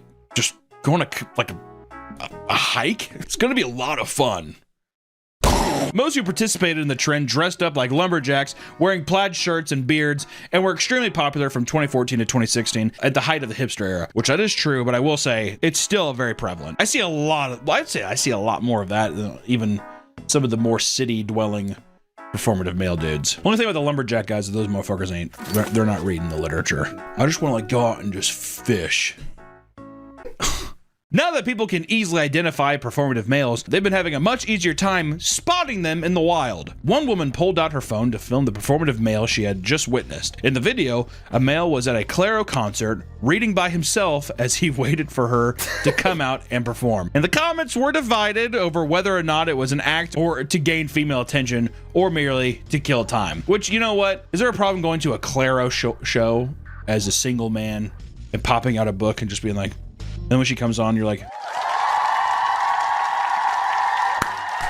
you know what? Do you think it's just insecure people who are just like, I don't like that person's being themselves? Also, it is like one of those things where there's people on their phones doing the same thing. Instead of reading, they're on TikTok or whatever. I think it was mostly just that for me, it was just him sitting on the ground doing it. Yeah, that seems, well, I mean, gotta be comfy. Gotta be comfy while you're waiting. Yeah, but it does just alone by yourself. And then I could just tell that he was just like, I just feel like he was like, I think that to me, I'm like, there's nothing that there's really, it's not egregious. No. To me, it's just one of those things when it's so blatant that you're like, you're trying so hard to get some pussy. That's where I think, it's like the same guy that comes up and he's like talking to a girl and he's like drunk and he's like, I seriously think that you're super hot. It's like that. It's like a different version of that. It's just as hostile to me. I don't know why I'm like, reading the book. Yeah, it's like a giant beacon of light. And he's like, no, I'm just over here by myself. I just think about the inconvenience of being like, where are you holding on to the book the whole show? Well, that's where you got the tote bag. Oh, that's why I have the tote bag. Some of you may be thinking, is it now a crime to read out in public? What, Hunter, I can't read? The obvious answer is no. Unless you purposely do it to look more interesting at potential partners, right? If you don't have an end game, if you're just reading out in public, what the fuck are you doing, dude? I like stories. Yeah. Sure. Another woman was heading to a local thrift store when she spotted a man in loose-fitting clothing and a tote bag, reading a book next to the outdoor displays. At a certain point, these bitches are just cruel. A fucking big baggy pants clown man can't fucking read a book outside a deal. The person could tell that they were a performative male, not only from their outfit, but because they could hardly stare at the page for longer than 10 seconds before looking around to see if anyone was watching them. See, with this stuff though, it's so hard to tell what's real. And here's the thing, I have seen these people before, and I haven't been recording them or anything, you know what I mean? But it's just these setups are a little too perfect. It's mostly at bars. I see it at bars a lot. That pisses me off more than anything. You're in a loud area, a lot of people talking, and you're just like, that is definitely. It's like what movie do you think you're in? You know what I mean? That's a good. You know, they're hoping a woman's gonna come up and start talking to them. Yeah. What are you reading? Oh, it's Junie B. Jones. Do you know what Junie B. Jones is? No. Oh, it's like a kid's. Do another one. What are you reading? Oh, it's Magic Treehouse. What's Magic Treehouse? What are you reading? Oh, it's Captain Underpants. Oh, I love Captain Underpants. Yeah, I don't know. I used to read those when I was like 5. I got the Hypno Ring too. Just kind of cool. So, one high-level performative male was spotted just outside a cafe. He was seen wearing wired headphones attached to his computer while he was playing guitar on a beach outside. God forbid a white boy gets emotion, as they say. To top it all off, he had a latte sitting next to him while 2 women ignored him so they could enjoy their meal. What is it about matcha and lattes that are so unappealing?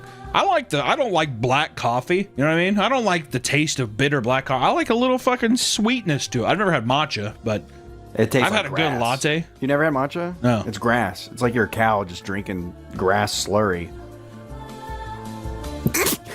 Why do people? Why is it like healthy it's or like something? Tea. Yeah, it's healthy. Is it a thing where people are like, I actually really like the taste of matcha? Is it that? Can you just not? Can you also just be like, yeah, I don't know. I like grass. I like grass. I hate when people are like, it tastes really good. It's like, but it doesn't. Since these men like to hang around cafes, baristas are the subject to their uncomfortable presence more often than most, right? A man in a cafe literally caught another man faking aspects of his look to attract the female gaze. The man was described as a Timothy Chalamet and was wearing a red t-shirt with Sylvia Plath. Got it. A famous author known for her work on the female experience on the front in bold letters, right? Which I will say, there's no reason a man should have a Sylvia Plath shirt on. In my opinion. You diving in, is she talking to you specifically? I think you could be a fan and be like, yeah, I have her books or whatever, but to just go out and be like, because who's making money off that shirt? She's dead. She fucking put her head in a gas oven. You think she's getting a penny in hell? I doubt it. On his belt, he had 2 Labubus dangling over his shorts, and he was wearing black wired headphones. The wire is very important because it just shows like wireless technology is so accessible now that you really have to go out of your way to get the wired stuff now. And you have to have dongles and ports and all kinds of shit now. Well, most phones don't even have a head. That's what I mean. You have to get dongles and everything. And just like the analog. When he got to the counter to order, he purposely lowered his voice and ordered a matcha latte. Asked the barista for the most ethical milk they had. Confused by this, they asked if oat milk was okay, and he nonchalantly agreed. As soon as he sat down, the witness noticed that his headphones were not even plugged into his phone. He had the cord wrapped around the base of his phone, and he was actively trying to hide that they were not plugged in. That's a little he say, she said. For the sake of the story and the low timbre, like the voice, it's like this, like, I can't, can I get a matcha latte with the most ethical milk? Tell you what, man, ain't nothing gonna make a pussy fucking drier than old vocal fry and ask for a matcha latte. I tell you that right now. Not long after he noticed the headphones were plugged in, he saw the performative male reach up to his headphones and pull out an AirPod and put it in the charger case. A little AirPods. So what can a homie not wear some analog headphones as like a necklace. Can it be an accessory, Nick, or do you think it's too performative? That's way too performative. It is too performative. That's correct. you just won the answer. Yep.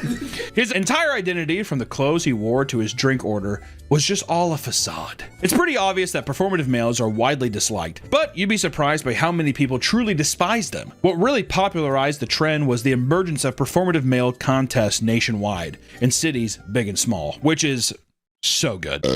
So good. I'd love to participate in one someday. They're sick. A lot of people show up too. It's very surprising. There might be one in Fairbanks, Alaska. That's where we live. Around August 1st, these contests started popping up, with the earliest example taking place in Seattle. Over 300 different people showed up to perform and watch as men line up behind a microphone to tell the primarily female audience why they are the most performative. They all dressed similarly and brought a variety of feminist literature and lattes to showcase their softer side. After all the contestants had gone through, the women in the crowd voted on which was the most performative. It took 5 rounds of voting before landing on Marcus Jernigan, local musician and singer in an indie band called Good Enough, to win the judges over. He wore a tote bag with a Labubu, a loose thrifted white tee, whitewashed jeans, and carried a portable vinyl player with him.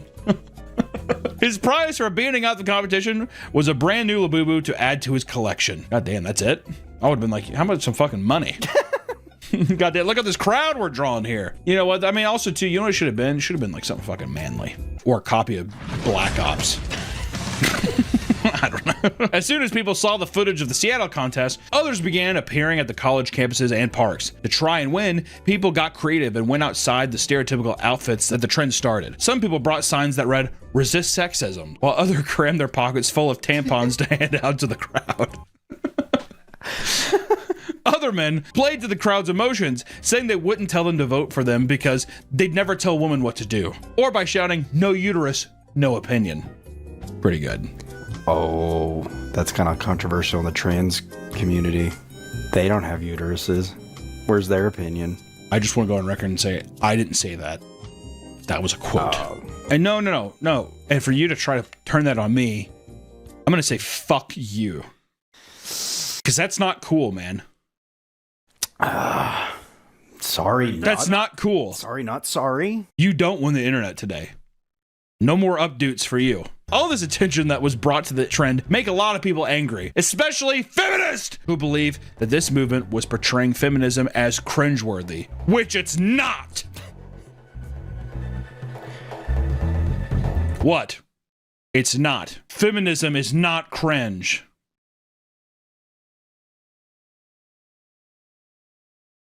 Many point out that performative males demonize men who support women and actually discourage men from branching out for their toxic masculinity, which is true. But at the same time, I think that it's a very specific case. Or I don't think that saying that performative males is a bad thing is a bad thing. Oh, yeah. You know what I mean? Mm-hmm. I don't think it's saying, hey, stop talking to women. You're a, what are you, fake feminist? I don't think it's that. I think it's saying, hey, you're trying to, it's like a fucking wolf dressing up in sheep clothing. You'd probably tell that motherfucker to stop, wouldn't you? Yeah, well, it's all about intentions. Like, if you're actually trying to be a feminist, sure, but if you're just doing it literally to get pussy, then yeah, are you a feminist? Well, it's all up into interpretation. If you're using it to manipulate people to get laid, I don't think you're a good guy. What, dude? I'm just trying to get my game. Which, can I finish my Sylvia Plath book or not? I wasn't trying to even do anything with them girls, which if you do, just text me later if you want. Wrote my number on the back of this, so when I hold it up, you can see it. Oh, that's a good idea. That way, if they're too shy to approach, they can text you. Threatening. I'm not gonna kill you.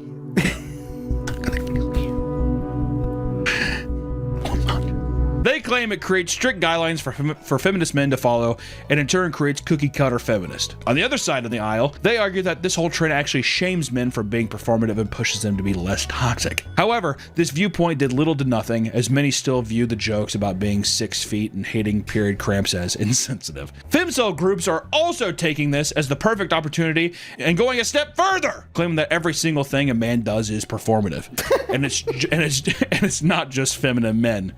I think that's true. That is true. I think that's damn true. I think the femcel's got that one. We always perform, even for other males. I perform all the time. Yeah. You got to in this world. But that's just because I'm such a entertainer. These YouTube videos, I'm like, this is kind kind of what I do.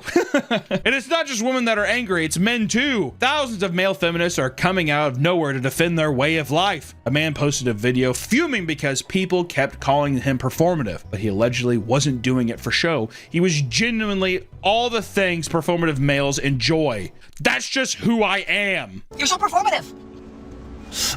That's actually true. The people who are like, they aren't actually performing and then they're lumped in as a performative male, I feel for those guys. I think they're just trendsetters.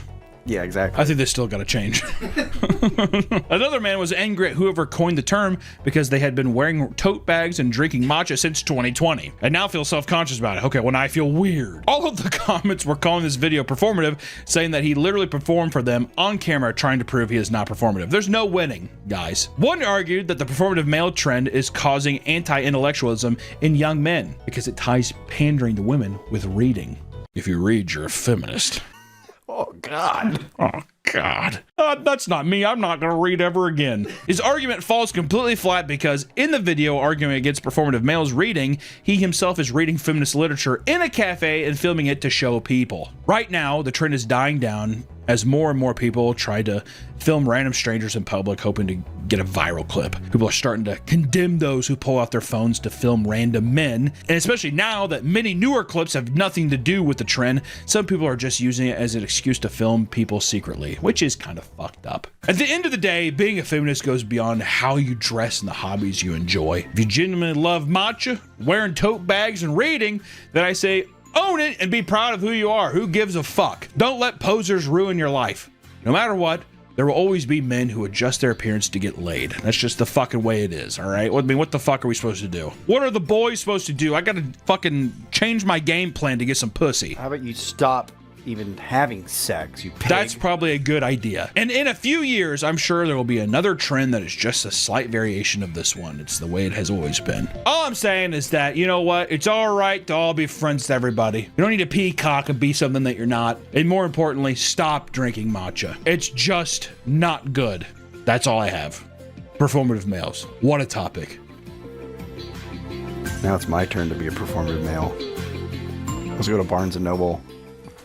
Get some pussy at Barnes. Welcome back to the Papa Meat channel. How you doing? How you doing? Coming and sitting down because today we're going to be talking about obsessive Star Wars fans. Let's give a slight montage to get you in the mood. I'm going to do some force to do it. Star Wars is one of the biggest franchises on the planet, with multiple movies and TV shows bringing in billions of dollars every year. There's hardly anyone on planet Earth who hasn't seen or at least heard of it in some kind of capacity. It's bigger than Jesus. It has to be. It has to be bigger than God. As with anything this popular, there are millions of diehard fans who revolve their entire lives around it. Obsessive, diehard fandoms like this are very few and far between at this level, right? What's a comparable one? Harry Potter? Maybe? Yeah, Harry Potter. But Harry Potter it's nowhere near as big as Dune fans. Dune? Now, most franchises have small sections of devoted fans, but there's something different about the compulsive and erratic behaviors of Star Wars lovers that outdoes every other franchise. Many not only love watching the movies, but want to live in them, even if it means shelling out thousands of dollars to do so. And this obsession can range from hoarding expensive memorabilia to wanting to get married to fictional characters. You see where we're going with this video? For a lot of fans, the line between reality and fiction is heavily, heavily blurred. So, today, we're gonna look at the most extreme Star Wars fans to see how insane it can truly get. Let's ride. You know that your obsession with a piece of media has gone too far when you decide to force it on your children by naming them after fictional characters. That's a big no-no. Because there's also, in the world, there's usually a lexicon of like, all right, this name is kind of off limits now. Hitler, Jesus, we got Jesus, but there's a thing over it, so now it's that. You have got to assume Osama. You can't name someone like fuckhead or like a slur. Like if you named your child the N-word. Yeah, but that probably wasn't. Okay.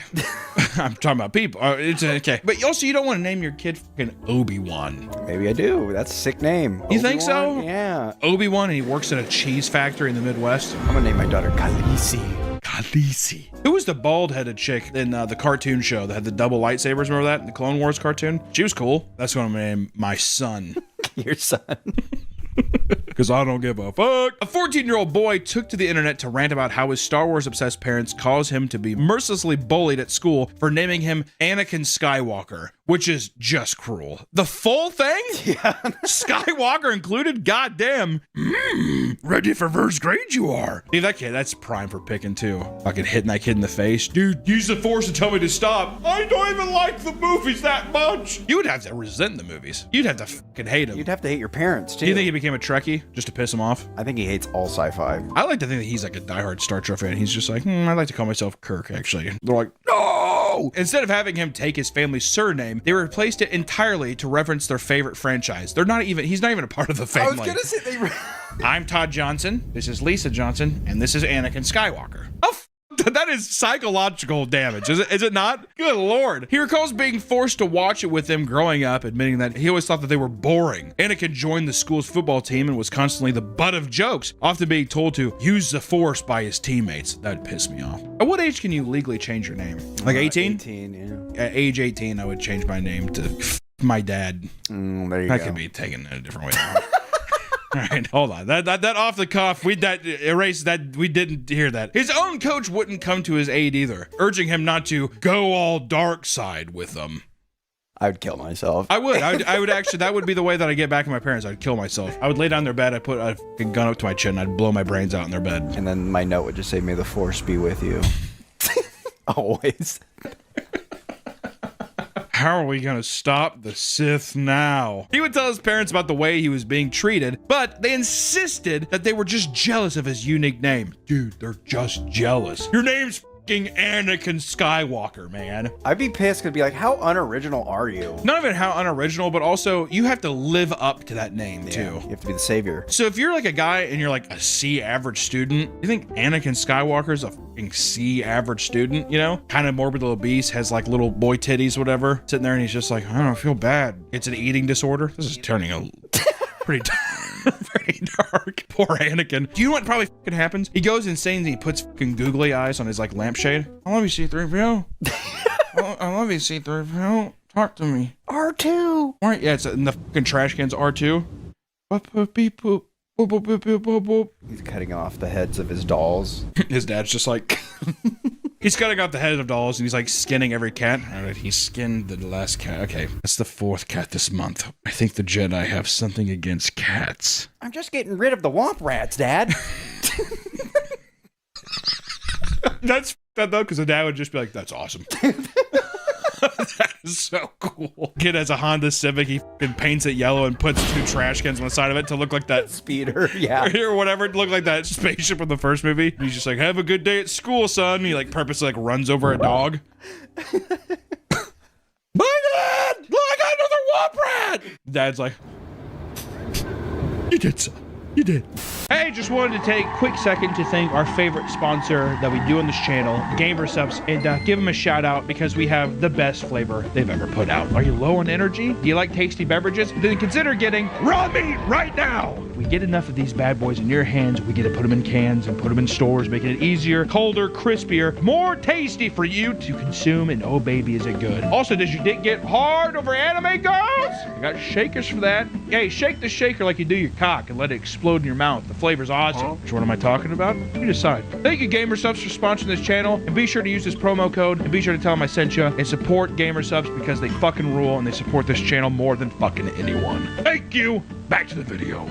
Some adults change their name willingly, but it can lead to unforeseen issues. Laura Matthews officially added Skywalker as her middle name, thinking it'd be a silly way to honor her love for the character. This ended up biting her in the ass when her passport application was denied for including a trademark name. The whole debacle resulted in her missing her entire trip to Amsterdam. Get absolutely fucking owned, bitch. Are you kidding me? What a slam dunk. What if the guy's actually just like, this is cringe and gay. We'll not allow you in this country. Is that the Amsterdam accent? You want to smoke weed and go to red light district to get your pussy wet? Not this time, girl. Not with Star Wars name like that because he's gay and cringe. Denied. It's almost a Russian accent, but... Yeah, it works. Amsterdam, that kind of something. Whatever. We're close to it, right? On the globe? Come on. Yeah.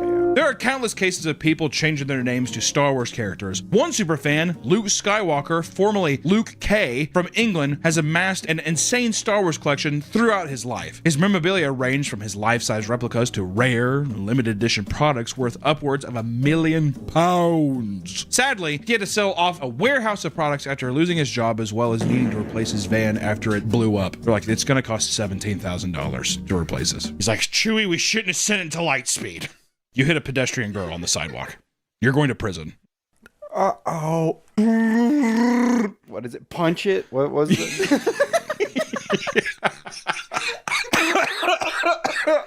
Punch it, Chewie. You think he hired like a 7-foot-tall mongoloid man? Punch it, Chewie. Oh, he doesn't do the thing right. He just starts dead spraying down the road. That'd be horrifying. That would be, God, that man would get gunned down immediately. What is that monster?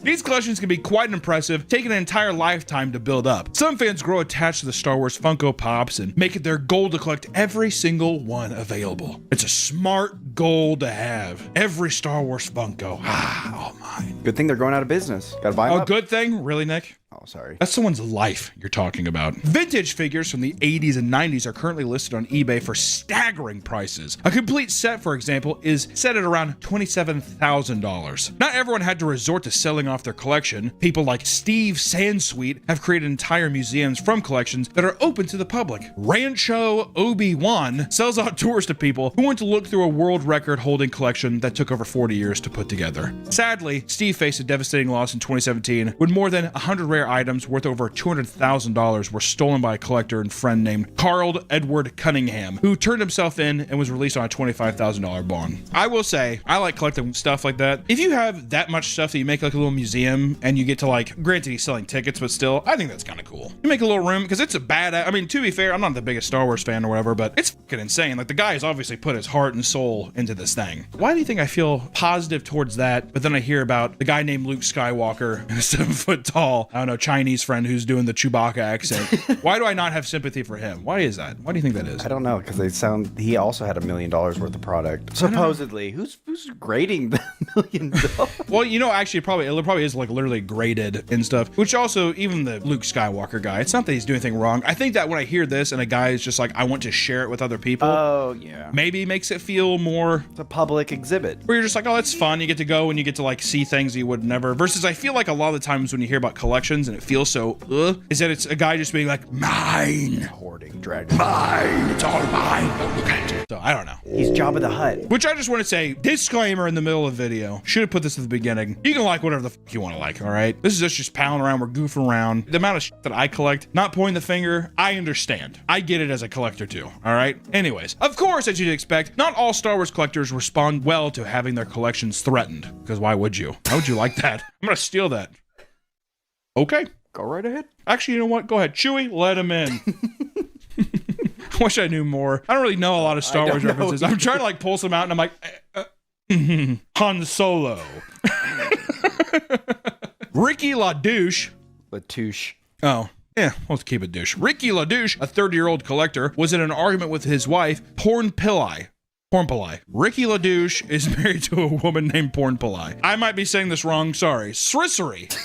Porn Pillai Srissery. Am I casting black magic? I don't know. Is this what the Sith is? Is Palpatine up to this? Anyways, that led to her lash out by smashing his Luke Skywalker and Darth Vader figurines. That seems excessive. What are we doing? Pornite, what are you doing? Leave Ricky LaDouche alone. She also had threatened to leave him and go back to Thailand. Oh, buddy. I know what he did one summer. I gotta hop over. In response, Ricky suffocated her to death. Oh my god. God, okay. All right, whoa, okay. Okay. All right. I did not see that coming. Holy shit. We are done joking around. Oh my God. In response, Ricky suffocated her to death and was ordered to serve at least 12 years in prison. Did a little force choke on her. What if he thought, but see, that's the thing. What if there's a mental illness guy where he's doing this? In his mind, he's like this. But he's actually... I mean, I still think if you're in your mind, you're choking someone with the force. So either way. Oh, man. That curveball. I did not... Wow. Let her go back to Thailand. Yeah. Well, can't let her. Why? She broke his shit. Oh, so do you think that he killed her because she broke the figurines? You've never had like your sibling break something you loved and you just wanted to force choke him? You killed one of your siblings? I remember one time I was actually just talking to my brother about this. He turned off my computer playing World of Warcraft. So then I turned his computer off and he was working on a project. So then he grabbed my laptop and smashed it on the ground. So then I grabbed his video camera and smashed it on the ground. And your dad came in? Oh, I can't wait to replace all this. You kids are awesome. I'm going to go hang myself in the garage. The sad thing was it was my camera as well. So I just all my shit was that broken. is sad, huh? Now you want to actually know the most tragic part of that story and seriously try to contain your tears? It was my camera.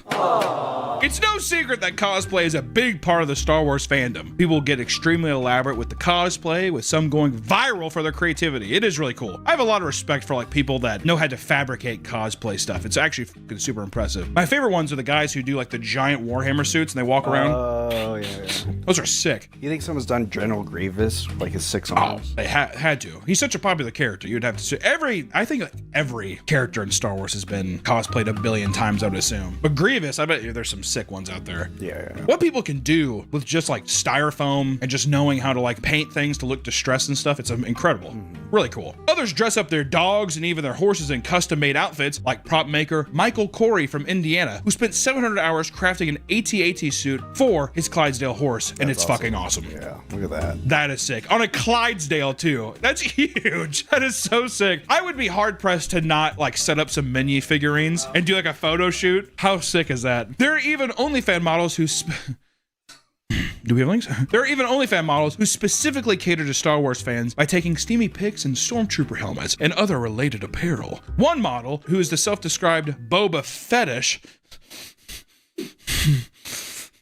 should have been Booba.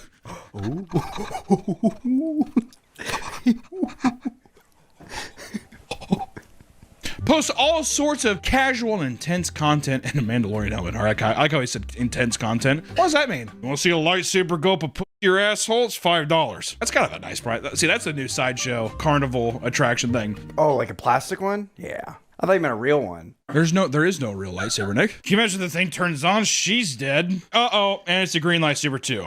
Well, there you go. That crystal's meant for knowledge or something. I don't know. All the colors mean something different. Yeah, the Kyber crystals, yeah. Except Samuel Jackson was just like, nah. I want purple. Nah, George. I want purple. How badass is that? I like how George's like, okay. Good guys are green and blue, bad guys are red.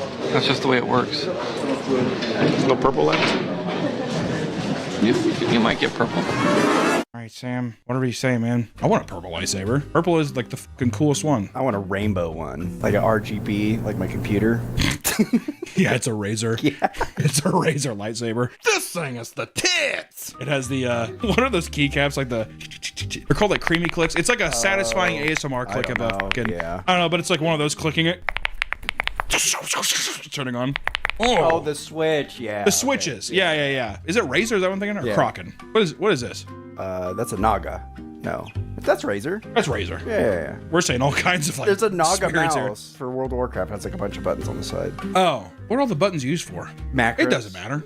That's not what this video is about. We need to stop doing that in these videos. Having an intense passion for something can sometimes become problematic in a relationship. Some couples suffer because one half cannot cope with the fact that their partner doesn't care about Star Wars in the same way they do, which is true. It's basically being in like a religious relationship. If you go to church every Sunday and your partner's just like, I don't believe in that, that's going to cause friction.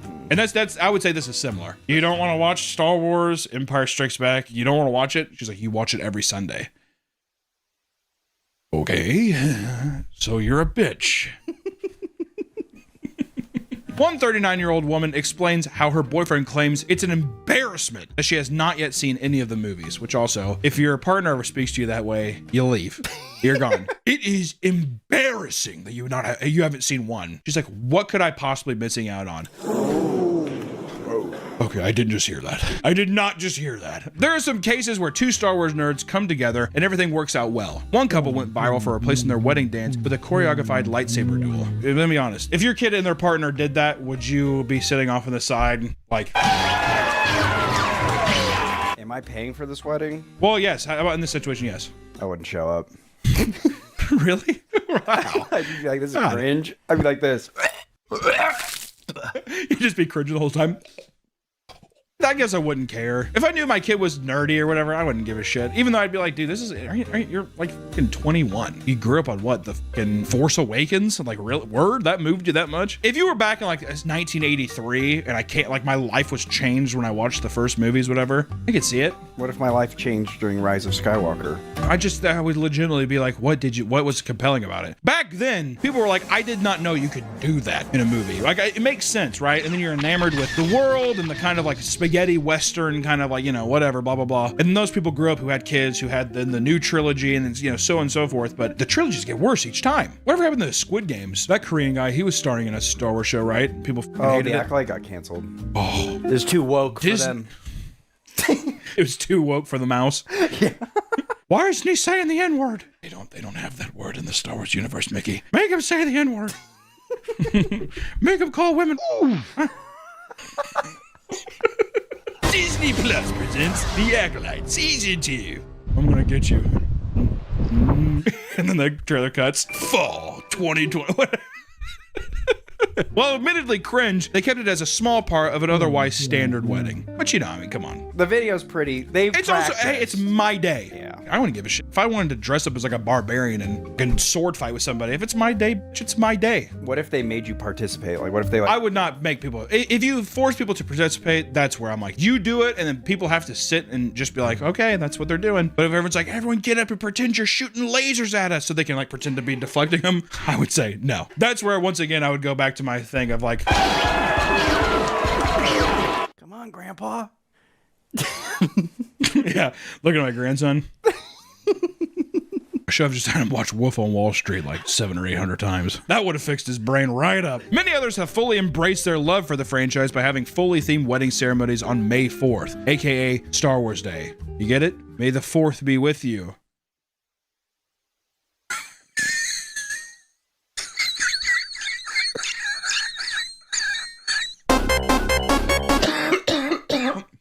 Almost blacked out. Complete with full costume attire, one couple had Darth Vader officiate the wedding and Baby Yoda as the ring bearer. That is cute. That's pretty cute. That is a thing where I would legitimately pay for people to have a suicide watch. Guy in the deal, he sees like Baby Yoda like float by with a ring. Oh. It kind of tackles him.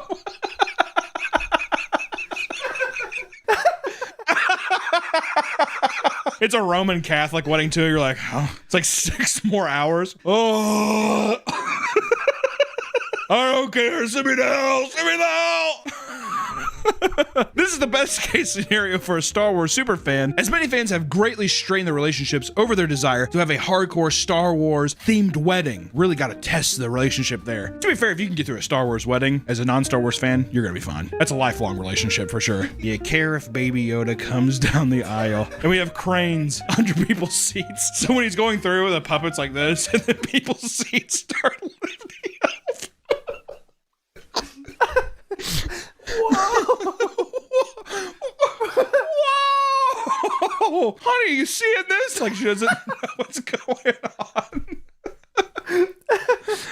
One groomzilla discusses his frustration over the fact that his fiance has no interest in any of his Star Wars related wedding ideas, because this man, along with his family and friends, have been watching the Star Wars movies on repeat their entire lives. He states that it seemed obvious that the wedding would be themed around it. Today's about me, baby, not you. That being said, his fiance has zero interest, being a girly girl that doesn't care about the franchise in any capacity. A girly girl. I am a woman. I'm an adult woman. Hello. I heard the Force is female, so.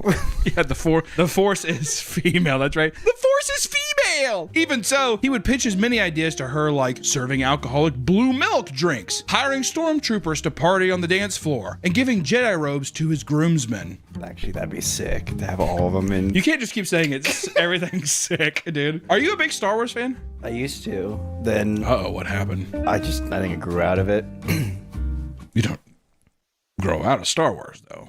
I love Star Wars. Even like the prequels. The newest movies? No, I hate the sequels. The first one's fine, but... Oh, so it goes original, prequel, sequel. Yes. Okay. All of these ideas were shot down, with her claiming anything Star Wars related at the wedding would be embarrassing in front of everyone we know. That's a reasonable reaction. Everyone on the post chastised him for seeming to care more about his Star Wars fantasy than celebrating the love between him and his future wife. Also, seems pretty reasonable. I think it's a double standard, though, because if she wanted a Star Wars wedding, the guy would have to oblige. That is true. There's probably online discourse as well to bully you into being like, you can't just indulge in this one fantasy for her.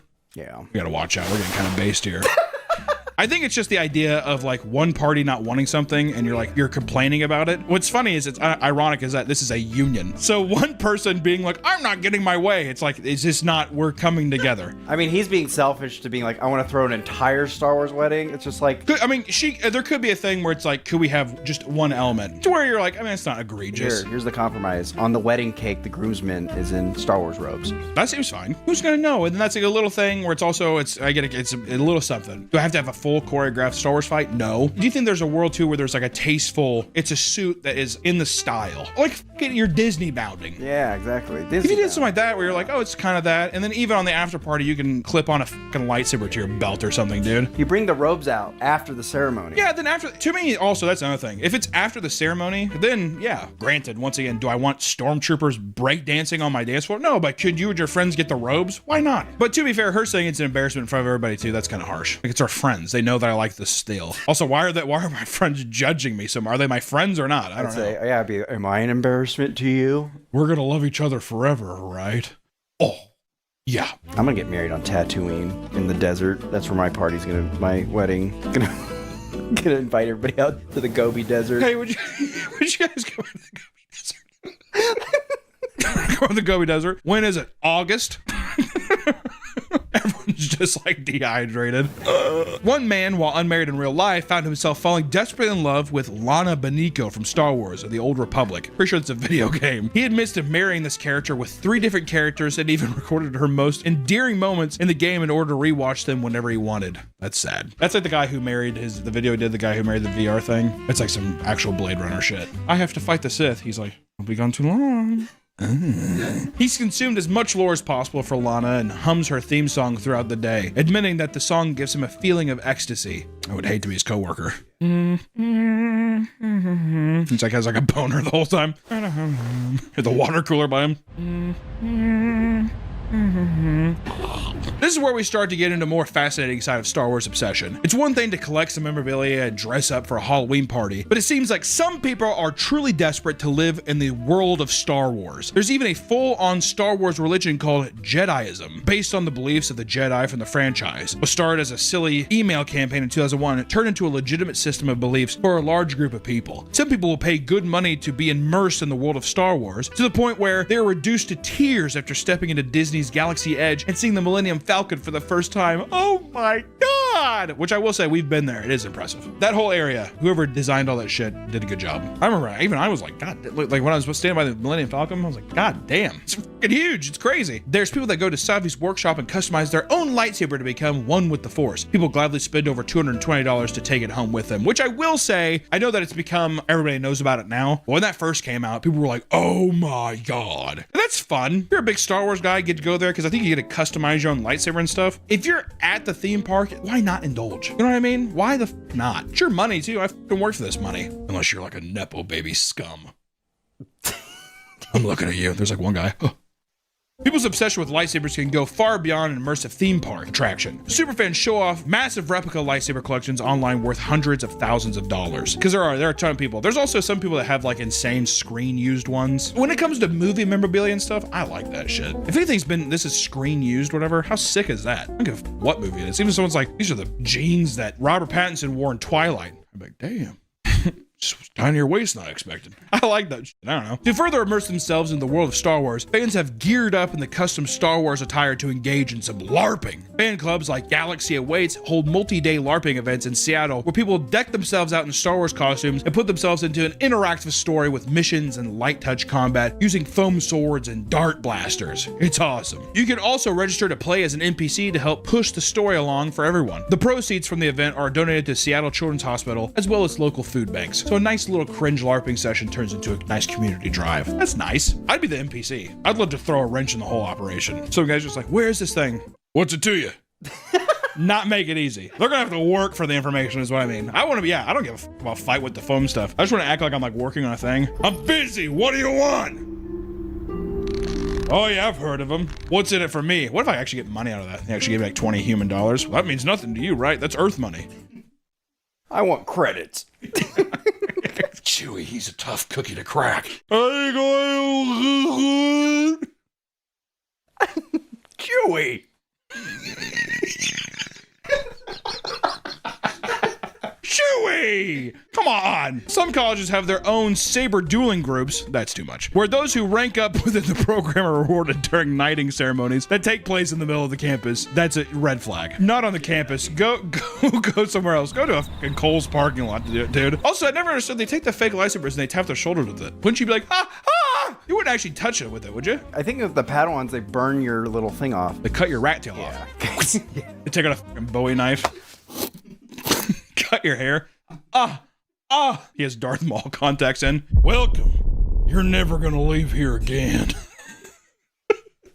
Thank you, Master. LARPing and lightsabers are not intense enough for some fans. They need something that truly tests their physical abilities, which is where we're introduced to the little thing called Ludosport. Ludosport lightsaber combat was founded by 3 Italian men in the basement of a local church, which they dubbed the Crypt. Since 2006, the Ludosport founding masters created and promoted a sport that has taken the world by storm. With 59 academies worldwide, 22 of them are located in Italy alone. God damn, that has to be around the same time Revenge of the Sith came out, so they definitely saw the lightsaber fight and they're like, we have got to do that. Yeah. The rules of Ludosport are super strict and everyone in the discipline will make sure you adhere to them. Each fighter has 3 different weapons to choose from: the long saber, the dual short saber, or the double-ended saber. Each weapon must be within specific length and weight limits for it to be accepted by tournament play. Just like other replica lightsabers, Ludosport's gear can be extremely expensive, ranging anywhere from $200 to $500 per lightsaber. And most of the money is just for the hilt and doesn't include the light up part of the saber, which don't even get me started on that. Once you have selected your weapon, now you must choose your fighting style. Within Ludosport, there are 7 different fighting style forms, and all new fighters begin at Form 1 called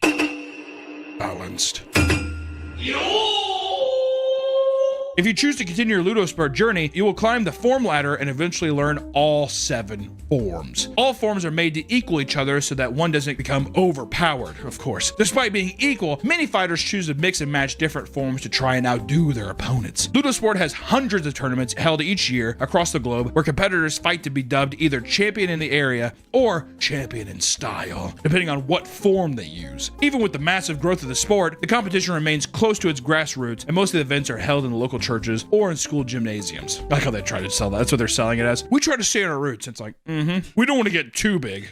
Sure. In an interview, 2-time world champion Lorenzo Fario, known as Lork, discussed the amount of work it took to become a champion. He talked about watching film of his opponent's attack moves and practicing at all various sparring gyms. Knowing that it takes a lot of hard work, many Ludosport masters look forward to the day when they can win a tournament and have their trophy and name listed in the Hall of Fame. Which I gotta say, that's kind of cool. An actual physical sport like that, that's kind of sick. Also, I bet it is fucking hard. How much hand-eye coordination and it's kind of cool. Would you do it? No. Like, not even to humor it at all. No. Like, you're just exhausted thinking about it. No. That's what I was. I was like, I don't. Yeah, we're all right. With the culture of combat, some Star Wars fans fully believe that they can use attacks and powers from movies in real life to solve their problems. We're going there. For some, it can lead to dangerous Star Wars fan interactions. In a small town in Pennsylvania, 2 police officers were parked on patrol when out of nowhere, a red Ford Escape backed into their patrol car. Startled by the collision, both parties got out of the vehicles, but before officers could speak, the clearly drunken man put his hand out and said, "There is no problems here."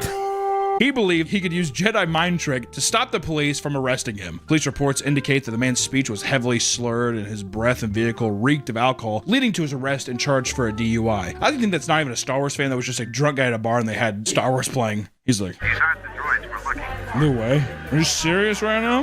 Whoa. You will let me leave without paying my tab." All all Star Wars fans are serious about the movies. For them, hearing spoilers can create absolute chaos. Arthur Roy was excited to see the new Star Wars Force Awakens and did his best to try and avoid spoilers. But it all went wrong when a close friend spoiled the plot of the movie, and this sent Arthur into a bloodthirsty rage. To be fair, that would piss you off though, right? If it's your friend too, that's the thing. It's like, you know, I like Well, Star exactly. Wars. It would be different if it's like he was in the grocery store and he heard some guy talking about it versus like, you know, this motherfucker's wanting to see it. It was definitely a play by his friend just to fucking ruin it for him. He's like, I saw it before him, so I'm gonna spoil it. I don't give a yeah. As soon as it happened, he went to Facebook and posted a picture of him holding a Colt 1911 handgun, making a direct mention to his friend in the post. A friend notified the police, fearing the author might come to school the next day and shoot him. When he showed up, police immediately took him into custody for felony suspicion of assault with a weapon. His bond was set at $10,000. I'm gonna kill you. This is my blaster.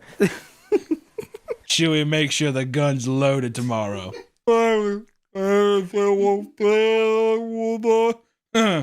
Pretty much.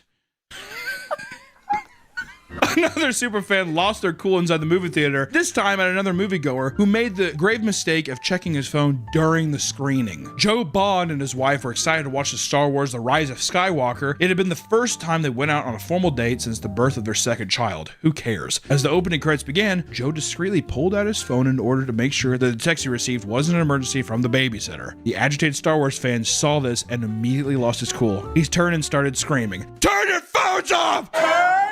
Your phones!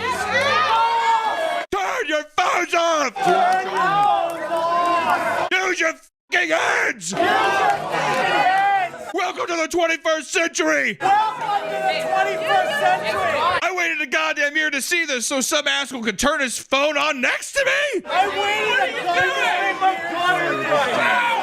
asshole to turn his phone on next to me!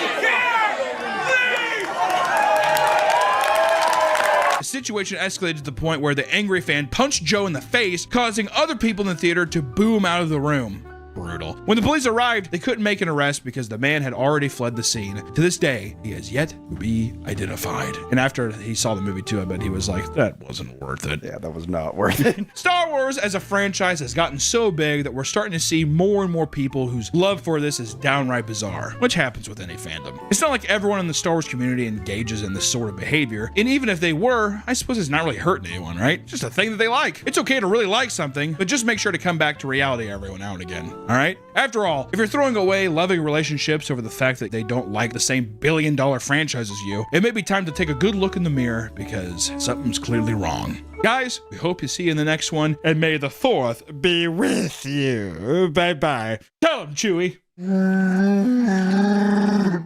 Yeah, that just happened.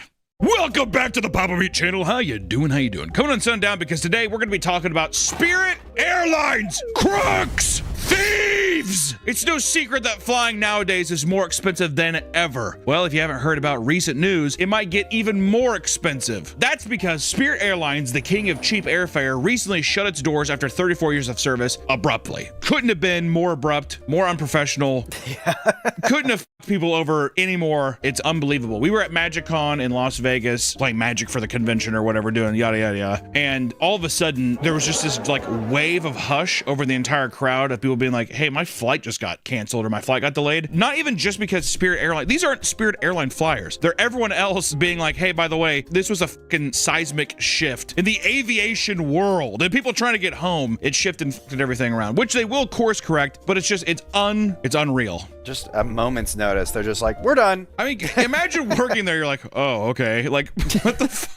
Spirit Airlines and its brand are often the subject of harsh ridicule, and today we want to honor its legacy by looking at what made it such a giant piece of shit. From the ridiculous payment structure and chaotic flights to the Wild West environment they call customer service, Spirit is undoubtedly one of the most memorable airlines for many terrible reasons. I just hate the hidden fees. I flew Spirit twice. The first time I bought a backpack, silly me. That's a no-no. Gonna get charged for that. But then also they do things like, you want a snack? We'll of course. I mean, every other flight I've been on, they give you what, a bag of pretzels? I wouldn't mind a bag of pretzels, and then you get charged with that at the end. It's just the hidden fees. You're lying to my face. Also, I was on a plane so old that there was welded ashtrays in the chairs. Jesus, that's it was an old plane, and it smelled like it. It just smelled like age. It smelled like a retirement home. Why do old people smell that way and they leave that stench behind? They're dying. They're rotting from the inside. Is that literally what it is? I think so, yeah. Organs rotting? Okay, it's not organs rotting. I think it's just old skin. But don't you, they'd clean it.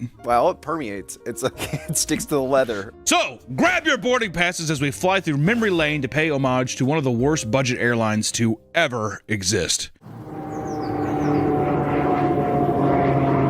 And for those who are unaware, allow me to fill you in on what happened to Spirit Airlines. On May 2nd, 2026, Spirit Airlines officially closed its doors and landed all of its planes for the final time. This comes after years of failed mergers with both Frontier Airlines and JetBlue. People speculate that they closed their doors because they were like going to merge. The people that are at the top were going to get a huge payout. Shocker. But a court ruling said that they couldn't do it. So now I think that they were having a hissy fit, and they probably said, well, we can have a huge payout if we just fucking end it right now. The final nail in the coffin, according to the company, was the increase in jet fuel prices caused by the recent war in Iran. If you haven't heard about that fucking nightmare. Basically, their business model couldn't work anymore. Yeah. They're like, we cannot afford these cheap flights. I think, too, it was because people booked flights in advance, too, that they would lose money on the jet fuel. Mm-hmm. So they just kind of cut their losses and just, like, refunded everybody, which to me sounds like you're still losing money. The company had filed for bankruptcy twice in the past, but unfortunately, even if filed again, it would not be enough to keep itself afloat. Why do I not buy it? I just don't fucking buy it. I feel like they're saving their asses. They're saving their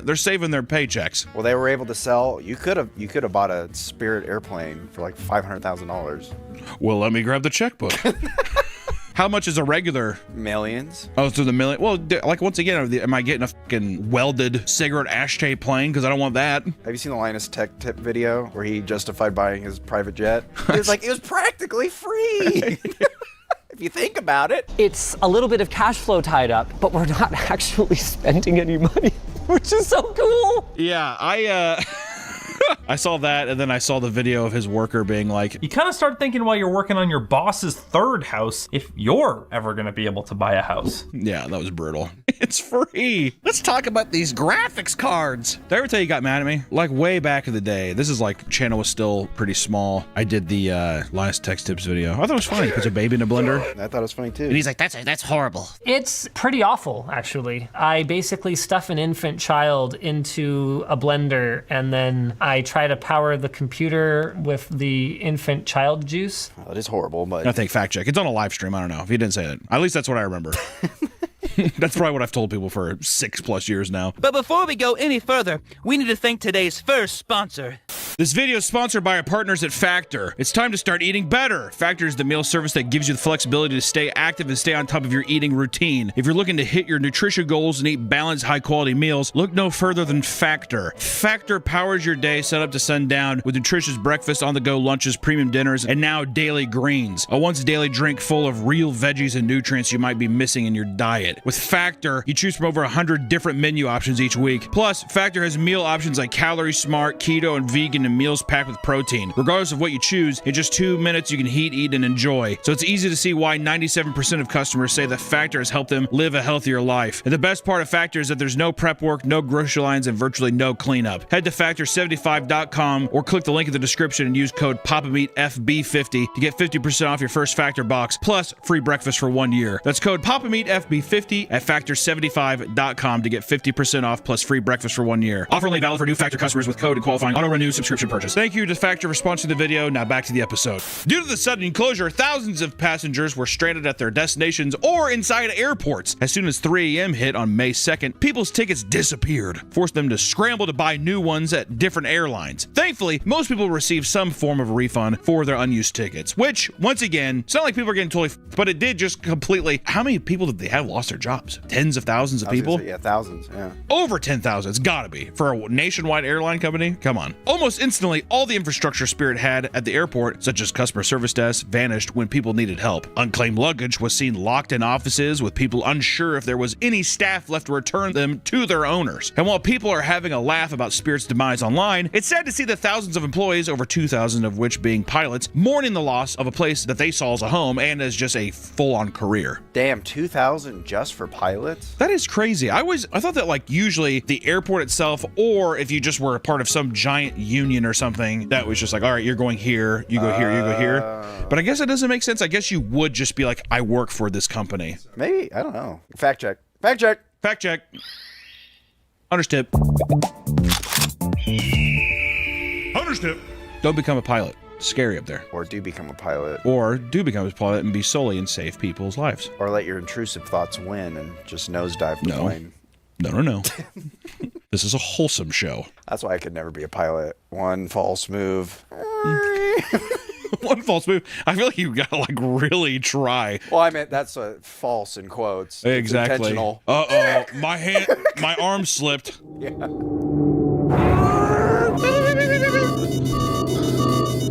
God?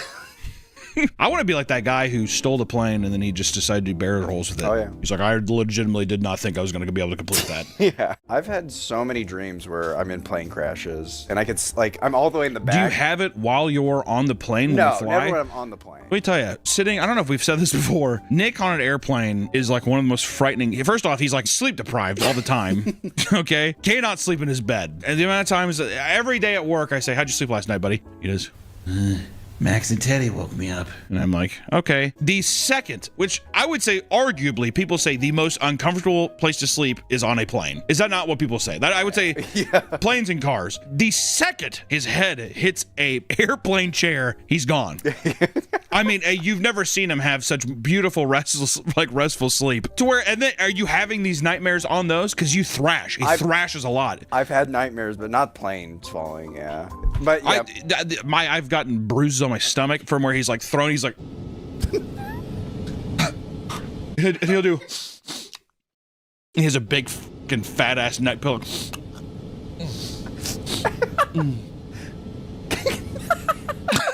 Also, I can sleep like that. I've seen you buy because we've been sandwiched between me and then like a stranger passenger. Literally sit there, they'll have like their iPad and they'll just be like. Watching like What Women Want, Mel Gibson on the screen. They're like, guys grabbing their wine glasses. Yeah.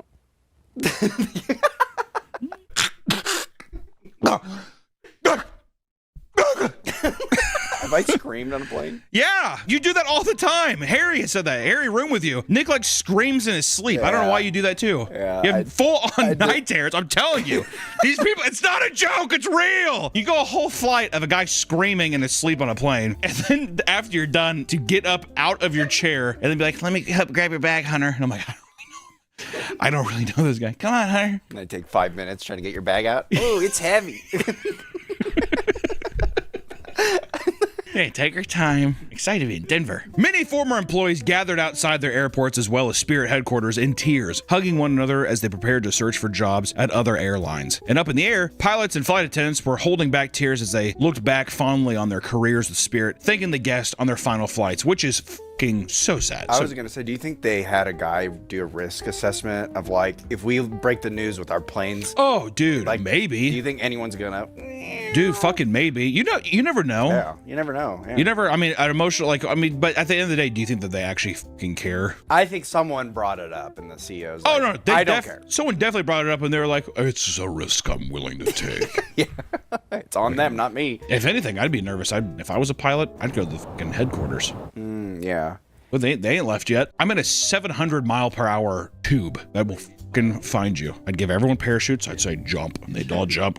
They fly out and I do right Right into Spirit headquarters, dude. Fan edits have circulated online, mourning the company in their own unique way. The video show montages of their worst moments, workers treating luggage poorly, passengers brawling, and employees screaming at angry crowds of customers, all over sad music, which I will say the juxtaposition is, it's whiplash. I feel horrible for the employees and like the touching things of people being like, holy shit, but then the customer experience side, it's just been like, it's been a wave of emotions is what it's been. With all this love and support, it shouldn't come as a surprise that people are now trying to resurrect Spirit Airlines just days after it was laid to rest. Some have started petitions and fundraisers to buy the airline so they can continue to enjoy cheap flights. The most popular of these fundraisers is a website called letsbuyspiritair.com, which has already raised over $337 million of their $1.7 billion goal.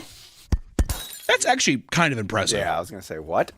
Is this a laundering scheme? Do you think it's anything that has to do, well, one, is it any kind of tax write-off for already wealthy people to be like, well, I could get in on the ground floor of this thing? Because if it doesn't go, you get your money back or you can count it as a loss. Yeah, do you get part of the company, I guess, if you throw like 10 bones? I don't know. I wonder if it's like a Kickstarter tier of like, the amount you put in dictates like the output you get, you know? Probably that, yeah. Something weird. $50, you get free flights for life. Yes, sign me up. It's not bad. I don't know how that, once again, it's going to be Spirit Airlines 2.0, but, you know. They plan to run the airline with no executive office, instead having people own shares and all vote on the company's needs. Skies to Pies, Papa John's. What the hell is this? I don't know. Is that God? This is an insane graphic. Yeah, it literally looks like, here, God eats pepperoni pizza. With the possibility of Spirit coming back, it might be wise to hold on to your Spirit points. Other companies are now offering exchanges for unused points. Papa John's, for example, is running the Skies to Pies promotion and offering free pizza to those who can prove they are part of the Spirit loyalty program and the Papa Rewards program.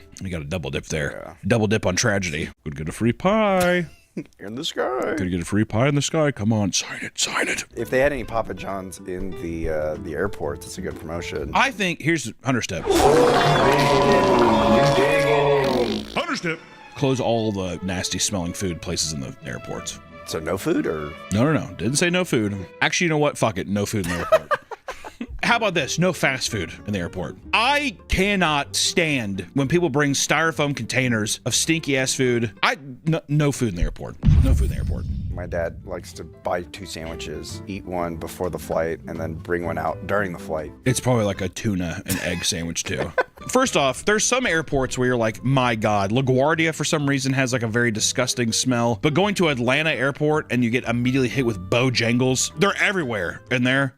Horrible. Also, every time I've ever flown out of Atlanta as well, everyone always has styrofoam containers of food. Noodles. I mean, it's insane. Smells horrible. Reeks the fucking plane up. You get hungry on the flight. Get the pretzels. They have pretzels on the flight. Am I wrong? Maybe I'm wrong. All right, maybe I'm wrong. There should be no reason that a person should be able to bring their own hot dog on a plane. What about buffalo wings? No. Press the help button. I need napkins. No. Spirit Airlines being successful for a long time doesn't mean that it had a stellar reputation. In fact, besides taking you from point A to point B, there was very little to praise, right? For many, Spirit Airlines is known for constantly canceling flights or delaying them for absurd lengths of time. Sometimes this even had led to complete chaos, like in 2017 in New York, when 9 consecutive cancellations led to 500 people crowding employees in a frenzy. Things got so aggressive that 3 people were arrested for making serious threats against employees and cops.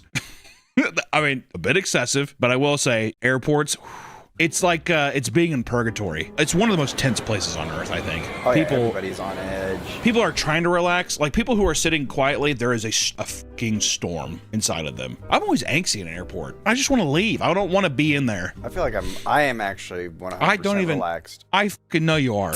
Because you're like, I'm getting ready to get the best 2 to 3 hours of sleep of my life. Even if you did make it onto the plane, you'd still be in for a rude awakening. Because Spirit Airlines was notorious for some of the most uncomfortable flights in the business. The seats didn't recline and they were poorly cushioned, making them painful to sit in for long hours. And if you wanted a bigger, more comfortable seat, you had to be prepared to pay extra. Because basically everything at Spirit was on a a la carte kind of payment system. Spirit literally welcomed people to place bids on big seats like an auction rather than charging a fixed price. I didn't know that. You just bid. You're in a bidding war like eBay. Got to check.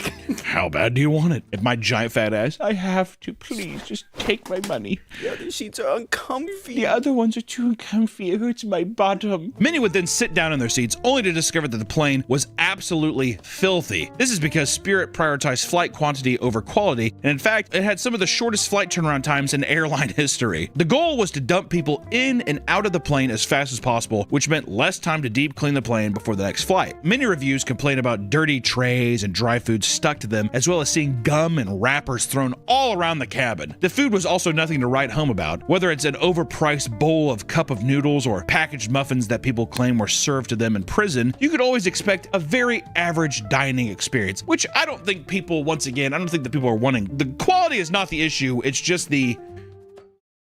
Yeah. Want this muffin? Oh, sure. Money. They get you once they hand it to you. Which, to be fair, I guess if you know going in, it's not the end of the world. I mean, a lot of people, they get tricked, though. They don't know. So it's just like that first experience is hell for them. I feel like Spirit lifers, they know what they're getting into, right? They understand the qualms, but I do think that, like, last second, newbie flyers, all that kind of stuff, that's where they make the real money. Trevor was he swore by Spirit. Really? Gotta ask him, why do you like it so much? Also, Trevor's clinically insane. He's on 4 different kinds of mental medication. We're weaning him off of them. We're winning him off of him. We're like, it's over. Your tragedy's over. Many were not impressed by the food, and one woman's response to this was to sneak in an entire seafood boil that would proceed to stink up the whole plane. The man seen in this picture is literally covering his nose as he watches in horror. Which, to be fair, I think that person would have done that probably on it. Like, I don't think you can blame the food quality for someone bringing in an entire seafood broil. But I do think Spirit's conditions make it to where the passengers are like, well, like your dad, let's pack some egg sandwiches. Got a long flight. It's gonna stink up the plane, though. It'll be all right. It'll be okay. Yeah, exactly. Tuna in line at TSA. Throw the bag away. I think I got 4 more sandwiches. One woman recounts her dining experience as being an absolute nightmare. After paying the big bucks to upgrade to a big seat, she was given a complimentary drink. Oh. Here you go, fatty. Yeah, here you go, tubby. Would you like some snacks? That's how they give you free drinks. Yeah. Do you want some snacks, piggy? Why, yes, I would. That's me. What do you got? She had no idea that Spirit offered a Ghirardelli hot chocolate, and she excitedly ordered it and sucked it down. Moments later, however, she started sweating profusely and began feeling a mix of anxiety, panic, and intense nausea. She asked for a bag and immediately began vomiting, and the woman didn't even catch a break before her stomach started to ache, causing her to rush to the bathroom and shit her brains out. I go to the airplane bathroom and start shitting my brains out, which is the most fun that you can have on a flight. She sat back in her seat, only to immediately feel it coming back as she rushed to the bathroom to blast ass once again, this time while holding onto the sides of the plane to keep herself balanced as she prayed for it all to end. And I'm holding the sides of like the bathroom, you know, when you're like gripping the walls, and I'm praying. I start praying. I'm like, God, please, like somebody help me. God kill me! In total, her hour-and-a-half flight ended up in 3 bathroom trips. Oh, dude, I've fucking been there. Yeah. Come on, what? Was it just the milk had gone bad? Is that what happened? She spit in the flight. It didn't spit in her coffee. Yeah, why? Fuck him. Just goes over and just like fucking queefs into the cup. She gave her the brown thumb and rubbed the rim. Yeah, little chocolate lipstick on the edge there. There you go, asshole. It's just like for no reason being that you dick to him. After takeoff, most Spirit passengers had a pretty normal experience, though they often had their sleep interrupted mid-flight by attendants guiding passengers through Spirit yoga sessions, telling people to raise their hands and stretch in unison while making hacky jokes, which, once again, not the end of the world, but man, when that person up front has the mic and they're doing their bits... Have we told the Delta or what was Southwest? I don't know if we told the Southwest. It was Southwest. I forgot where we were going, but we were flying in, and the woman was like, "We're arriving at our destination, and just wanted to say, thank you for flying Southwest. You could have chose Delta. You could did this whole song. How long? 5 minutes? The best part was like, you could have chose Delta. You could have chose American Airline. You could she listed all of them. Yeah. But you chose you chose Southwest. Yeah. And then you think that it ends there, but yeah, she just kept going and going. And then she's just like, yeah, so actually I wanted to sing for what, like, we're like, I don't care. Like I don't care about this story. Let me off the plane. It was a cursed flight, or just trip too, because on the return back, that's when we had the comedian. I feel bad for the comedian. To be fair, the comedian was bad because he like told a joke and like no one really laughed, and one guy up front was like, "Don't quit your day job," and he was just like. and hung up the thing. I actually felt bad for him. Yeah, that's mean. You Let don't the need guy to have put a little fun. Don't put them down. He obviously didn't get laughs. That's a sword in the stomach enough. Granted, how dare you? But still. Well, also, didn't the guy like not hear him? He's like, "What'd you say?" Oh yeah. What? I said, don't quit your day job. We'll be landing in Dallas Fort Worth soon. Part of this routine included the attendant asking for spirit fingers, where the older crowd would heavily wiggle their fingers in response. God. I don't like that. Spirit finger. I don't know if I like the whole, I mean, I get the gimmick and stuff, but at the same time, this is going to sound very bad, but I will say, when you're in an airplane line and you look over and there's just a fucking row, there's a train of fucking decrepit old people in wheelchairs like this. And they have to be fucking, and it's one at a time pushed in. And the caretaker's ramming the guy in front of him with the wheelchair. Go! It's just a thing too where I'm like, oh boy, it's gonna be a long flight. Also, old people just shit themselves on planes, like they just fart. It's always the worst. Well, in Southwest, it used to be open seating. I sat behind one old woman. I never did it again, legitimately for this reason. It fucking horrified me. I sat down, I was like in a middle seat behind it, and then she was in the row in front of me to the right by the window, and literally between the cracks of the seat, she kept doing. Oh God. The whole flight. I did. And she just would turn back around, and she kept opening and shutting her window. And I'm like, why is there not a fucking like old person plane to just let these people die up here? My God. Actually, you know what? Petition Hunter's tip. Hunter's tip. If you haven't died by the age of 75, jump off a bridge. It's a little too young, but 75? Yeah. That's the average. That's the prime. You're prime old. No. You're prime. All right, fine. I'll give you 77. Okay. 77. I think 85 to 100. What are you talking? That's a full life. What are you talking about? What are you doing at 85, Nick? What are you doing? Bingo. No, you're fucking not. Your brain's gonna be gone. With the amount you sleep right now, your brain is going, you have holes in your brain. Your brain is Swiss cheese right now. At 85, if you're still alive, you're gonna be like in a bed just like. I get to watch my shows. I'll be dead because I'll have died of a heart attack because I'm fat, but maybe like Harry or somebody will come up and they'll be like, Nick, how you doing? Moths and shit are like flying into your mouth. I miss Daddy. I miss Teddy, God. One man endured spirit yoga on a flight only to immediately hear the pilot tell them that there'd be a 30-minute landing delay as they searched for a proper landing space, capping off the announcement by mentioning they weren't even sure if they had enough fuel to do that.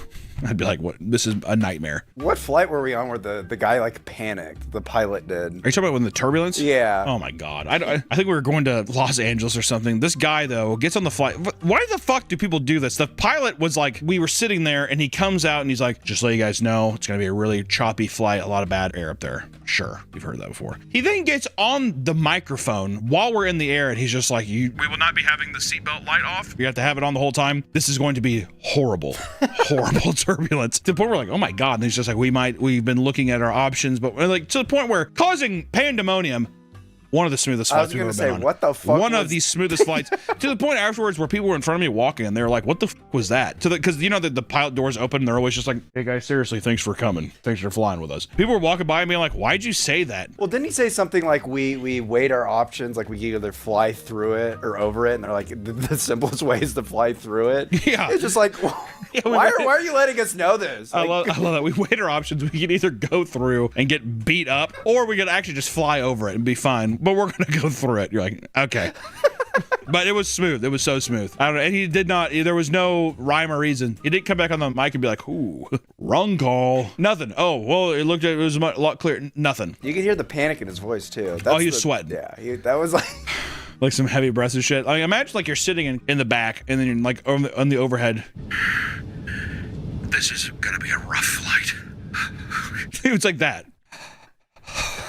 No boy, buckle up. Oh.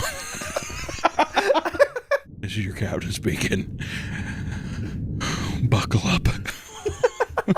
This time type of energy was common with Spirit. Not only did they sing happy birthday to people at the start of the flight, they even sang happy divorce songs to recently divorced passengers as well. And not only were flight attendants doing epic stand-up routines on the mic, but some were seen walking up and down the aisles the entire flight to prank passengers with props like fake mustard that they pretend to spill from the overhead bins. Pretty funny. Now, just because most flights were uneventful doesn't mean Spirit Airlines didn't have its fair share of insane and bizarre passengers. Surprisingly, more than one customer had toilet-related tragedy while flying with Spirit. How often does that happen? A lot, though. Oh, all the time. Your nerves. I'm afraid to shit in the toilet on the plane. I don't like how it flushes. It scares me. I'm afraid it's gonna suck me out, but I think it's gonna like rip my ass out. A little suction. Oh, yeah. After being stuck on the tarmac for over 2 hours, a woman got up from her seat and peed on the floor of the airplane. She claimed that the flight attendants denied her access to the bathroom, and admittedly, not much of an issue when you consider it's a standard protocol to keep the bathrooms closed until takeoff. Which also, to be fair though, if it's 2 hours, I'd be like, go ahead. We're not getting back up in the air. If we were on the tarmac getting ready to go, I'd be like, you're gonna be in there and be fucking rolling around the goddamn bathrooms, throwing piss and shit everywhere. But if we're already landed and we're just sitting here, go take a piss. What the fuck are you talking about? Also, if you're boarding too, sometimes they won't let you use the bathroom if you're boarding. I don't understand that either. There's tons of people there. Let me take a shit really quick before we go off. Someone filmed the incident, which allegedly caught a flight attendant shaming her for the smell of her pee and telling her she needed to drink more water. And then you need to drink water because your pee smells like disgusting. Which, if someone pisses on the floor, it's open game to ridicule. I do like how that's the one thing, though. You were dehydrated. That is fair. You are dehydrated. A similar situation occurred on a different flight. A man was denied access to the bathroom and ended up shitting his pants during takeoff. He remembers a flight attendant loudly knocking and yelling, "Are you okay in there?" as he desperately tried to clean his pants in the restroom during the flight, which, what a bummer, dude. Yeah. I've sympathized with them. No one wants to shit their pants, man. Especially on a flight. Could you imagine going back shit pants? You know what I would honestly do? I would probably either make a makeshift diaper out of paper towels, or I would open the door and be like, you need to grab my luggage. And I'd change my pants and I'd just throw away the fucking pants and be like, I'm not, or what am I gonna do? Sorry, I tried cleaning it, but that's why it smells like poopy. To the person that's sitting next to me. I was gonna say, I'm just stuck in the toilet. I'd be like, occupied. Yeah, yeah. No, thank you. I don't need any help. Also, there's another bathroom on the plane. Exactly. Go to the I would be like, I just shit myself. Yeah, I'd tell the flight attendant, this bathroom is out of service. Well, then come out of it. Yeah. Yeah. Good luck. This, mixed with the smell that was impossible to ignore, led to everyone staring at him in disgust as he sat back down in his seat. He spent the rest of the flight trying not to cry. Oh, that'd be me, dude. No, you would cry. Yeah, oh, okay, yes. I could see you do the thing though, where it's like big watery eyes and like single teardrops dropping down. You just pick this. Actually, no. You know what? You just have to shit in your pants. I'm passed out. Oh. Yeah, I'd wake up from the smell. Oh.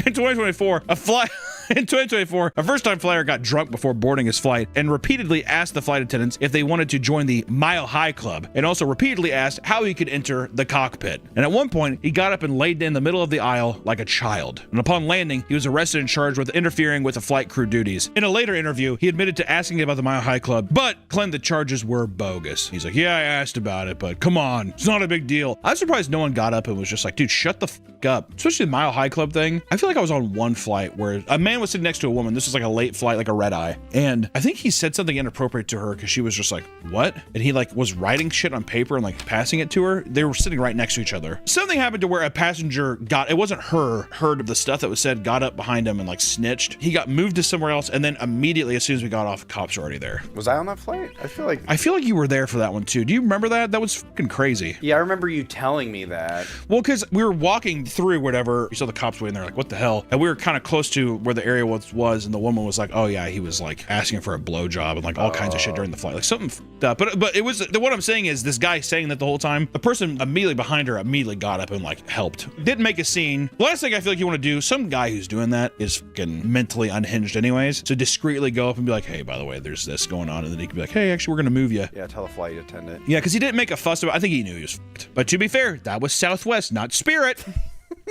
So We're classy on Southwest. Yeah, we just have a little more class on Southwest. If there's one thing that Spirit passengers are known for, it's getting into fights. It is so common that the airline has earned the nickname the Waffle House of the Sky. In 2021, a drunk woman in Nashville named Amanda Henry had to be zip-tied and carried off the plane after assaulting the flight attendants on board. On more than one occasion, she had punched a flight attendant and continued to escalate the situation by pulling on another attendant's hair. God damn, dude. It got so out of hand that passengers had to restrain her and zip tie her legs and feet just so she could be kept under control until the flight landed. Police arrived to the smell of booze and woman with bloodshot eyes, and Amanda resisted arrest and screamed at the cops to shoot her as she was dragged into the police car, though she stiffed her legs to make it extra annoying for them. The woman was charged with public intoxication, but the charges were later dropped. Wow, the charges were later dropped? Yeah, they tried to touch me. Which I just want to say, I like how she's on the ground. She pulled a little Jurassic Park. Shoot her!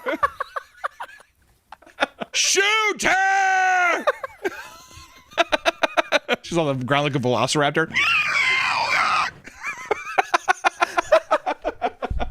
Also, I want to make an argument for this, which don't get me wrong, I've had plenty of drinks on a plane, but should there be bars and alcohol anywhere near an airport? In the airport and on the plane? On the plane, should they be serving alcohol? I was thinking about this one time. I had kind of a buzz going. I think when we were going to Arizona or something, I had kind of a buzz going, drinking a screwdriver, and I was like, can you imagine if the pilot was just like, maybe I'll have like 4 or 5 screwdrivers. I'm like, should there be alcohol access on the plane? I feel like no. I feel like people can live without a drink on a plane. I guess maybe the thought is that maybe a little alcohol can help calm people's nerves. Calm your nerves. I guess so. I think 1 to 2 drinks. I mean, don't be wrong. Anything in moderation is fine, but it's just there's the potential for tragedy. Well, you don't know. Like, you could literally go bar hopping in the airport. Well, that's what I'm saying is, should there even be? I'm just saying, as a whole, do we need to have that? I mean, whatever. The amount of drunk, belligerent people in airports is fucking crazy. The scary thing is, like, once you're up in the air. Well, so where do you go? Exactly. Also, do I want some belligerent asshole to start fights, whatever? Hey, we have to land the plane early, which, don't get me wrong, I don't want people getting hurt, but I just mean like the thing of like, oh my God, now we have to like, it's just a whole thing. With if he just have alcohol, exactly. Yeah, that kind of thing. I don't know. Passengers who made it off their flights still weren't out of the woods. They then had to deal with Spirit Airlines' infamously bad customer service. Spirit consistently ranked near the bottom as far as an airline customer service was concerned. I don't think I've ever had like an actual bad experience on any other airline. Besides like delays and stuff, like I fucking hate American Airlines to death. I probably hate American Airlines more than Spirit, if I'm being honest. I fucking hate them. Ooh, sorry, we're delayed again. Ooh, flight's canceled. Oops. Fuck them. Versus Delta is the best because they have a built-in TV in the back of the headrest, which it does. It's psychological help. It does. I never watch anything, but I watch other people's screens. I like to peer and see what. How creepy. What a creepy thing to say. What do you mean? Why don't you just watch your own thing? Well, because I usually fall asleep, but I wake up, I go, oh, who's this person watching? Oh, Korean drama? It just feels so invasive. I like to judge people based on what they're watching. I was going to say 100% you're judging there. You're like, I saw some kid watching Mr. Beast. His family was in first class. A first class Mr. Beaster? Yeah. Oh, yeah. That's going to be me, Daddy. You're damn right, Joshua. Among these complaints were customers not arriving on time, being delayed, or missing their luggage, something that occurred quite frequently. What really drove people up a wall were the random absurd fees that they had to pay before boarding. You were charged for bringing water onto the plane, and if you wanted to carry on, that was an additional charge. If you didn't have a digital boarding pass, you'd have to pay for a boarding pass to be printed at the airport. What? These fees stood for decades until 2024 when Spirit was bleeding money and decided to remove a bunch of their extra fees. They also increased the weight limit of check bags, hoping to attract more customers. All right, fine. You can bring your backpack. That's what it felt like. All right, fine. We'll print the boarding pass for free. Though people hated these extra charges, it was a key part of Spirit's business strategy to keep ticket prices so cheap. Some customers were numb to all these fees because their flights were hundreds of dollars cheaper, making it the best option regardless. And the CEO of Spirit was asked about his company's customer service, and he said, offering our low fares requires doing some things that some people complain about. He was fully aware of his company's reputation, but claims it was necessary to run an airline this cheap. It's gonna be shit. It's gonna be bad, but hey, you save $300, which, to be fair, when you hear it out loud, pretty good argument. If you own it on the chin like that, I don't give a What do you want, a gold steak with it? It's you paid $50 for a ticket to Vegas. Any airline is bound to have horror stories, but the things that went down at the Spirit Airlines were a unique form of chaos. The stories go beyond boiling hot flights and water pipe leaks that left people audibly crying from distress. One Spirit flight accidentally let a bat inside the cabin, where it was seen frantically flying over passengers and putting them into a panic. Eventually, someone trapped the bat between a book and a cup and locked it in the bathroom until the flight landed. Others recount flights where they watched multiple roaches crawling all around the cabin. Even children weren't spared of Spirit Airlines' god-awful service. 6-year-old Casper Ramos was a first-time flyer traveling from Philadelphia to Fort Myers to visit his grandma. Many airlines allow unaccompanied minors to fly with the help of a designated crew member that will watch over them throughout the process, which usually you've seen this, where they're talking with them, they're like, hey, you want a book? Or like they have like resources to make it a comfortable flight for a kid who's meeting another adult at another airport. In this case, Casper incorrectly boarded onto a completely different plane that took him to Orlando. His luggage, however, was sent to Fort Myers. His grandmother went on a 4-hour drive to pick up the child in a panic, and the gate agent responsible was fired by Spirit Airlines, which that is fucking crazy. To not check the child? All right, so you're going, sure. Who are you? Casper. A little ghost. You a ghost? Yeah, you're gonna be a little ghost. You a friendly ghost? You dying on this plane? One of the most publicized stories that gave Spirit Airlines a bad reputation, however, was what happened to an innocent hamster by the name of Pebbles. After finding a concerning growth on her neck, Belen Aldacosi was planning to fly home with her hamster Pebbles to have it looked at by a doctor. She had called ahead twice to make sure it was okay to take the hamster aboard the plane as an emotional support animal. Over the phone, a staff member allegedly told her that she could take it on the plane, right? But when she arrived, they denied her entry. Belen claimed that one of the employees suggested she flush Pebbles down the toilet so she could board the plane. Unable to find a different flight last minute on Thanksgiving weekend, and unable to rent a car because she was too young, Belen did the unthinkable. She bid Pebbles farewell and flushed him down to a watery grave. After Pebbles was flushed away, she sat in the bathroom stall and cried before boarding her flight. Spirit Airlines issued an apology after headlines blasted the company and stated that at no point did an employee suggest flushing the hamster. Following the event, it was reported that Spirit had never allowed rodents on their planes, and Spirit also claimed that they arranged for Belen to board a flight 9 hours later so she could find accommodations for her hamster. That's horrible. I was gonna say, I don't know. Is it too suspicious of just like they told her they couldn't bring the rodent on, so she's like, put it in the. Are you saying that she had some wrongdoing? Did she smash its head before flushing it, or did you just drown the fucking hamster? Well, that's what I mean. I'm like, I couldn't do it. I would tell them, go fuck yourself, and I'd leave. Hey, I'm not gonna be able to eat turkey this year. Bye. Click and go home. Maybe there's a little foul play here. That's what I'm saying. I'm wondering. I don't know. But I could also see somebody in emotional distress be swayed to do something. Someone just being like, I don't know, you should just flush it. It looks like it's dead already. Also, if it's a little child, they're very susceptible. I don't know if it was a little child. I think it was just like, it seemed like it was like an 18-year-old. They said it was too young to rent a car. I see. So I'm guessing that, and also that they got there by themselves. I don't know. Or maybe it was a kid. Yeah, can you imagine telling an 11-year-old you should just flush it? That's probably what you would tell a child. Give back to God.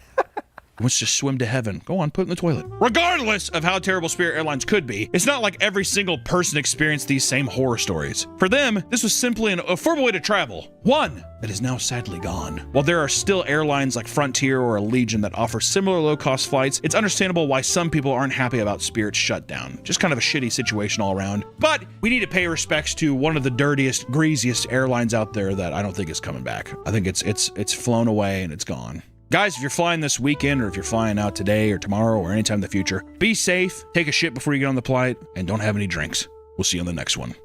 Bye-bye. And watch a private plane catch on fire while you're eating delicious breakfast. We did watch a plane on the tarmac just caught on fire for probably an hour. I was going to say, the entire time we ate. It was kept lighting up. It was weird because, yeah, it would be like they put it out and then it would just get immediately engulfed back in flames.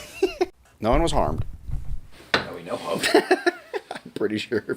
Welcome back to the Papa Meat channel. How you doing? Coming to sundown because today we're going to talk about one of the biggest music festivals of the year. Coachella, baby. Oh yeah. Give me that sick Coachella montage.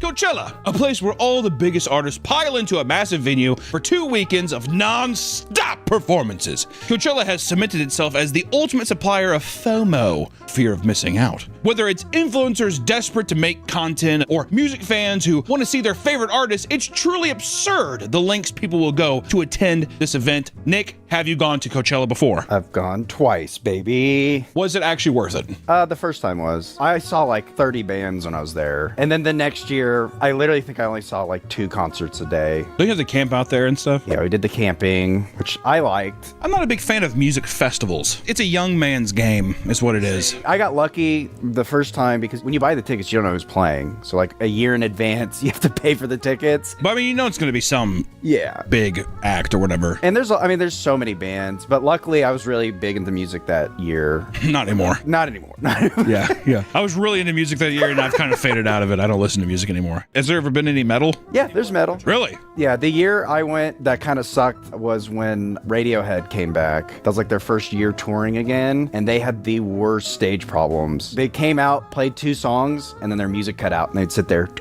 You could just hear the... I'm and he's like... They don't play that song anymore. Isn't that the most popular one? I get it. I'd hate to play the same thing too. You know what I'd say though? It's your biggest fucking song, Dance Monkey. Is what I'd say, dude. They've evolved in a... Fuck them! This is especially strange considering that every year there are horror stories from attendees that paint the venue as some sort of dystopian hellscape, which, to be fair, some of the pictures I've seen is not far off. It looks like the set of Mad Max sometimes. The way people dress and stuff. Yes, the way that it's dressed, it's kind of out in the middle of the desert, whatever. It's maybe not as bad as like Burning Man, but it still has like a taste of it, you know what I mean? Things can get pretty crazy after all. When you put thousands of drug-filled concert goers and influencers like James Charles, remember that James Charles picture where his ass was out? Can you imagine being at a concert where James Charles is lurking around? The spooky man. Yeah, that's what the locals say. The spooky man is spooky.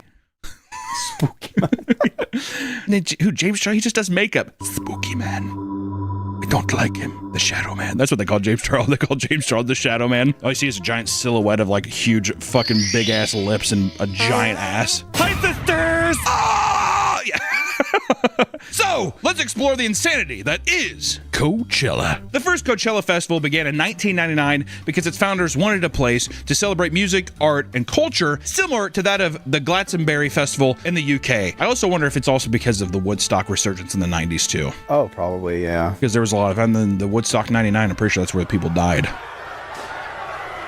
The lineup of the inaugural event consisted of artists like Tool and Rage Against the Machine, and attendees would spend as little as $50 for both admission and parking. They'd either pay for a cheap nearby hotel to stay at during the event or simply sleep in their cars to save a couple bucks. The venue was much smaller than it is today, but the shows were much more intimate, and people have fond memories of the earlier years where the venue was not densely packed and people could appreciate the music without social media interfering. It's kind of I feel like people go there just to get pictures now. It's for the gram now. You just go there to get your pictures. Once again, show the James Charles pictures. That's the pictures you're getting. The Shadow Man's lurking, waiting for a camera to be on him. You gotta take a picture at the Ferris wheel. It's the Coachella Ferris wheel, man. Oh, is that like a? I'm pretty sure I have a picture where I'm standing out in front with it, but... Were you shirtless? I was shirtless, yeah. That was back when you were... when I was, good. Yeah, you had your pecs and your abs. You were definitely showboating. Were you peacocking a little bit to see if a girl would... Yeah, well, why not? I'm at Coachella.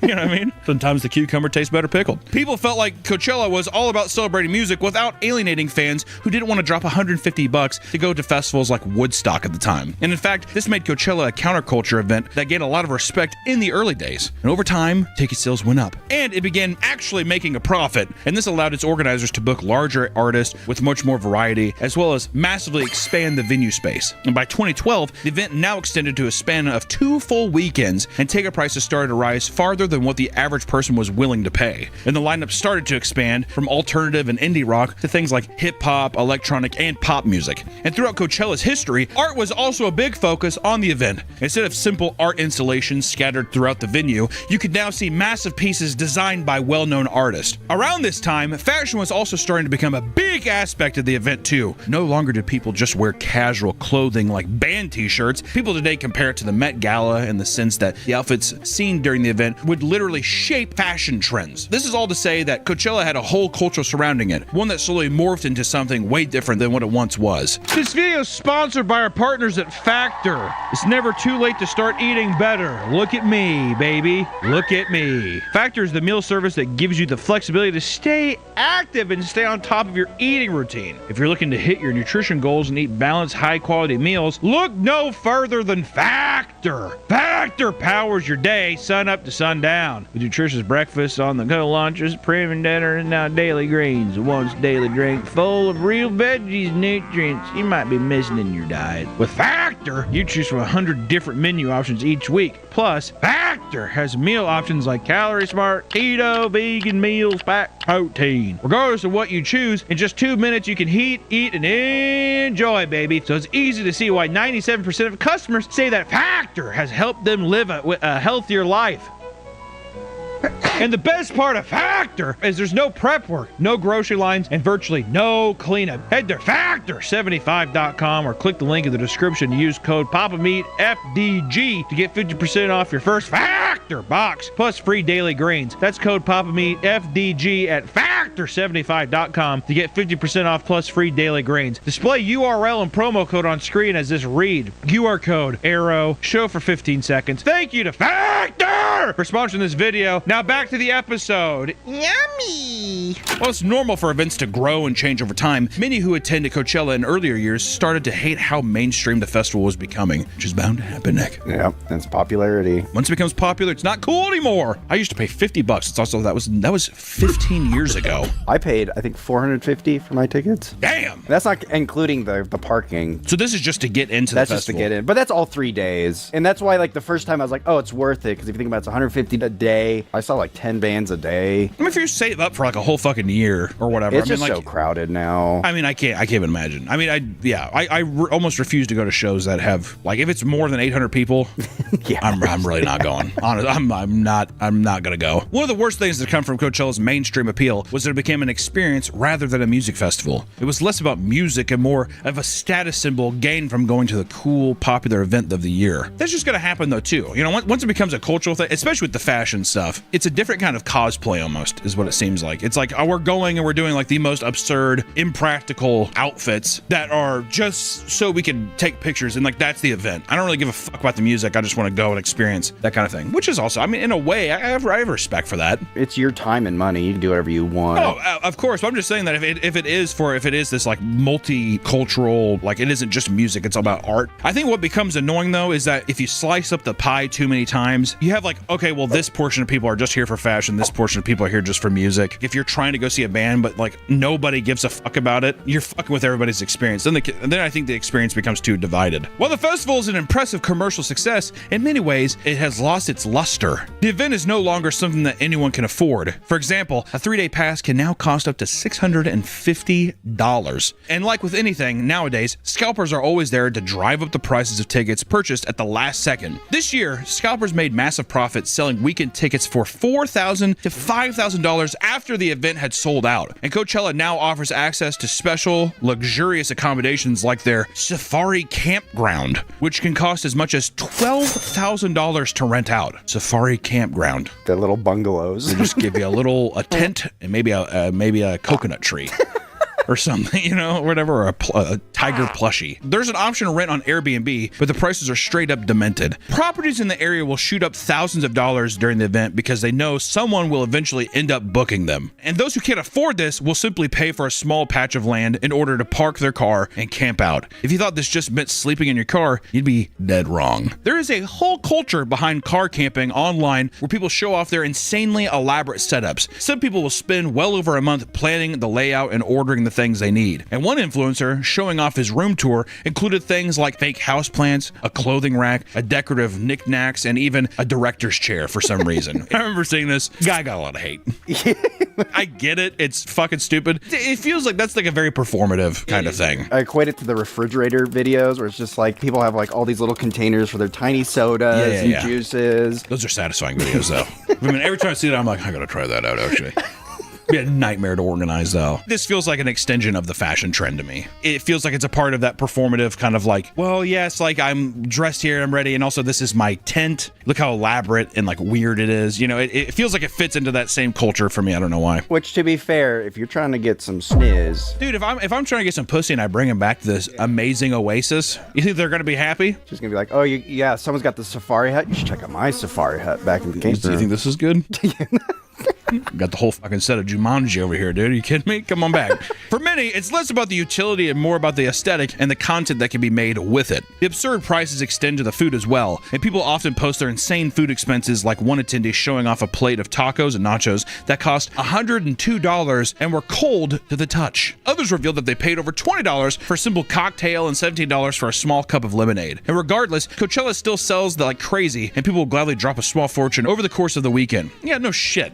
I don't know. People who complain about that stuff, they're like, yeah, but I mean, it's $100 for nachos, and it's like, well, then don't, like, why are you ordering it? What do you expect? It's like going to the airport and being like, can you believe these prices? Well, you kind of get trapped if you could do car camping because you cannot leave. So you're like, oh, how am I going to feed myself? Yeah. Which, granted, if you're camping, you should bring food. Well, why didn't you bring food? Yeah. I mean, it's like, just bring a bunch of fucking bologna and cheese sandwiches. You know what I mean? Why not? If this all sounds far too expensive, don't worry, because now people are signing up for payment plans in order to pay off the insane ticket prices in smaller installments. In 2025, reports showed that 60% of attendees, around 80,000 people, utilize this to afford their ticket. Many people literally take on this payment plan with zero guarantee that they'll be able to pay off every month. And on the Coachella subreddit, one woman titled a post, quote, "Hey, Coachella fam, I need help." And she explained, "Hey, Coachella fam, I need help." And it explains how she needs someone from the community to lend her $272, quote, "in the spirit of Coachella," because the charge is coming in just days before she gets paid from her job. E-bagging online to basically pay off the Coachella loan sharks that you've had. You know what I mean? Come on, hello, Coachella fam. I need you guys to bankroll me. Thank you. You know what's the thing, though, is that women... Sorry, women. Being a little misogynistic here. If you're like an attractive person, even if you're a guy or girl, if you're an attractive person, you could post a picture of yourself and be like, looking just for help on this ticket. You would 100% get people doing that just for the fact of like, you want to link up? Like a million percent. a million billion percent. I had buddies who did something similar to that with their friends. They paid for their tickets so they can hang out with them. Didn't you do that? I thought you paid so you could hang out with a girl or something. You weren't invited, but you heard the people. That was for a Lord concert. My coworkers are like, "We're going to this Lord concert on the weekend." I was like, "All right, cool." And I liked one of the girls, so I was like, "Wouldn't it be awesome if I surprised them and drove 4 hours?" It just came to the concert. Oh no! Didn't you find them there? Well, I texted them. I was like, "Hey, I'm at the Lord concert." And they're like, "What?" All right, let me hang out with you now. The funny and scary thing for them was that we weren't really good friends at the time. And then when I got there, I just stood like this and did not like bob my head or So for people that are wondering what he's saying, like he was arms crossed, could not look stiffer, and he's just looking up at the stage. There was an 18-year-old there with like 3 23-year-old women. So his thought was like, oh, I'm going to rent a hotel and I'm going to have a crazy sex party afterwards, right? So when I showed up and the girls were like, "You're fucking up my plan." They're like, "Nick, what are you doing after the concert?" And I was like, "Oh, I think I'm just going to sleep in my car." I brought like a Tempur-Pedic mattress and put it in the back of my car. Did you think you were getting lucky with the Tempur-Pedic mattress? No, but I did think this would give me brownie points. Like, they think I'm so fucking cool. No, it probably came off kind of stalkerish just a little bit. Remember that thing that you just told me you were doing this weekend? Surprise. I'm doing it too now. I think I worked the next morning, so I left at like 7 a.m. Is that when you're slinging za? Yeah. Oh, yeah. Nice, dude. Influencers with money to spend, however, will admit publicly to spending as much as $200,000 to get the full Coachella experience. From private jet flights to insanely expensive Airbnbs, flying out various people. It's a tax write-off for our content. James Charles. Can we go to Coachella next year for a tax write-off? No. Please. Only if I know for a fact that the Shadow Man's not going to be there. Hi, sisters. James? Can you imagine being in a tent and then, you just see the silhouette of James Charles outside? If you hide your lipstick and mascara, he can't hurt you. The most absurd part about Coachella is that no matter how much money you drop in order to live in luxury, there's only so much you can prepare for when you reach the venue. In 2025, the first weekend of Coachella was off to a horrible start due to what was being referred to as Coachella Carmageddon. People that wanted to utilize the car camping lots found themselves trapped in a never-ending gridlock. People were reporting over 12-hour delays with limited access to bathrooms. It looks like District 9. fucking prawns. That's how they're referring to each other, and they're all eating cat food and shit. People flooded social media ranting about how long they've been stuck, claiming that people were shitting in bushes and desperately in need of food. And according to one TikToker, a woman was even hit by a car as she attempted to stop it from cutting in front of her in line. It takes about like an hour or two to get through. Normally, they have like these lanes, and they have someone inspect your car because they're trying to find drugs and shit. Like it's a fucking border patrol or some shit. Like literally, yeah. They made you take out literally everything. Did you have to do that? Mm-hmm. Because they smelled a little funk. It's just me, sir. Pull over to the side. Others posted videos of cars that were having to be pushed out of line because they were overheating and shutting down. But let's assume you get past the horrible introduction and you get into the venue, right? If you think this means you're in the clear, think again, because doing anything at Coachella is a depressingly tedious chore. Many stands are going to have you waiting as much as 40 minutes when they're busy. Perhaps you opt for a slice of pizza because it's quicker. You may end up being one of the hundreds that reportedly got food. Fuck that. Oh my God. Going to a Post Malone show. Oh my God. Oh, fuck. If you need to rush to the bathroom and you don't have a bucket set up in your camp, prepare to wait another 30 to 60 minutes in line before you're being able to shit your brains out in a public bathroom into a porta-john. Which also I will say, I'm gonna Hunter's tip. Hunter's tip. Go to a porta-john on the hottest day and take a shit. Yeah. It's a surreal experience. You'll never feel as gross yet relieved in your entire life. I can't explain it. I have a Nick tip. If you're ever at Coachella. I don't know why, but already I'm like, I don't think I like that. If you're at Coachella and you're too impatient to wait in the water line because it looks long and you want to go to the hand washing station, don't do it because the water there is recycled water. You did it, didn't you? Were you shitting your brains out? No, luckily I didn't shit my brains out, but the fucked up thing is like I filled up everybody's water bottle. I had everybody's water bottle, a huge line, and then I saw people like filling up at the wash station. So I was like, oh, that's the hack. The next time I did it, some guy's like, hey, you really do not want to do that. It's like recycled water. Oh. And then I looked at the water, there's like all these particles in it. Oh. And I looked at her like, we do not tell people. Basically, Coachella is filled with Disney-sized lines for every little thing. If you think waiting this long is simply unfeasible, you wouldn't be the first. Some poor souls will return to their tents only to find that someone got impatient with the lines and shit in their living quarters. And this isn't uncommon, and some people believe it could be the work of a serial Coachella shitter. The online Coachella groups have all sorts of angry rants from the attendees who are fed up with the surprise logs. Like a woman who crashed out after finding out that there was a full-size shit in the woman's shower 2 days in a row. The shower? Do you think that that's a woman doing that, or do you think it's a man sneaking in? I think it's a woman. I think it's a woman who's like, she's above pooping in a porta potty. I don't even think it's that. I just think bitches are gross. I lived on a co-ed dorm floor. Well, to be fair, it was a liberal arts school. Oh my God. The men on the floor literally had to have a floor meeting because they're like, what are you doing in these showers and bathrooms? Just all kinds of things. We're like, what the fuck? Where is your fucking brain? Like, what is it going on? I'm not going to go into the details of it because it's disgusting. I thought it was going to be the other way around because I'm like, man, the girls are going to complain that like the guys are smelly and all this. You would think, I thought wrong. I had to clean women's restrooms, and these are high school students, but God, they're fucking, don't do that. Don't fucking do that. Others report that there are things that have been found with piss all over them, leaving people to lock not only their tents, but their coolers when left unattended, which you should do anyways. Why, like, it would drive me insane thinking that I went back and I took a drink from a water bottle and thinking that someone had touched, like, drank from it as well. That'd fuck me up. If you lived in a high trust society, you wouldn't have to. Well, I don't. We don't. Not with the shadow man lurking around. When you have a good spot for headlining event, it truly is difficult for some to decide if it's better to find a bathroom or soil themselves.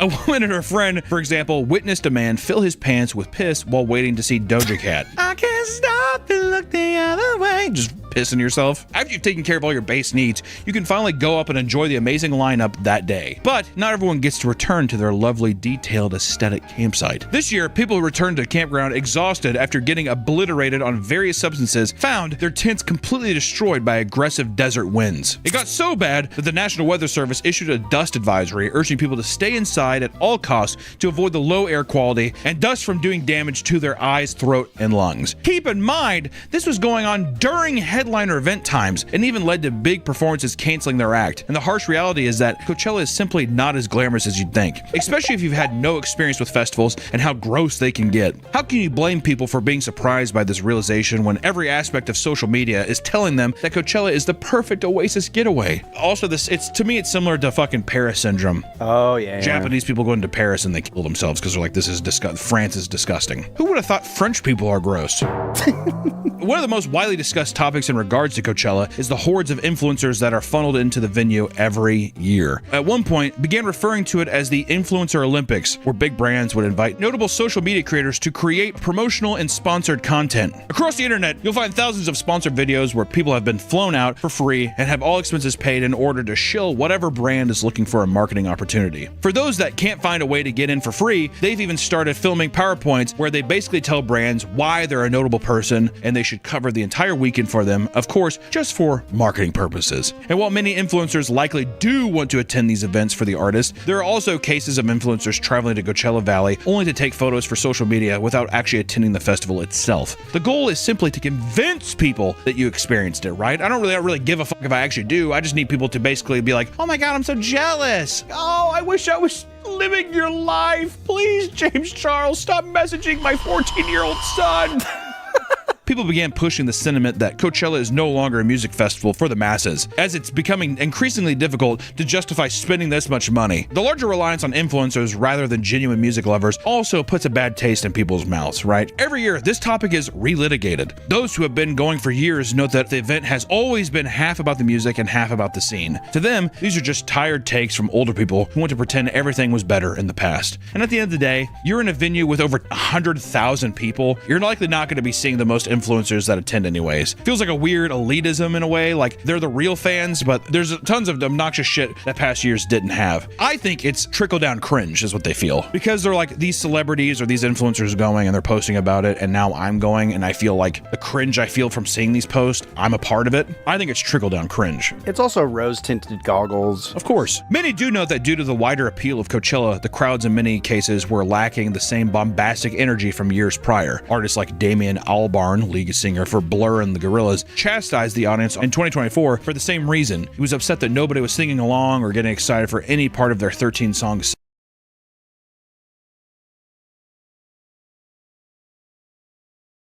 I don't know, dude, you're in the fucking Gorillaz. Get over it. Near the end of the set, he got frustrated and said, "You'll never see us again, so you might as well fucking sing this." It's pretty sad. Everyone's just sitting there. If it was Gorillaz playing, I think a lot of people would be, bopping their heads. But it's fucking Blur. Yeah, it's like a 90s. Yeah, exactly. Fucking UK pop boom kind of thing, yeah. With an event as big as Coachella and a venue as chaotic as it is, there are bound to be some wild and historic Coachella disasters. It's just gotta happen. During last year's Coachella, Green Day performed their set, accompanied by pyrotechnics that went haywire. As they were wrapping up their headlining performance, a firework went off course and slammed into a nearby palm tree. The explosion caused the tree to be set ablaze, freaking out concert goers. One man went briefly blind in an ear and became convinced that there was an active terrorist attack happening. The one thing that'd be horrible is inciting basically a riot with that many people. People get trampled. Easily happened at Woodstock 99. You gotta fucking watch out, man. Which, luckily the fire was contained and Green Day went back to, doing what Green Day does. And one of the most notorious incidents to ever take place at Coachella was cemented in a viral video from 2009. In it, a 23-year-old man named Jonathan Frederick Felch was filmed being hassled by police officers after drunkenly ripping off all of his clothes, which seemed to resemble wizard robes. Police claimed he was acting erratic, and the man repeatedly denied the request to put his clothes back on. The surrounding crowd cheered on the naked man, with some passing attendees handing him water. An officer hands him his clothes, urging him to put them back on, and he took them and threw them away. Eventually, the naked man is wrestled to the ground, where he is able to slip away and make a run for it. And at that point, he is tasered and drops back down. After a light struggle, a second tasing, he was arrested and taken away among a sea of boos from the audience. Must have had a pretty penis. If the penis wasn't good, they wouldn't be cheering. With any big event, there are unfortunately lots of opportunities for things to go horrifically wrong. Not only is this expected with densely packed crowds, but the venue is filled with structures and potential for falling debris. At Coachella in 2019, a 24-year-old woman named Caroline was dancing at the rear of the Sahara tent during a live performance. And according to her friend, a falling metal balloon prop had fallen from far up above and slammed into her head. Oh my God. She collapsed to the floor, and other attendees at the event noted that they had seen a pool of blood forming under her. Caroline suffered a fractured skull and bleeding on the brain. She survived the incident, but only after having to undergo brain surgery. My God, man. It's at the Travis Scott concert. Also, his response is so funny. Oh, man. Black and white filter. Oh. It really just goes to show, too, that all those people have, like, zero empathy for human life. No souls left. None of them. Yeah, they just see ants when they're on stage. Bugs. Bugs Life. Love that movie. At that very same event, prior to the start of the event, a production worker ended up passing away from a tragic accident while rigging the main stage. While climbing up the scaffolding without a safety harness, he suddenly slipped and plummeted 60 feet to his death. And sadly, severe injuries are becoming far too common at Coachella. Even this year, a heavy light fixture fell down into the audience and slammed into a woman's head and left a giant gash on her head. Many believe that this was due to the harsh winds occurring all weekend, and the woman was quickly helped by nearby concertgoers and given medical attention. And this isn't the only dark side to Coachella. In fact, many who look into the history of Coachella Valley will find something that makes the festival feel much more revolting. Coachella has always taken place in Indio, California at the Empire Polo Club. While the event itself brings in well over $100 million in gross revenue a year, many Coachella Valley residents live below the poverty line. 23% of households earn less than $20,000 per year, and food insecurity has seen a rise over the years as well. The following weeks after Coachella ends, a sea of trash and discarded appliances cover the venue. Local farmers, charities, and community members then get to work restoring the land to what it once was. Most of them belong to the Purepecha, an indigenous group in Mexico, who sometimes make as little as $11 an hour. And often this is the work that gets done after an already grueling 8-hour day of physical labor. Workers describe the area as a garbage dump and how filthy is left by attendees. But it's work that required for some of them to make ends meet.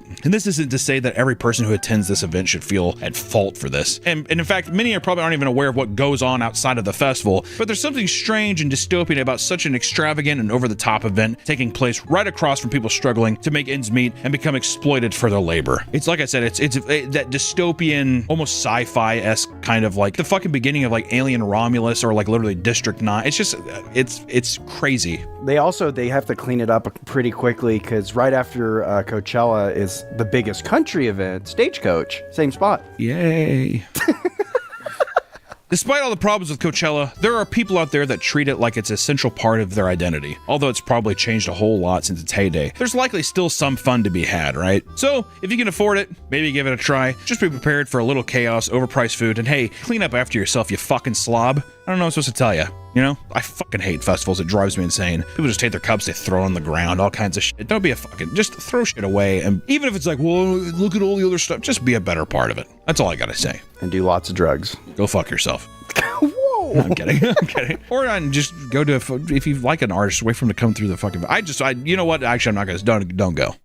How you doing? Come on and sit on down because today we're going to be looking into the interesting world of taxidermy. If you've ever been to a Bass Pro Shop or Cabela's, and you've probably seen hundreds of stuffed animals that hang on the walls and ceilings. Dead carcasses stuffed in a pose forever. It's beautiful. Would you ever get your pet stuffed? I want to be stuffed.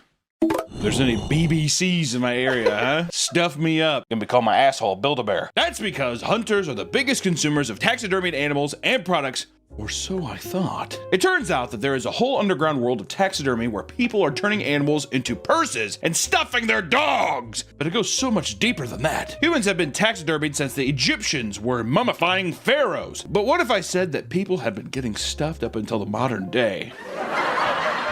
So grab some formaldehyde and your favorite specimen as we get ready to delve into the freaky world of taxidermy. Starting with the basic stuff, the basic bitch stuff, animal taxidermy. One of the oldest and most infamous examples of taxidermied animals dates back to the 1730s in Sweden. During that time, many European monarchs were interested in exotic animals that came from Africa and other parts of the world. King Frederick I of Sweden was no exception to this, and in 1731 he received a lion from the ruler of Aarhus as a thank you for paying a tax to prevent pirates from raiding Swedish ships. While in Sweden, the lion was used to thrill guests as a symbol of power for Frederick. However, when it died, he wanted to preserve it and continue to use it for its original purpose. So, he sent it to a local Swedish taxidermist, and when he got it back, it was severely mangled. Didn't do a very good job. The skin was poorly attached around the frame, and the face had a cartoonish expression with human-shaped teeth, big goofy eyes, and a crooked wooden tongue. This is what it looks like.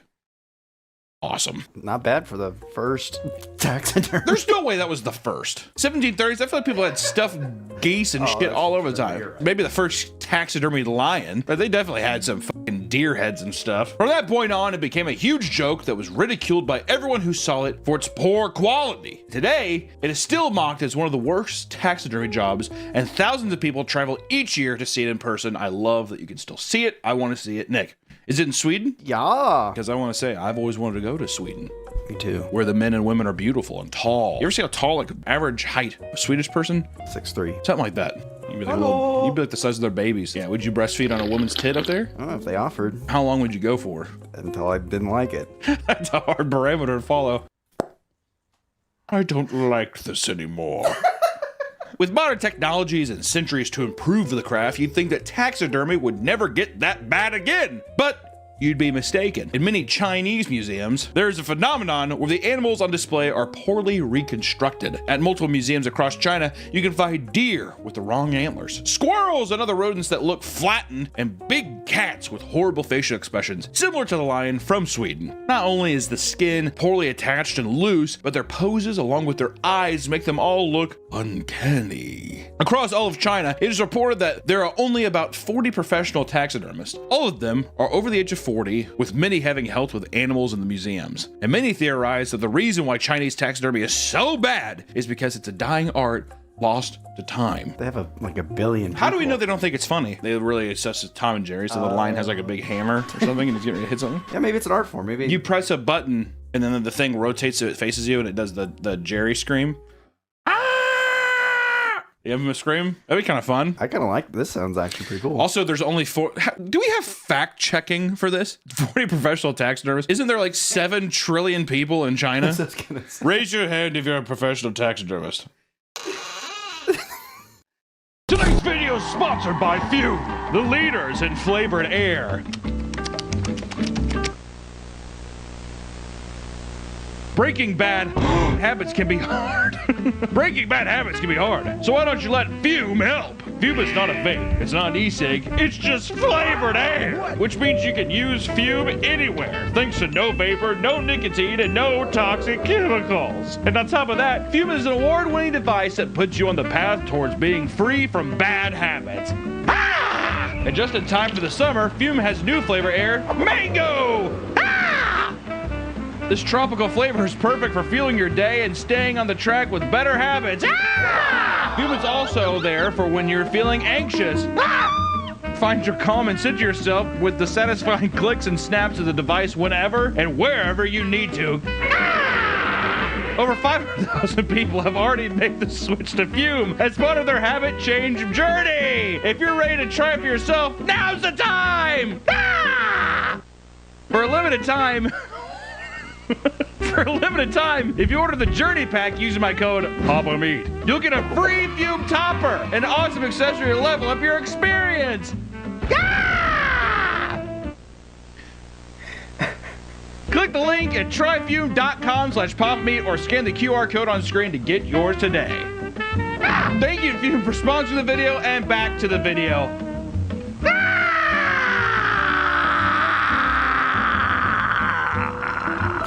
And not all bad taxidermy is laughed at. There are many who intentionally create bizarre or unusual animals because there's a large market for them online. Jack Devaney is a British taxidermy artist based out of Plymouth who blew up online a few years ago from one of his creations. In a video uploaded to his YouTube channel, Jack shows off how he gutted a rat and turned it into a pencil pouch. Give him a little cheese. A zipper on its back allows you to access your pencils and you can sharpen them in its ass. That's awesome. That's kind of, I don't know how I feel about it being like, I'm actually putting this up his butthole. I wish it was his mouth, so he's like eating it. Like yeah, if it would give this, you know, like, oh, look, he's sharpening it with his teeth. It's kind of weird to just be like, let me put this in his butthole. From there, his account blew up and he has gone on to create and sell all sorts of weird creatures. These include a dead rat magnet, a rat paw high-five machine made of rat paws glued to springs, a monster figurine made of chicken shins, and a functioning toaster with a complete rabbit upholstered around it, including the head, paws, and tail. It's adorable. Many people call him weird, and rightfully so. It takes a truly strange person to make creations like these. Not only does he sell dead rats and other animals, but he also has a website where he sells his used socks and underwear. lawyer. Well, I mean, come on. If we're already in the market, I mean, there's money to be made. You know what I mean? Come on. Jack is one of many artists across the world who make strange taxidermy creations for a living. It has grown to become an international market that has swept the world by storm in recent years. That's what I'm saying, dude. If I'm just sitting there and I take a bunny and I fucking smash its head in, I cut it up and I'm like, let me put a fucking toaster in this. What would you make? And I'm shitting my britches and I'm pissing myself. I'd sell it online. Do you think people sell socks where they piss on them? Yeah, pee on my socks. feet. Yeah. One of the most popular animals you can find online is a squirrel. Yeah, squirrel taxidermy because they're so abundant. That's true. There's too many squirrels. They're also small and easy to kill. And cute. And easy to kill.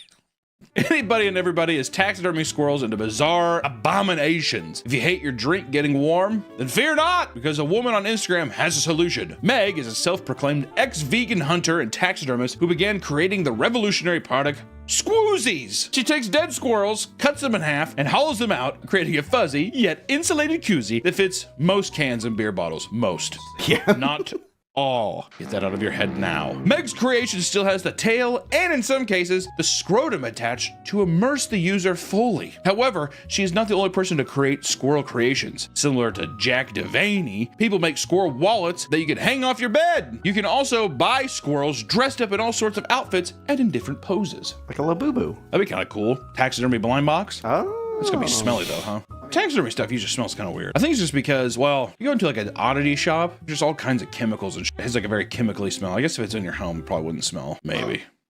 Unless the Chinese got a hold of it.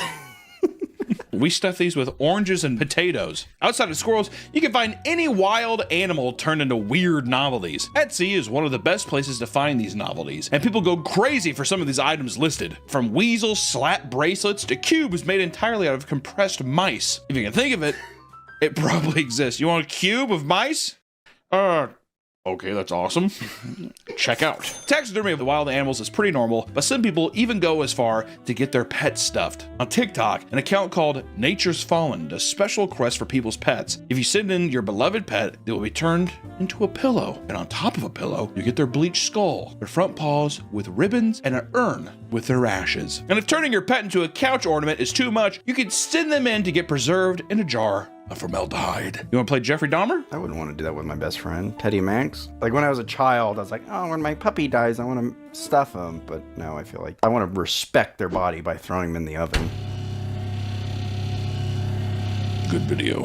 While some people are preserving their pets in unusual ways, others are turning to technology to keep a piece of their animals forever. In 2016, Bart Jansen lost his cat Orville after he was hit by a car and wanted to find a way to honor him and keep his memory alive. So, he took his cat's dead body and taxidermied it onto a drone. Orville's maiden voyage was in 2012, and ever since then, he has been flying through the sky. After seeing Orville's success, Bart was inspired to turn other animals into drones that weren't his. Since then, Bart has made a badger submarine called Das Boot, an ostrich copter, and a rat copter. His next project is the cowcopter, and he claims the hide is being tanned before it's fully assembled. That's gonna be a big drone. A cow flying around. Do you think he's trying to do it to where you can get inside of it? It's like a one-man helicopter? Oh, that'd be sick. Yeah, you get inside of it. He like lands back down on his hooves. It's actually pretty sick. Despite animal taxidermy evolving into super weird niche for collectors, it is completely legal. However, there's a dark underbelly to taxidermy that involves human taxidermy. Humans have been getting preserved for thousands of years, with some of the most famous examples being the mummified pharaohs buried in Egypt's Valley of the Kings. Wouldn't really call that taxidermy as much as just religious rituals, but who am I to say? Other cultures, such as the Mycenaeans, created bronze death masks to preserve the dead, but those pale in comparison for some of the more macabre examples we're going to talk about. During the 18th century, oddity shows were on the rise around Europe as people traveled the globe in search of what they believed were the weirdest things on the planet. One of the main attractions that drew customers was the display of taxidermied people. Most of those on display were Africans who had lived in Europe or had been brought back from expeditions. Angelo Solomon, formerly known as Mamadi Make, is one of the most well-known examples. Taken from North Africa to Sicily and sold to the Australian field, Marshall Prince Lobkowitz.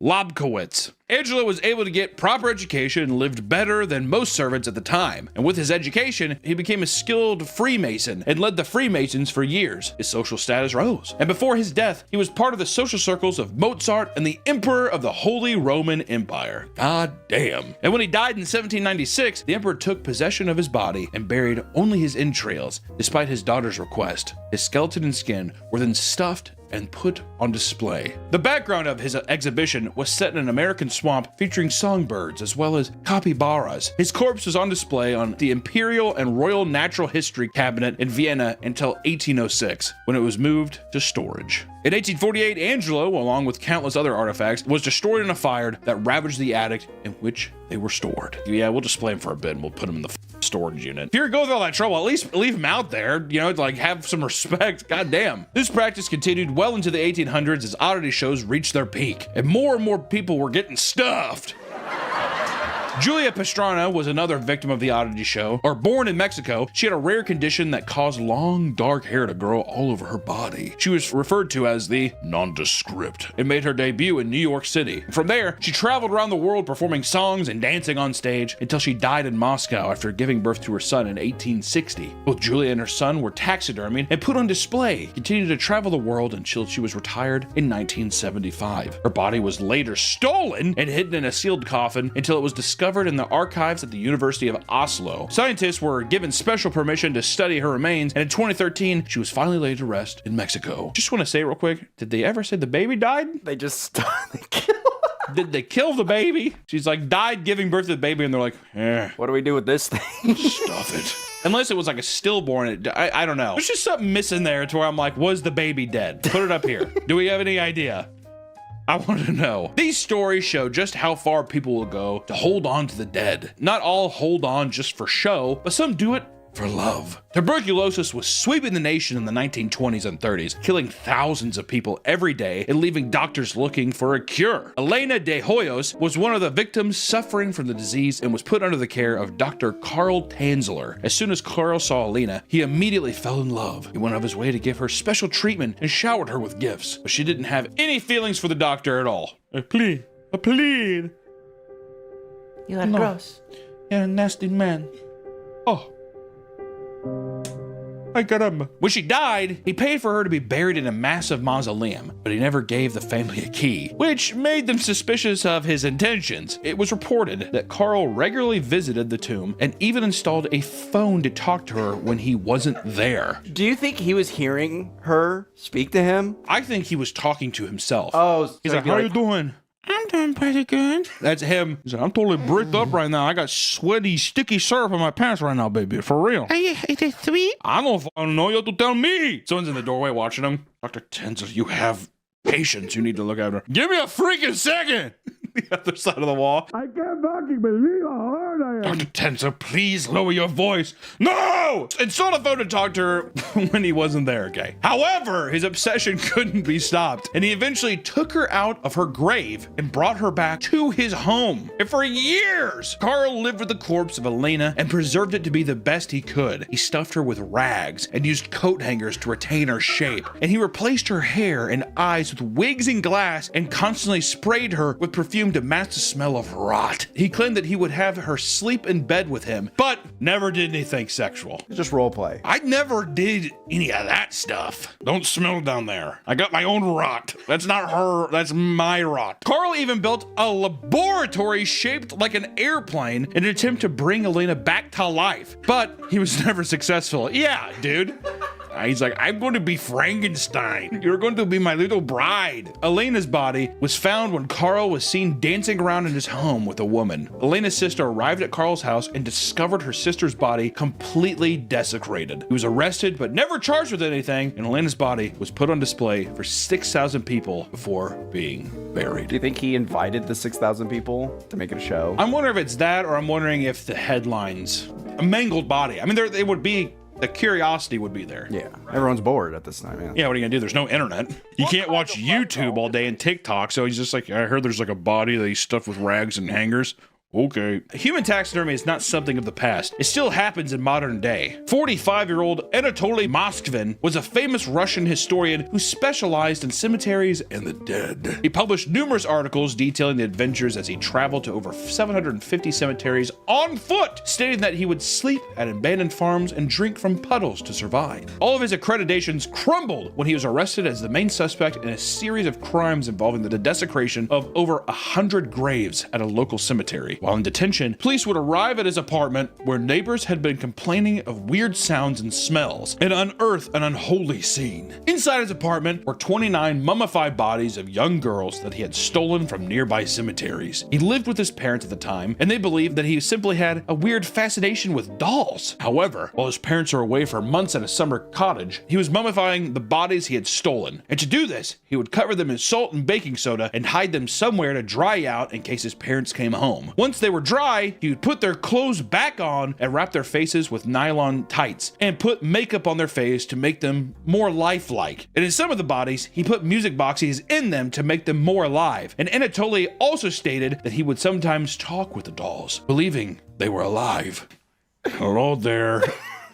Carl, get out of here! These are my dolls! His story gained international coverage for how insane it was, and he was deemed unfit to stand trial. Since his arrest in 2012, Anatoly has been in a Russian psychiatric hospital where he likely will remain until his death. You think people like that too he wants to be stuffed and someone dress him up, put him in a nylon suit and talk to him forever? Kind of like a Jeffrey Dahmer kind of thing too, isn't it? You have to love me forever. You have to be here forever, be with me. He didn't kill them, but still, the concept is relatively the same. Give him a scarecrow. Yeah, there you go. Put a music box inside him and just plays Panama all over and over again by Van Halen. You know what I mean? That'd be kind of sick. Some other modern examples of taxidermy are far more sadistic, like with the hospice nurse who stole a patient's foot to use it in a taxidermy decoration. In 2022, a 62-year-old patient from Spring Valley Senior Living and Healthcare Campus had suffered from frostbite on both of his feet after a nasty fall. This patient, Doug McFarland, got moved to hospice care and was treated by a 40-year-old nurse named Mary K. Brown.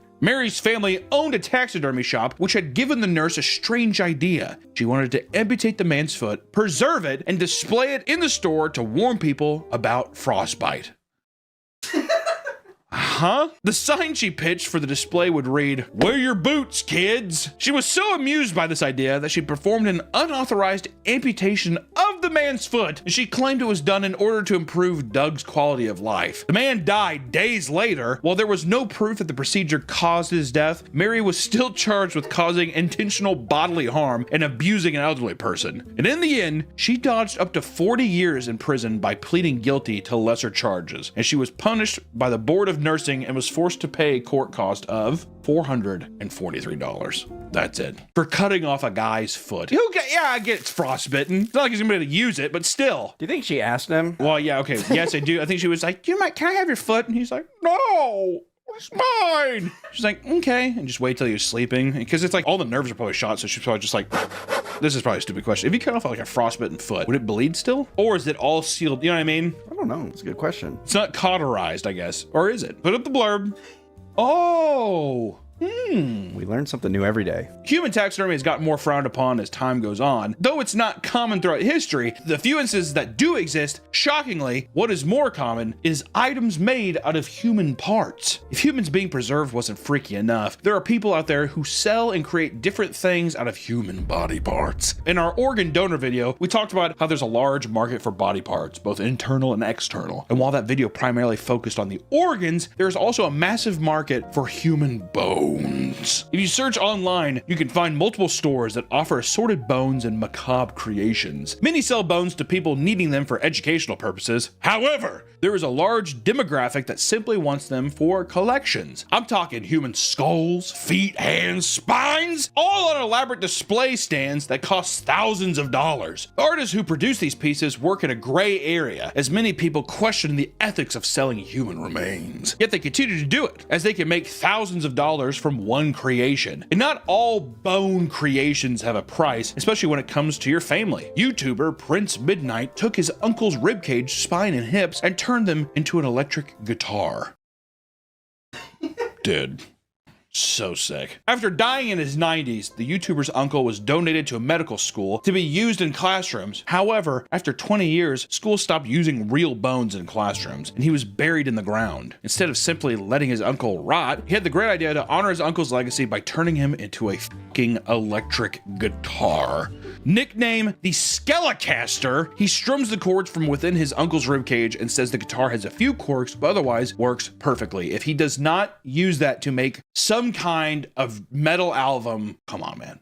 How sick is that? Black metal. Anything. I take anything. I want to hear the music. Bones aren't the only body parts used for crafting. Books made from human skin are surprisingly common. One of the earliest examples is from 1635, titled The Treatise of Pin, an allegorical poem dedicated to Monsieur and Madame de Lorraine. To this day, it is the only known erotica book bound in human skin. Its pages contain poems about BDSM and other extreme fantasies. So sick.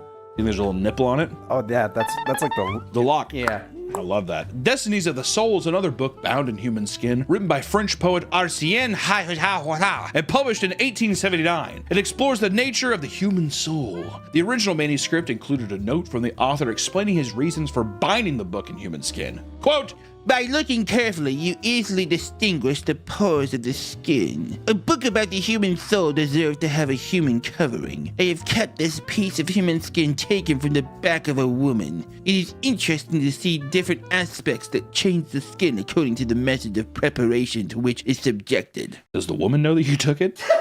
You know? Man, the French are some greasy little bastards, aren't they? Beyond those books, numerous physicians have used a deceased patient's skin to make medical books as a way to honor them. However, there are a few books that are made from the skin of criminals that detail their crimes. So sick, dude. Being able to pull off and be like, this is this guy's. Also be able to touch it still. You know what I mean? Fucking weird. In 1827, William Corder was hanged for the gruesome murders of his lover, Maria Martin. He had murdered her and buried her in the floorboards of a red bar. After his death, his body was dissected, and doctors who performed the dissection saved some of his skin, which was used to bind books about the crimes he committed. And 6 years earlier, a similar circumstance occurred when John Hardwood threw a rock and killed a woman after it hit her in the head. He was hanged, executed at the Bristol Gaol, and he was dissected during a public lecture. Once again, the physician who performed the dissection took sections of his skin and turned them into a book about his crimes. For extra detail, a skull and crossbones were added to the cover. You think like a tattoo? Yeah. That's sick. And not all criminals were turned into books. Some were made into trophies. Tattooed skin in Japan is considered taboo because of its association with the Yakuza and criminals. Members would get their entire bodies tattooed with extremely detailed and colorful designs. These tattoos represented members' commitment to the clan, with specific designs having deeper spiritual meanings. And in 1907, Fukushi Masashi was a young pathologist studying the effects of syphilis on the human body. And at some point during his research, he came into contact with someone who had tattoos and noticed that they were partially cured skin lesions caused by the disease. Syphilis. Soon after, Fukushi became obsessed with tattoos, specifically traditional Arizumi tattoos worn by the Yakuza. To fuel his growing interest, he traveled to prisons and had incarcerated members donate their bodies so he could study their skin. Once the prisoners passed, he would carefully peel back the skin and scrape off all the meat and nerves. Then he would stretch them out and let them dry until they were fully preserved. At its peak, his collection reached 2,000 human pelts, some of which were wrapped on mannequins or proudly displayed on his walls. And in 1945, a majority of his collection was destroyed by American carpet bombing. He lost even more hides later when he traveled to America with several in his suitcase, which were stolen. Can you imagine opening up that briefcase? What the fuck? Today, 105 pieces still remain and are housed at the Medical Pathology Museum of Tokyo University, locked away from the public in a climate-controlled facility. While Fukushi Masashi preserved tattooed skin in the name of science, across the world, another man took a far more personal and symbolic approach to human remains. Big Nose George was an outlaw during the 1880s who was known for multiple thefts across Wyoming and Montana. He was a cowboy. After successfully robbing a military convoy, he went to a bar and bragged about it, leading to his arrest. And while in custody, an angry mob grabbed him and hung him up from a telephone pole. And after his death, the local doctor, John Osborne, took him home and dissected his body. He gave his brain to a surgeon and his skull to a 15-year-old girl. Here you go, sweetheart. However, he wanted something for himself, so he used some of George's skin and made a pair of shoes and a medical bag. Years after the shoes were made, John would run for public office and win the election for governor of Wyoming. And at his inauguration, he wore the shoes as a public statement against criminals in the state. Do you think he made that speech? I'm wearing these f***ers right now!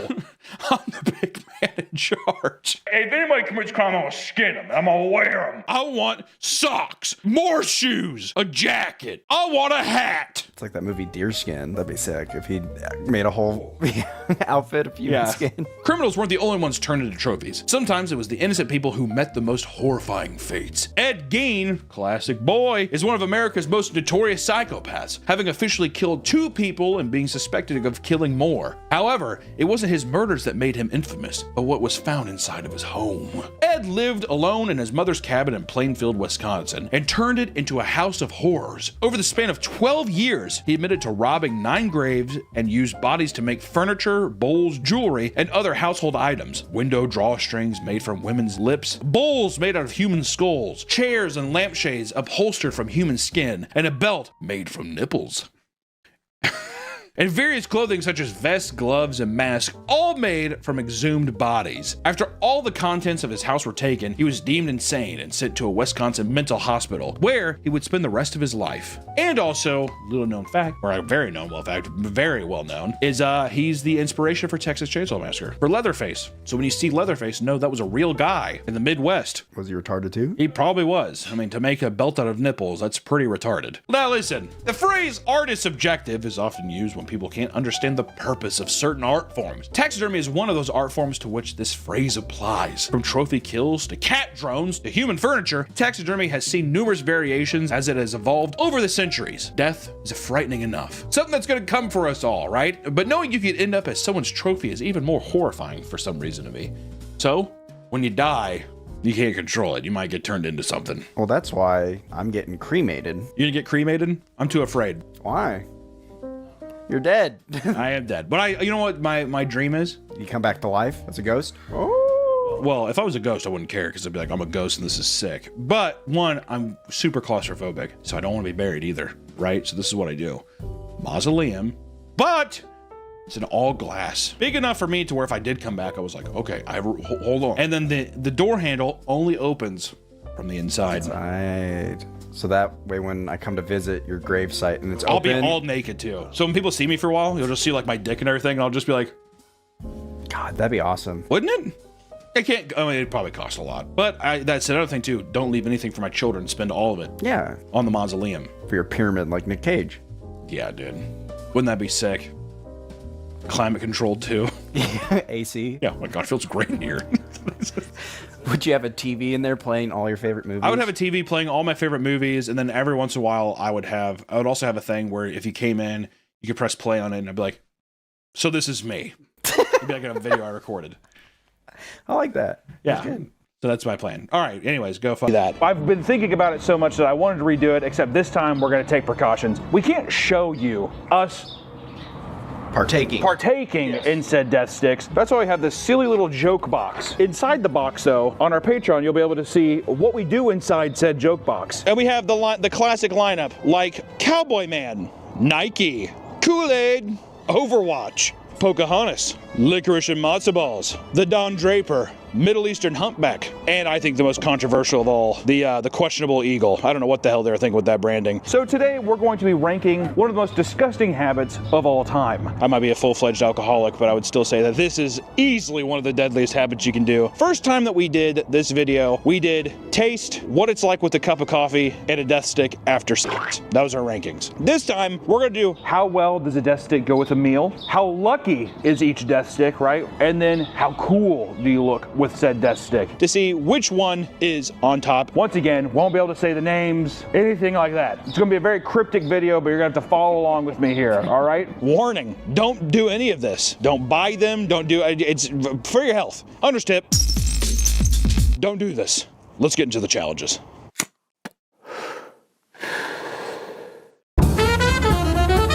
All right, we're gonna start off. We have our sampler here. I'm gonna start off with a Middle Eastern humpback. Into the joke box I go. Jacob, he might need your help. No, I'm all right. Here I go. I am in. Prep him a piece of food. Yeah. What do you want? Oh God. You're laughing at the funny jokes in there. It's a funny joke. Oh, gotta keep the joke box down. There's a lot of jokes happening. Make sure that the death stick doesn't go below the joke box. I'm gonna try to remember that. I'm gonna hold some joke smoke in my mouth, and then I'm gonna. That's how you get the maximum jokes. Yeah. You hold the joke in. Yeah. Max laughter. Oh, all right, here I go.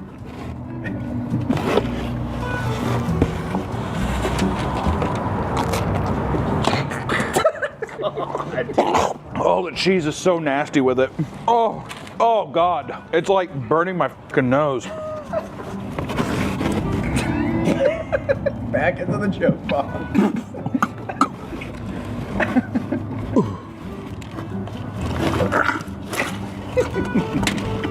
You know what? You know what? You know what, actually? The cheese is a no-go. The onion ring, though. Ooh. This accents the onion in such a way that it really is quite funny. Are we doing this out of 5? Yeah. Yeah. Oh, yeah. He's going back for third. Can't get enough. He's gotta just double check. The jokes. I want to get in the joke box. The jokes are on fire in there. Oh, wrong. Keep it in the box, Nick. Now, Nick, would you say that the Middle Eastern humpback is it accenting the bread? Do you find it that is it making the meal more enjoyable? No. Okay, well, because I found that it aged the crust in a great way. I swallowed jokes. I swallowed a big joke. That was a silly joke. What are we ranking this? How do we rank this? How funny it is. Yeah, you have so many other ones to go through. Oh God, this is God. Who the f wants to do this? That my mouth is just. It probably didn't help that I had a big fucking glob of like beer battered cheese too. Was it as harsh as you thought it was going to be? I thought my joke was pretty easy. I will say with cheese, it was heinous. Like it was. The cheese, yeah. The onion ring, the bread wasn't bad. If I have to give it an honest, constructed ranking though to it, it's hard. It's the first one. My chest hurts. Already. It's working. So many. My chest. You're laughing so hard. It hurts from the laughter, and I think that I would probably give this. I'm gonna give it a 3.5. I'm gonna give it a 3.5. It was pretty. The joke was pretty smooth. It wasn't bad. The lingering taste is really what is horrible. I feel like it's all over me. I can't escape it. Give me Kool-Aid next. Okay. Don't want to show my joke quite yet. Yeah. You gotta save your joke. Oh. It's a long one. Oh my God. How's that joke? Oh, it's like minty. This is a minty mess. Kool-Aid mint. Oh, it's a true menthol. What is menthol? A true joke. What does that mean? What does that mean though? What the hell is menthol? I don't know. It's minting just like a different type of joke. Yeah, different types of jokes. Yeah. It is it's a natural compound derived from mint oils, like peppermint. It gives you a cooling sensation. It's supposed to refresh you. Also found in cough drops. You know what's up? It does wonders for the cheese. Wow. Oh, this is a good cheese one. Let's see how it does with the onion ring. Peppermint cheese. Careful there. It's hard to get. It's razor wire getting numb. It burns. It's like fiberglass. You laughed so much you're shaking over there. And unironically, so, not even joking, this makes the mozzarella stick taste better. Wow. That's not even. I'm not even joking. Better be safe though. Just try some. Yeah. A pretzel bread.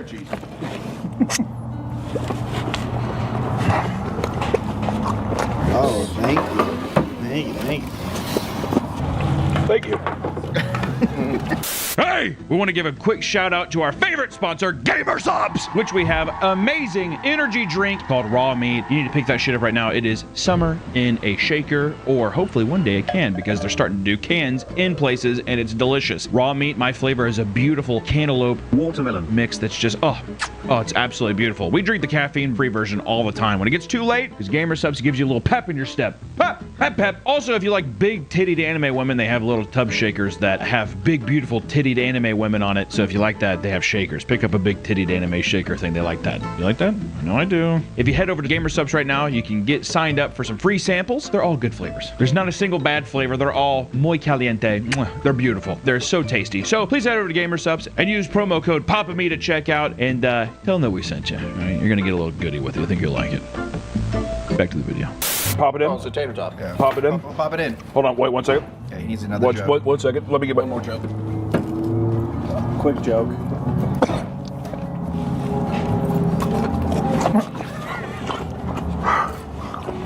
It's so cold out. That's shivering. Oh, it's frigid. It's frigid.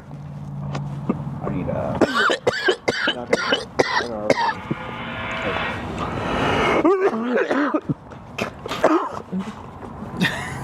Sorry, I spit up some of my joke.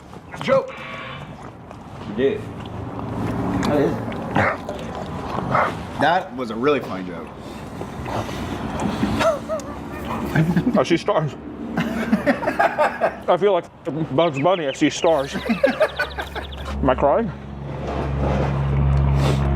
I feel like I'm slightly crying. I got moisture in my eyes. I am lightheaded though. Yeah, I believe it. Nick, do you want to try eating a bite of your snack wrap with a joke? Oh yeah. Get a bunch of those ashes on my wings. That'll be good. Oh, he's getting his wrap in. Do you want me to hand it to you? No, don't let him get it. Yeah, okay. Let him. He's a man. All right, hold on. Give me the death stick.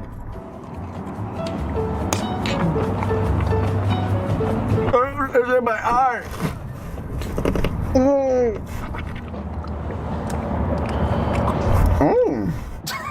It's up, isn't it? Yeah. Legitimately, the menthol of that, I'm not even joking, makes the cheese amazing. Wow. I was gonna say, yeah, that was actually really good. This is the same one. I just want to see, how does it accent some Parmesan, some garlic? Shit. How does it accent a nice garlic palm? ASMR, this is a bit more of a food review. Oh, it's good. Oh. Ah! Oh, that's not good. Oh, the garlic is bad with this, dude. Oh. Oh. Oh my God. You're not supposed to have garlic and menthol, dude. What? But is true. Oh God. If you don't tell jokes a lot, I don't think you're supposed to this shit. You're not supposed to joke this much. If you don't laugh a lot, you're supposed to joke this much. Exactly. The flavor, not even joking, I'm gonna give it a 4-5. Wow. I was gonna give it a perfect one, but the garlic in this, my mouth, it feels like Chernobyl. Give me Cowboy Man next. It's Cowboy Man. Cowboy Man.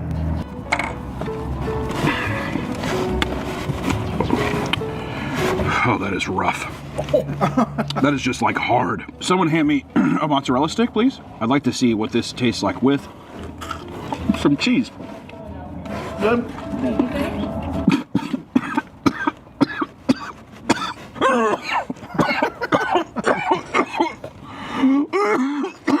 Bless you.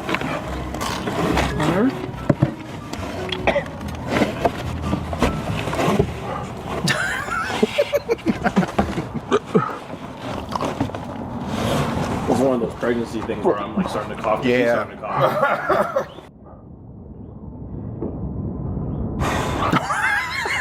You look lost. Let me see what it's like with garlic, because the garlic is going to be so much more potent than, stronger flavor. There you go. Nice long joke.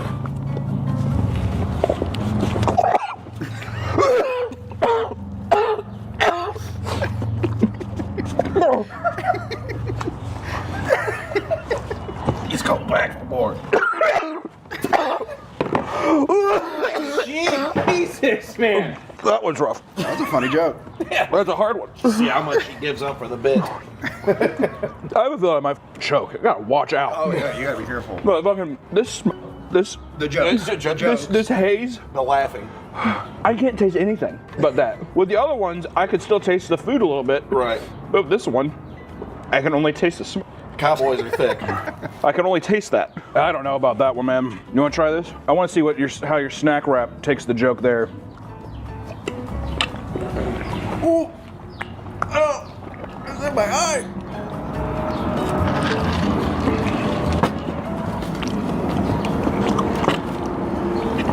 Jesus. Oh, that's vile. Not good, is it? Are we at like 1.5 on this one? That's one. That's a 1? I think I can agree. That's a 1. That one, I mean, I taste almost nothing. Wow. There's just a wall of jokes. It really is. Like, it's smoother than the Kool-Aid, but it's like so much harder. It's odd. The Kool-Aid, it feels like razor wire going down, but it accents the flavor. It's not bad flavor. This one is just a nightmare. There's not enough goddamn Shirley Temple in the world to mask this right now. Ugh. Give me Overwatch. Yeah, I have that. I'm gonna stir up a little bit. Can I,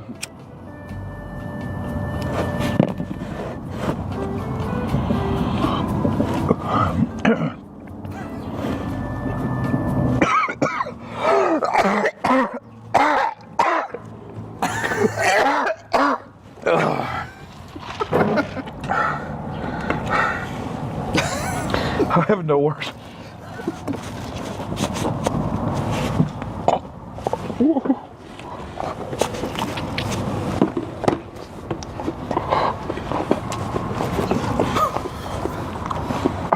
Right now it's -4 degrees outside, and it is just It's the his breath. steam. Yeah, it's his breath. Editor, give a temperature check on the screen. That one I was unable to speak. I better try.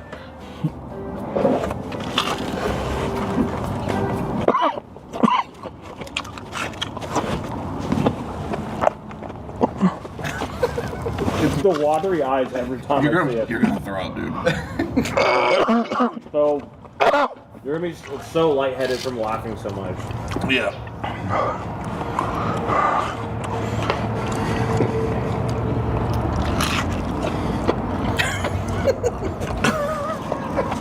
Stop! Someone get this man to stop laughing. He's telling too many jokes.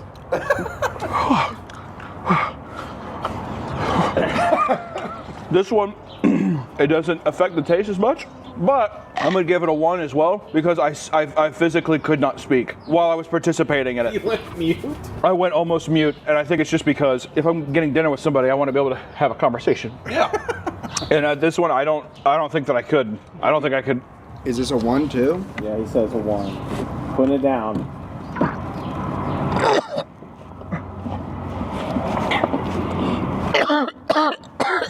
Dude, it's like 6 more. Peace. You don't have to. There's just got to be a fair assessment. You don't have to laugh at every joke down to the butt. He's doing it for science, and I respect him for that. This one I found too. I'm more clenched up. When I eat, I have to go high. When I eat, I have to go high. I can't go low. I got gribble on me. I got dribble and gribble. I got gruel and spit. Oh, this one's blocking my lungs. I think these are meant to kill you. I don't think you're supposed to survive these. Make it a 0, Harry. Put it down. I'm updating it to a 0. I think we're okay. You want to try your potato wedge with this? I'm ready for the joke. Dude! It's my eyes. Give me Nike. Nike time. I think it's lower. This one's also menthol, but it's smoother than the Kool-Aid. Oh, really? Yeah, that's what I'm saying. Which I one think was this? so. This is the Nike? This is Nike. Also menthol. And the Nikes are known for being decent, minty jokes.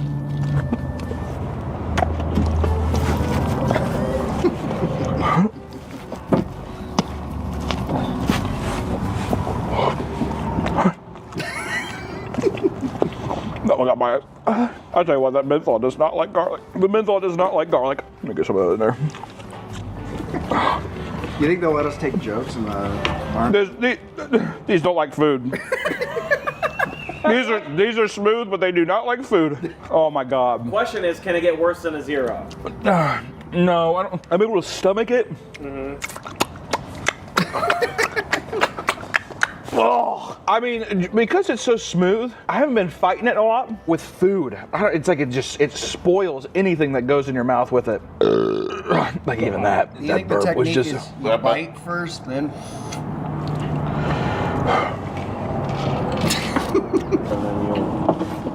See what happens. Oh, no. That made it worse. That made it worse. If it's already in your mouth and then you put something in, it coagulates differently. Yeah. I'm putting it at a 3. Okay, that's not bad actually. It does not. No, I gotta make it a 2. It makes the food terrible, but it's at least doable. You want to try it, Nick? Yeah, I'll do it. Oh, what? You think this is smoother? That's a bit. I found it much smoother. I've gone to hell and back though. That's true. He just peered over the. I've gone to hell and back, and I found that smoother.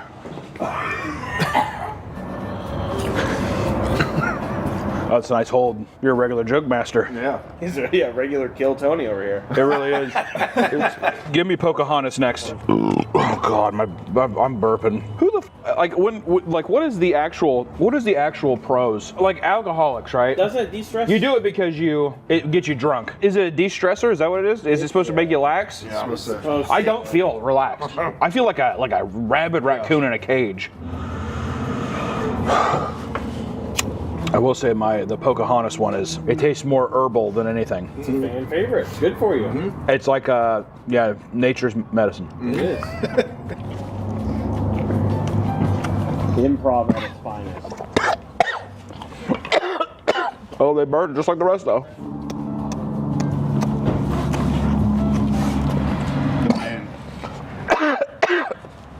He's cuckoo for jokes.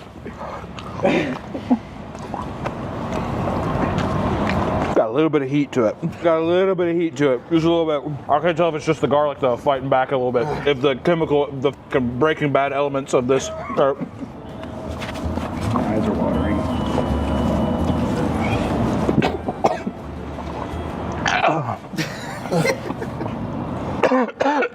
Oh, it's got a little kick. You're laughing though constantly. Yeah. While eating. Let me joke how I want to joke. It's America. I can't do it. He's right. A little bit of heat. Just a little bit of heat. All in all, though, I'll tell you something.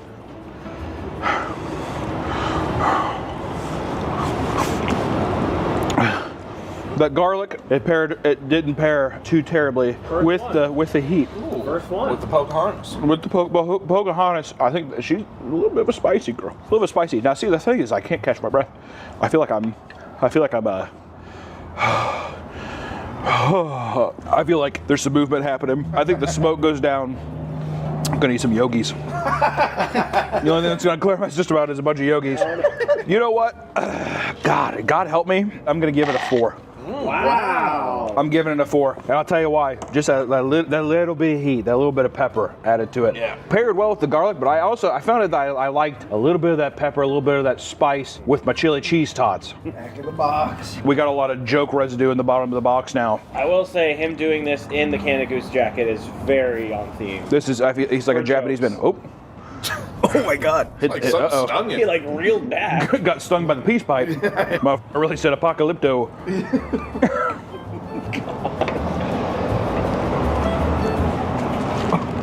He's like getting whipped around. I can't tell if they're good. I can't tell if those are good convulsions or bad convulsions.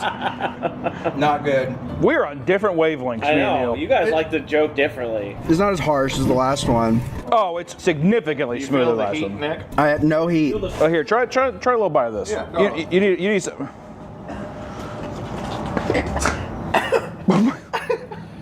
God, are there wasps in there or jokes? Yeah, like a box of hornets. I don't think so. Here, hold on, let me get that. Here, try a little bite of that. I think you're gonna like it. Oh, dude. It's a little. Just throws up. I think you're gonna marry yourself a colonizer is what you're gonna do. I'm shaking. We see that. There you go. Bite, real quick, the whole thing. There you go. Get it down. Yeah. See, it's not bad. Look at it. See, it's like watching a guy with Tourette's smoke weed for the first time or whatever. I don't like that. You don't like it? I don't like it. You're not convulsing around. You got a little bit of dribble on your lip there. I'm lightheaded now. One of you is going to throw up, and I now think it's It's this side of the table. I think it's both. You know what I think it is? I think that your journey has turned a bit darker than mine. Also, you have to look at this too, Nick, that we aren't we don't watch, I mean, all of it is bad, right? We don't tell jokes. Well, exactly. But you have to look at it like as if it's like somebody trying to do like fine wine. What are the notes, right? That's what I'm looking for. I think you picked up on with the pepper though. I think I got to be honest, I think I was head on with the pepper. I think you were too in your head about it. You got to watch out. I'm still keeping, you got a little bit of, something's getting ready to come out of your grundle there. You better watch out. Give me a Don Draper. All right. Oh yeah. Should I ask them, should I be like, hey, can you make me some wings? Don't fry them, toast them. Right? Dude, I'm gonna shit my pants, oh my God.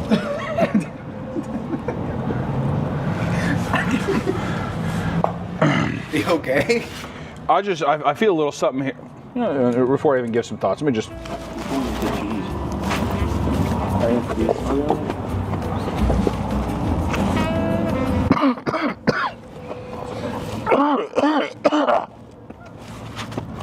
I swear to God, if I throw up and shit my pants. I was gonna say, yeah. You thinking about it, you can't be a jokester because you already got enough going on internally. I've tasted Tabasco. Really? Whoa. And the heat elements make me think that maybe I'm going a little crazy. But I don't like Tabasco though. I don't care for it. Go ahead and hook me up with one of those pretzel bites over there. I could just smell jokes coming out of my nose. There's jokes everywhere. Jokes are in the air. I'm gonna throw up. I think I'm gonna throw up. That one got me. You are ripping on the jokes in there constantly. You're not supposed to rip that hard. This is how you tell jokes, dude. No, the jokes are about timing. You gotta have a pause. The punchline. Yeah, he's just punching. Be all Dane Cook about it. The Don Draper. You know what it is? You probably need an old fashioned with this, which I'm not gonna do. And a nap. That's true, Mad Men. Don Draper did work. He maybe works 1 hour a day. My initial gut reaction, I feel real in my chest. Chest tightening up. Oh, real bad. Yeah. Heart valves. Yeah, 100%. Which is they're just covered in fat. Yeah. So they're already being strained. If you're obese and you're telling jokes like that, what are you doing? This is horrible. You just, oh my God. Just put yourself in the dirt now. Almost caught myself. I thought it was there. I legitimately thought it was coming out. I'm gonna give the taste a 2.5. Look at this. Look at the inside of that box. I know it's heinous. We're almost through. He's quiet. It's like the Silent Generation. Bring it on flavor. Yeah, does it accent the food well? The food, yeah. Is it a good to pair with a meal? That's where this is at right now. It's like a neutral. That's kind of where I was. See, I was. It didn't accent it enough. That's why I was at like a 2.5. You know, it's like a kind of just right in the middle. It wasn't offensive, but it didn't really do anything. But I will say it had a little tight in the chest. Like I said, I mean, I feel like I could be on the verge of cardiac arrest. I'm on the verge of throwing up. Or at least, do you feel mellowed out? I don't think jokes are for me. Yes, I do feel like I'm on the verge of having a heart attack, but I also feel like I could, at the same time, I could take a nap. I feel very relaxed. I've never been more tensed and more relaxed in my life. It's truly a Twilight Zone kind of experience. I might throw up on the next joke. We need to have that on camera. There's 2 more left. You got to finish it through. You don't have to do any more after that, but you're my ride and die here. We keep going back and forth. Okay. We're riding and dying. Give me a licorice and matzo balls. Licorice and matzo balls, man. L'chaim. Oh, dude, burpee. Holy shit.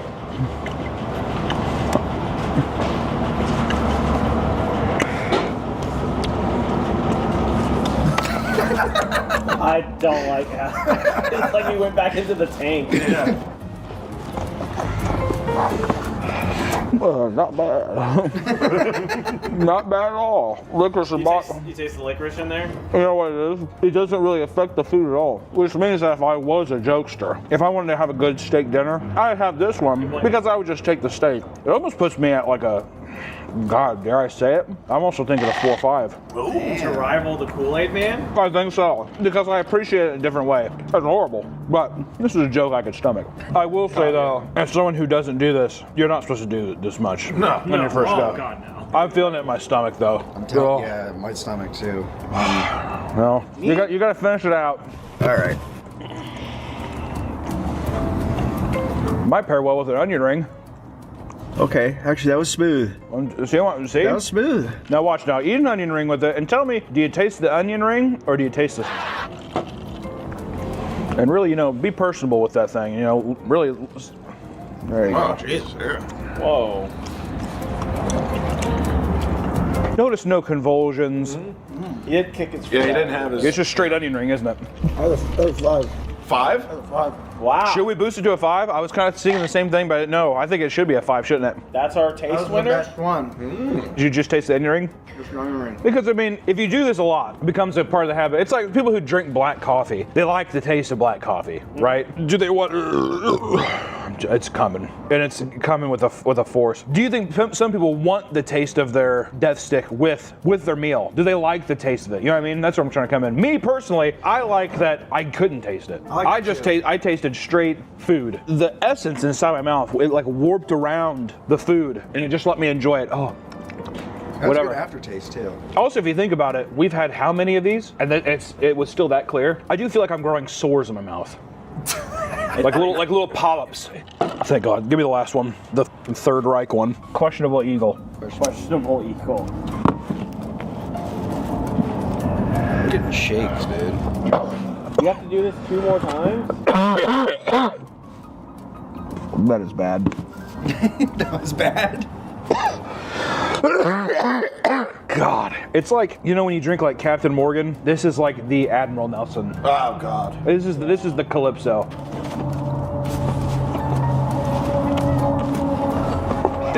You rip like back to back so quick. You got to be sure.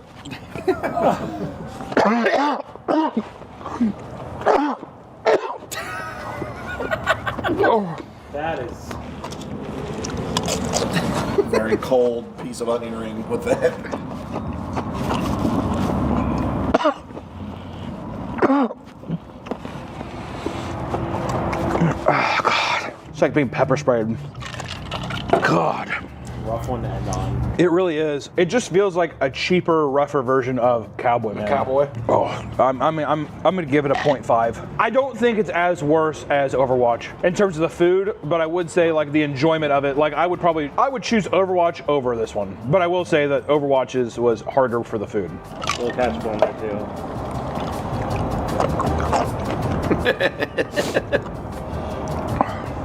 Yeah, shit. I mean, I'm in the camp of 0.5. That's where I'm at. That way there's a definitive loser, and I feel like that should be Overwatch. How do people get into doing this? Who has a good time with that the first time? They're like, you know what? Yeah. I think you just try it, and now you get addicted, and now you have to do it. Well, can we get addicted just from this? Oh yeah. Yeah. Oh yeah. What? Yeah. I mean, you were ripping them. I mean, you'd probably be able to be like, if you didn't enjoy it, then you'd probably be fine. You probably. That's not a definitive thing. I mean, the one-time scratchers kind of got you. So the one-time cigarettes. I mean, how many is here? And you're doing 2 more bits with it. You will have at least a full pack if you do. God, let me put it that way. Wait, so who won that one? L&M's. We can at least say definitively that L&M's pairing with food. Yes. That's top tier. The Overwatches. Avoid those at all costs. Overwatch and questionable Eagles, I would avoid those at all costs. That's just me. That's our opinion. All right, on the next one. Okay, our next segment is luck. What is one thing that people who are jokesters like to do? They like to buy lottery tickets as well. They're in the same spot. You go pick up a pack of jokes and you pick up a scratcher. We have the same scratcher. Oh. Fat Wallet? Fat Wallet, $5 scratcher. Which one gives us the best luck? Which one do we win the most on? And that'll help you choose. If you're getting your next scratcher next time, you'll know which one to get. We're gonna start off with Middle Eastern Humpback. All right, here we go. God, my burp is. Yeah, the burps are the worst. The burp is so gross. Like I said, it's like polyps or something like popping in your fucking mouth. Middle Eastern Humpback, baby. You could probably have like half of these jokes per dead stick. You just need a little puff and then you get the... Corner. Oh my God. Oh my God. What do I even do? Oh, winning numbers. Okay. We win.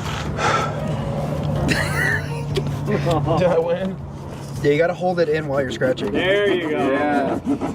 I can't. I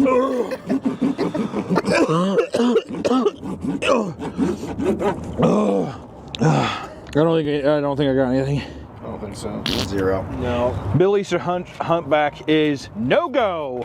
Unlucky. Don't go with them. Next, we're gonna do cowboys. Cowboy man. This is a pairing for the ages, though. $5 scratcher, Cowboy Man. That's just America. Yeah. You know, that's all. I did. I way too much at the at the deal. Might actually throw up fast. No. This is what parents do to their kids when they're caught smoking. Yeah.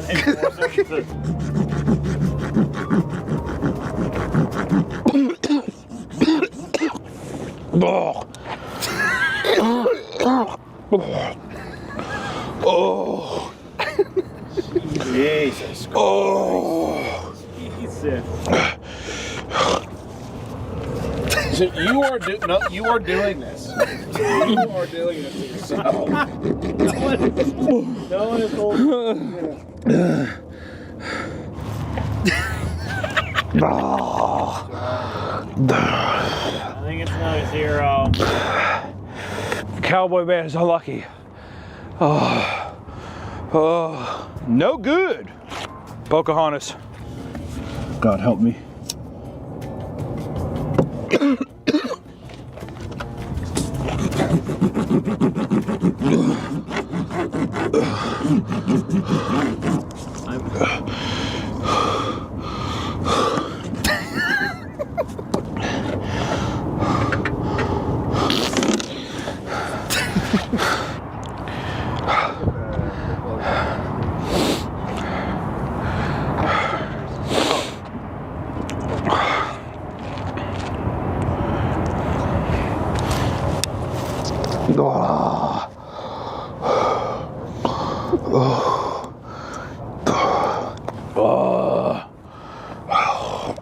Pocahontas, no good. Licorice and matzo balls is next.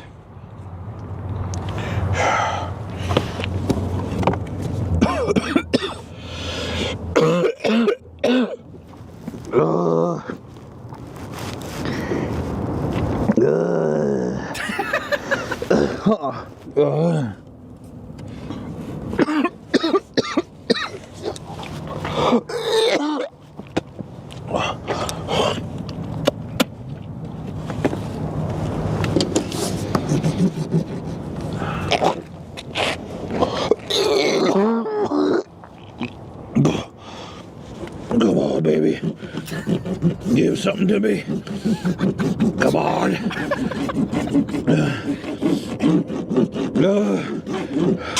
Verified, Harry. Okay. Verified. I got it. Nope. Got it.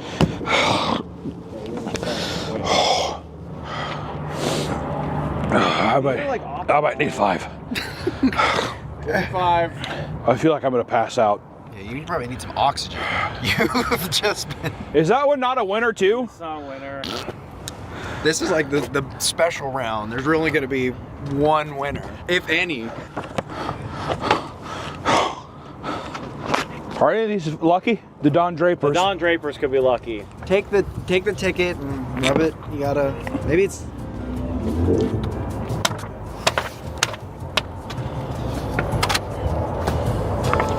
I'm gonna take this. I'm gonna sub in next for next scratch. Oh, nice. Blow the joke onto the scratch. Yeah. Oh God.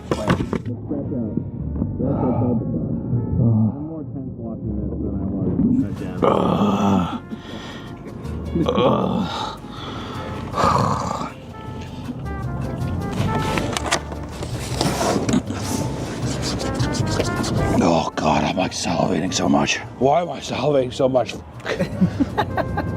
It's just like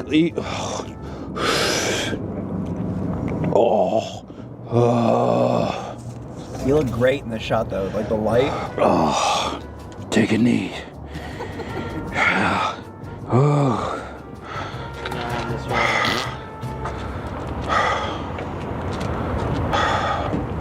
Sub me in, coach. You want to do one? Yeah. Let Nick do one. Let the luck guy do the luck round. Let one of the reserves get one. We're doing Nike.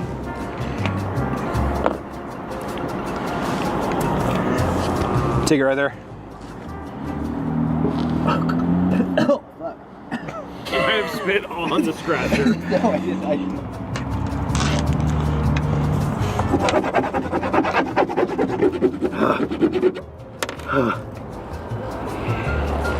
No. Oh! Yes! Yes! Yes! We hit! 25, baby! 25! Oh, and then what's the prize? Wait. Yeah, see what the prize is. Oh, $5. $5. Well, Wait, 29 too! Wait! 2 winners! 2 winners! Okay, $5. A $5 profit? Wait, which one was that? Nike. Nikes? Oh! Yes. Lucky, dude. Wow. Holy shit. I mean, might as well. It's been wonderful having air. Good luck with that one. We're doing questionable eagles now. I'm gonna take a big one. The biggest one right here.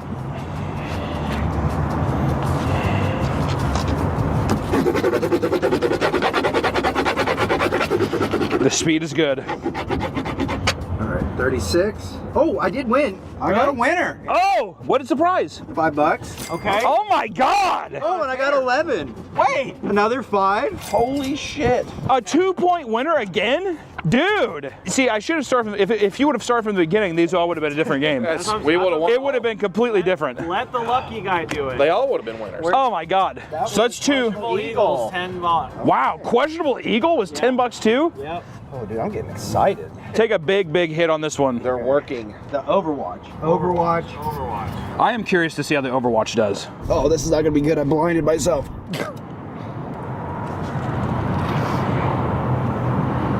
Oh, he went mute. He got hit with the mute. He got the mute one this time. Oh, okay, here we go. Has his thing been blowing on the cards? That's what's been giving it luck, right? And then I do this. Yeah, he has been. Oh, and he has to go fast. Fast crash, yeah. I think he holds it in the whole time. Yeah. Let's see what he got here. 15.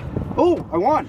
Wow! Christ. Another 5. No 7. No 29. Okay. Still a $5 win there. Let me try doing that on the last one here. Last one. Your tactic here is you go. You take one. Take one big one, hold it, blow it over the card, one big one on the card, and then hold it and go as fast as you And can. then Okay. I do the prizes first, and then the numbers. Well, if we have one extra, which one should it be? Top? Hold on to the one here. That might come in handy later. The back-to-back double wins Back-to-back double was is telling me that there is something to this, that this remedy that he's doing. Okay, here we go. All right, last one. Let me do this extra one. I have a fucking really good idea. This one? Yeah.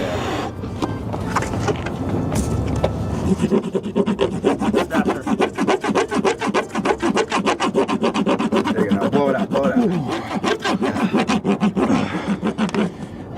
3, no, 29. Nope. Are there any free ones?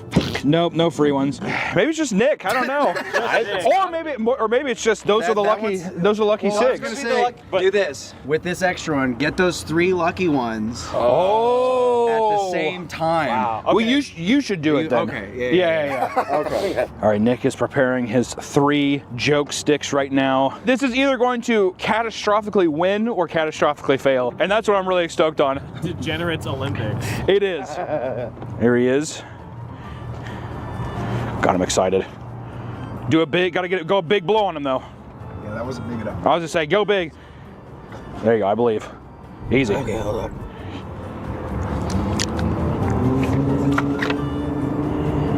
Oh, it's a nice. The fucking witch's cauldron's really brewing now, boys. I hate this. All right, here we go.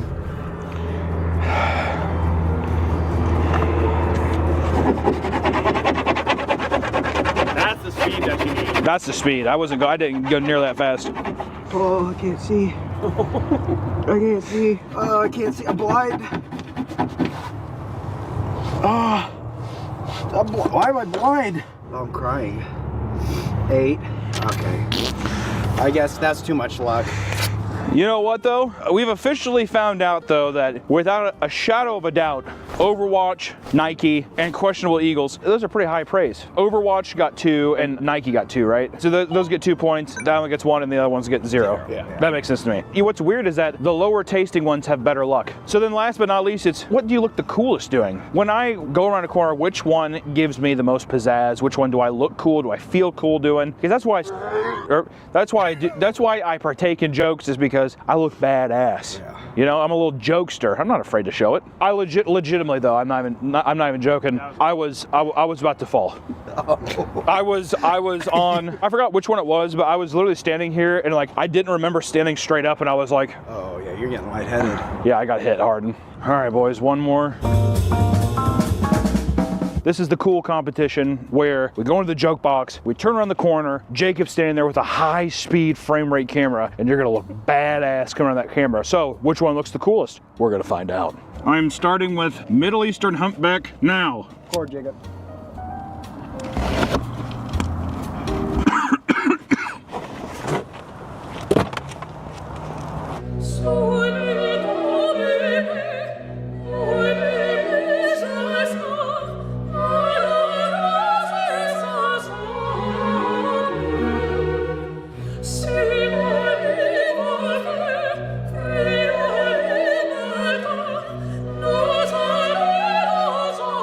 Okay, I can tell you immediately, that did not feel cool. I can tell you right now, none of that felt good. Can I see that back? I look like I'm gonna shit my pants. It's the most like mom I threw up. It's like I'm like this the entire time, like. So how would you rate your coolness? I gotta be completely honest. It felt like a 1. It felt like a 1. I had no confidence. I had no swagger. I didn't feel good about any of it. I have to let the people judge this one mostly. Oh, yeah. Well, that being said, how I felt in the moment, let me just tell you, not good. What'd I say? 1? 1? Yeah. I think a 1 feels fair. I put 1 down. Back in the joke box I go. Should there be anything that I do also that like helps with the cool factor? Oh yeah, you want to do whatever you think is gonna make you look the coolest. Whatever I think looks the coolest. After you take the hit, yeah, whatever. It's got to be whatever intuition happens, right? Yeah. Which one's this one? This is the Cowboy Man. Oh, this is Cowboy Man. Oh. Cowboy Man. Doing Cowboy Man now. Ooh.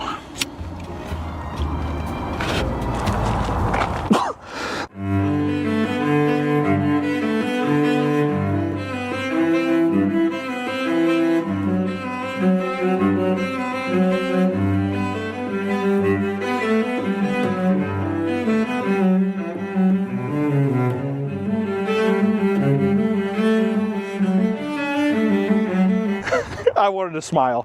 I don't know why I thought smiling would be any better. You know what's up though? In the moment, it felt okay. Oh, okay. All right? I'm not saying that it looked cool, but I'm saying that in the moment, the smile came very natural to me. I don't know why I smiled, but that's what it felt like. I don't know. I kind of want to give it a 3. I would say above average. You felt, okay, The cough definitely lowered down. I was gonna say, that kind of makes you... The cough lowered my confidence, but let me get a look at it.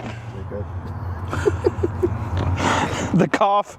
Okay, the cough does not help. Okay, all right, hold on. The cough definitely does. Is that a fair shake for that one, or should I go again with that one? I think they gotta be 1 and done. They're 1 and done. The immediate cough was really redo. The immediate cough was really funny. That one. Did the smile look good at the end of it though? Yeah. Oh, you get did it? Smile? Yeah, actually, I didn't stay for the smile. I need to stay for the smile. I like how this is just outside of a dick's. Okay, hold on. It's like okay. After seeing it back, I'm boosting it to a 3.5. That's a 3.5? I think the smile kind of gave me a little bit of brownie points there, I'm not gonna lie. All right, joke box again. I'm just going with what's natural. What I'm finding out is that when doing this, I really am taking on a different persona. I'm taking on a character almost whenever I'm doing this. It's like method acting kind of. It's a form of mark of motivation. I don't know. Just a little bit of mint is what it was. Oh, the mint. That's what it was. It's just it's the little bit of mint. I just wanted to run. Now, does that register as cool or is that just frightening? I was just No, So Can it be both? this is where we're starting to teeter a little bit. My gut reaction is as I was sitting in there, it got real foggy in there, you know. The flavor was setting in, and it was almost as soon as that thing got lifted off my head, it was just like break the fucking shackles and go, which is kind of cool. Yeah, that's getting fired up. That's cool. It's a 4. Yeah. Whoa. It's a 4. Okay. Damn. A 4 felt pretty good. Now, here's the other thing, too. I don't know if I'm just finding my element. I think like I'm just getting this stride. You know what it is, though, is I've been able to allow myself to manifest the person I want to be with each funny stick. Believe that. Back into the joke box I go. Can you do me a favor? Don't tell me which one this is. Okay. I want to go in blind, and then I want to see if I can be able to guess it. I'm going to go in. I'm not going to look at it. This is going to be a completely rando. I do not know which one I'm going here, and I'm wondering with that if I will have less prejudice, I guess. Oh my God. Oh my God. You okay? That one is disgusting.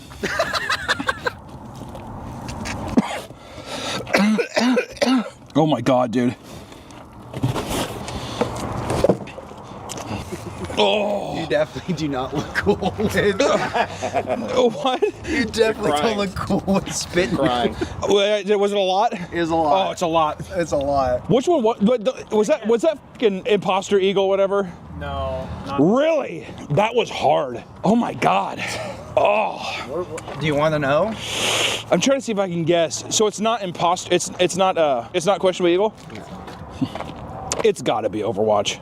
No. What was it? That was Don Draper. Oh. How does he do it? That first one I hit was big. I had a big hit. Oh, I hit it and I was immediately like, oh! I had to like hold my hand against the wall. So that didn't, from an outsider's perspective, that didn't look very cool. That one didn't look cool.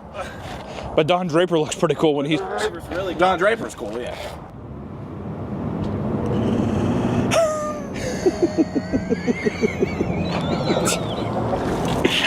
Okay, I can be a big man and admit that does not look cool. All right, well, what are we feeling on that?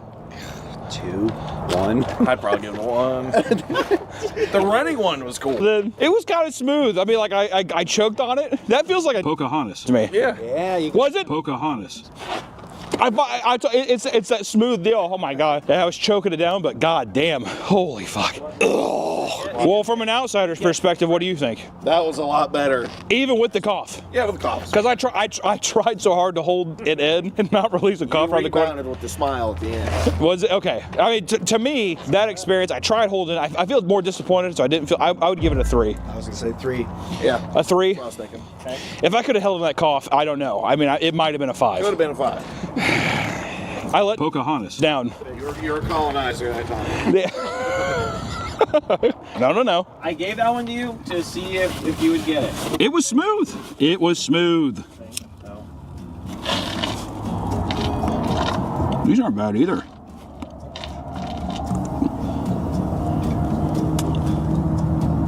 Oh. Dude, these.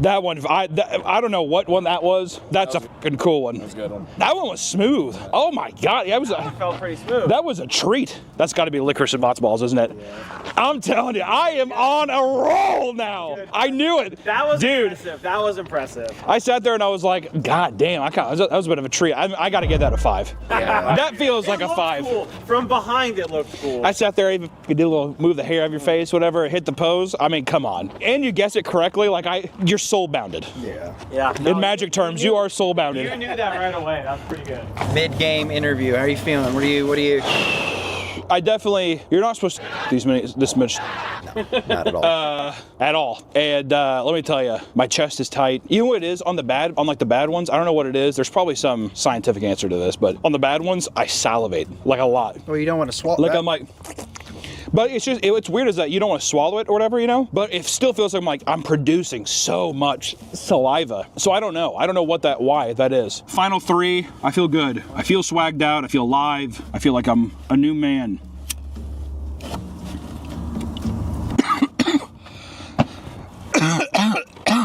Oh, that one bites back. That's got a little. Oh, I don't know about that one. Oh, the tip of my tongue is burning. It's on fire. Oh.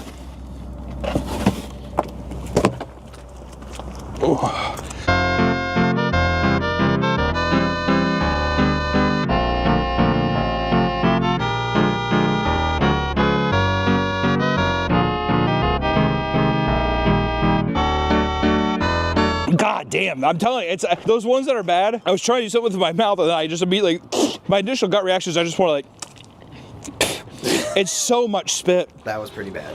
That was bad. I'd give that one probably a 1. That one you look the least cool. All right, let's not attack my character. Remember, we're ranking the funny sticks. All right, we're not ranking my character. So let's. God. First off, that's gotta be the eagle. Yeah. 3 for 3. It was like burning the tip of my tongue. Like it was like this fucking acidic, nasty taste on the tip of my tongue. I don't like that. I didn't like that at all. I tried. You know what? And when I was growing the corner, got way into my head about it. I was overthinking, and then by the time I came around here, I had so much mouthful of spit that I had to just like get it out of my mouth. It's either get it out or am I gonna swallow a bunch of fucking funny spit? Right. Or funny spit. I mean, I'm kind of going with Jacob, I think. A 1. As soon as the box comes off, usually if it's a good one, I know exactly what I'm doing. That one, I was kind of like, what am I supposed to do? And then by the time I turned the corner, it was just 2 left, which I know the 2 that are left are Nike and Overwatch, which these are going to be easy to tell the difference just because one is very minty and the other is hell. So 1 and 2. I'm looking through the light of this, excited for this to be done. This feels like experimental art, actually. We're like pioneers. I felt it come out of my nose. There was this burn in the box. Ugh, I felt it in my nose like that. Took it off and I was just like, I have the fucking bowl inside me right now. I almost turned the corner, almost hit one of these, ended up just doing a little fucking, little fucking rodeo. That did feel pretty cool, but did it look cool? Yeah, it looked cool. Let's check it. Let's replay. Can I replay that? I just want to see the kick. Look at that. All right, in practice, it does not look nearly as cool as it felt. But that begs the question: does it need to look cool, or is it the feel? It felt like possibly a 4.5, but in practice, it looks like a 2. So do we split the difference and do 3? Yeah. Let's do 3. I think you gotta. If you think you look cool, you gotta have the confidence. You know. Did you know which one that one was? That was definitely Overwatch. Was it? No. That was a Nike? Yeah. Wow. To be fair, that was not as minty as the cool. The cool was like, I knew it, but I also wonder if it's just because I knew it was a cool coming. That's kind of a bummer. Yeah, this is the last one. Overwatch is the real last one.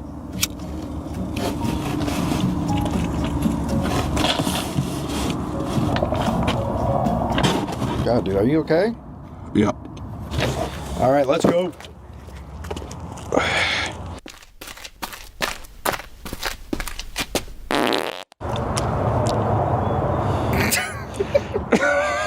I really don't know what. You've done good. You've done good today, buddy.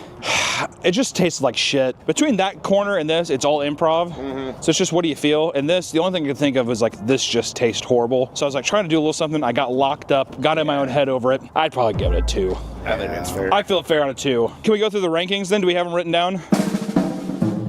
All right, so this is the ranking from last to first as we have it, from the food, the luck factor, and the cool factor. Coming in dead last is Overwatch. We saw that coming. Well, it's just horrible. Second, I was surprised by this one. Second to dead last is Don Draper. Every time it was bad. I feel like the first time we did it too, it was pretty rough, right? I'm pretty sure. Next up was Questionable Eagles. So I'm surprised that they're 7th. It's because of the luck. The luck factor of the Questionable Eagles, which, to be fair, you have to give it credit. It was lucky.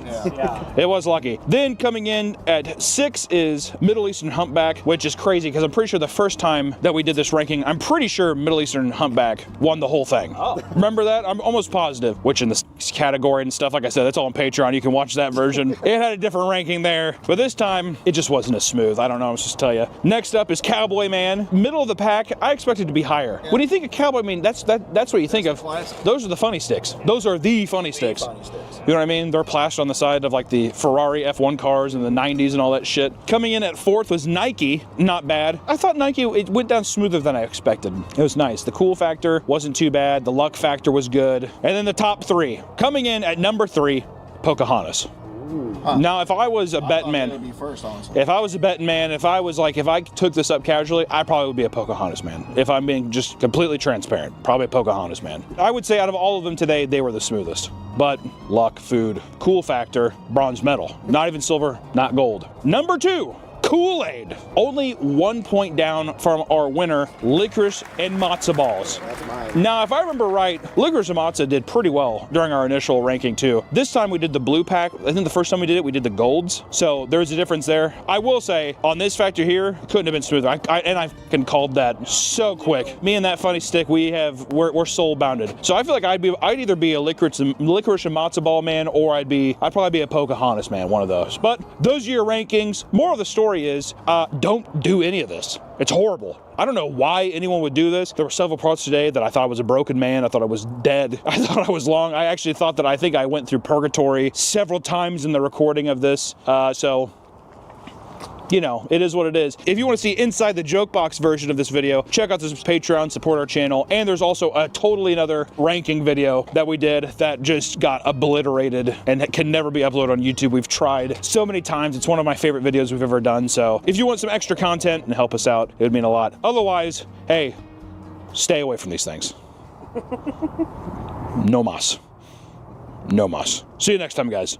Bye-bye. Welcome back to the Papa Meat channel. How you doing? How you doing? Coming on sundown because today we're going to talk about exploiting the homeless. We'd be immediately canceled, right? Actually, you know what? Thumbs up this video if you would actually be like, I would like to see that. Most half-decent human beings can find at least a little bit of empathy in their heart for the less fortunate. Usually the scale goes, the older you get, the less empathy you have for that. And the younger you get, the more empathy you have. I'm right in the middle because I have enough life experience now where I have met some homeless people that I'm like, there ain't no saving you. There's no saving you. A lot of them, I mean, they're mental issues. It's very hard. I would say almost all of them. But it's just a thing of like, I've had enough bad experiences now to where I'm like, I don't want to fuck with it. When I was younger, I was like, how can I help? Like I remember one time there's like a homeless guy on the side of the road. Remember, it was like right by McDonald's. We got a McDonald's. And then immediately after that, they took it and they're like, can I just have money? And I did. Burgers.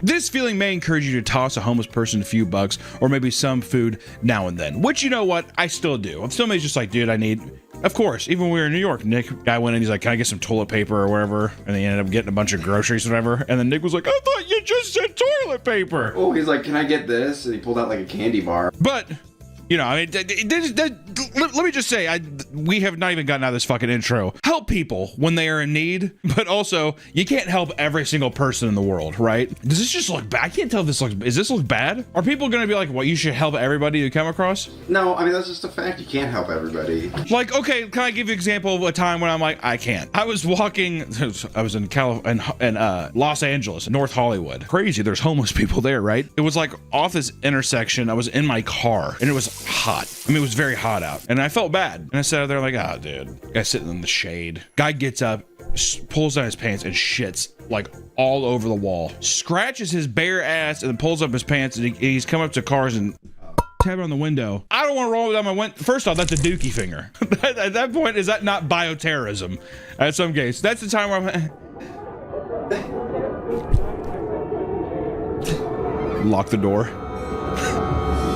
Today, thank things are a lot different, especially in the age of the internet. Tugging on a person's heartstrings directly correlates to financial success, not necessarily for the homeless person. And since the dawn of YouTube, content creators have made a killing off of exploiting the homeless, whether it's shoving a camera in their face as they make generous donations. You remember those? Dude, I just wanted to give you $10,000. And it's them just being like, guys, seriously, we just changed a life today.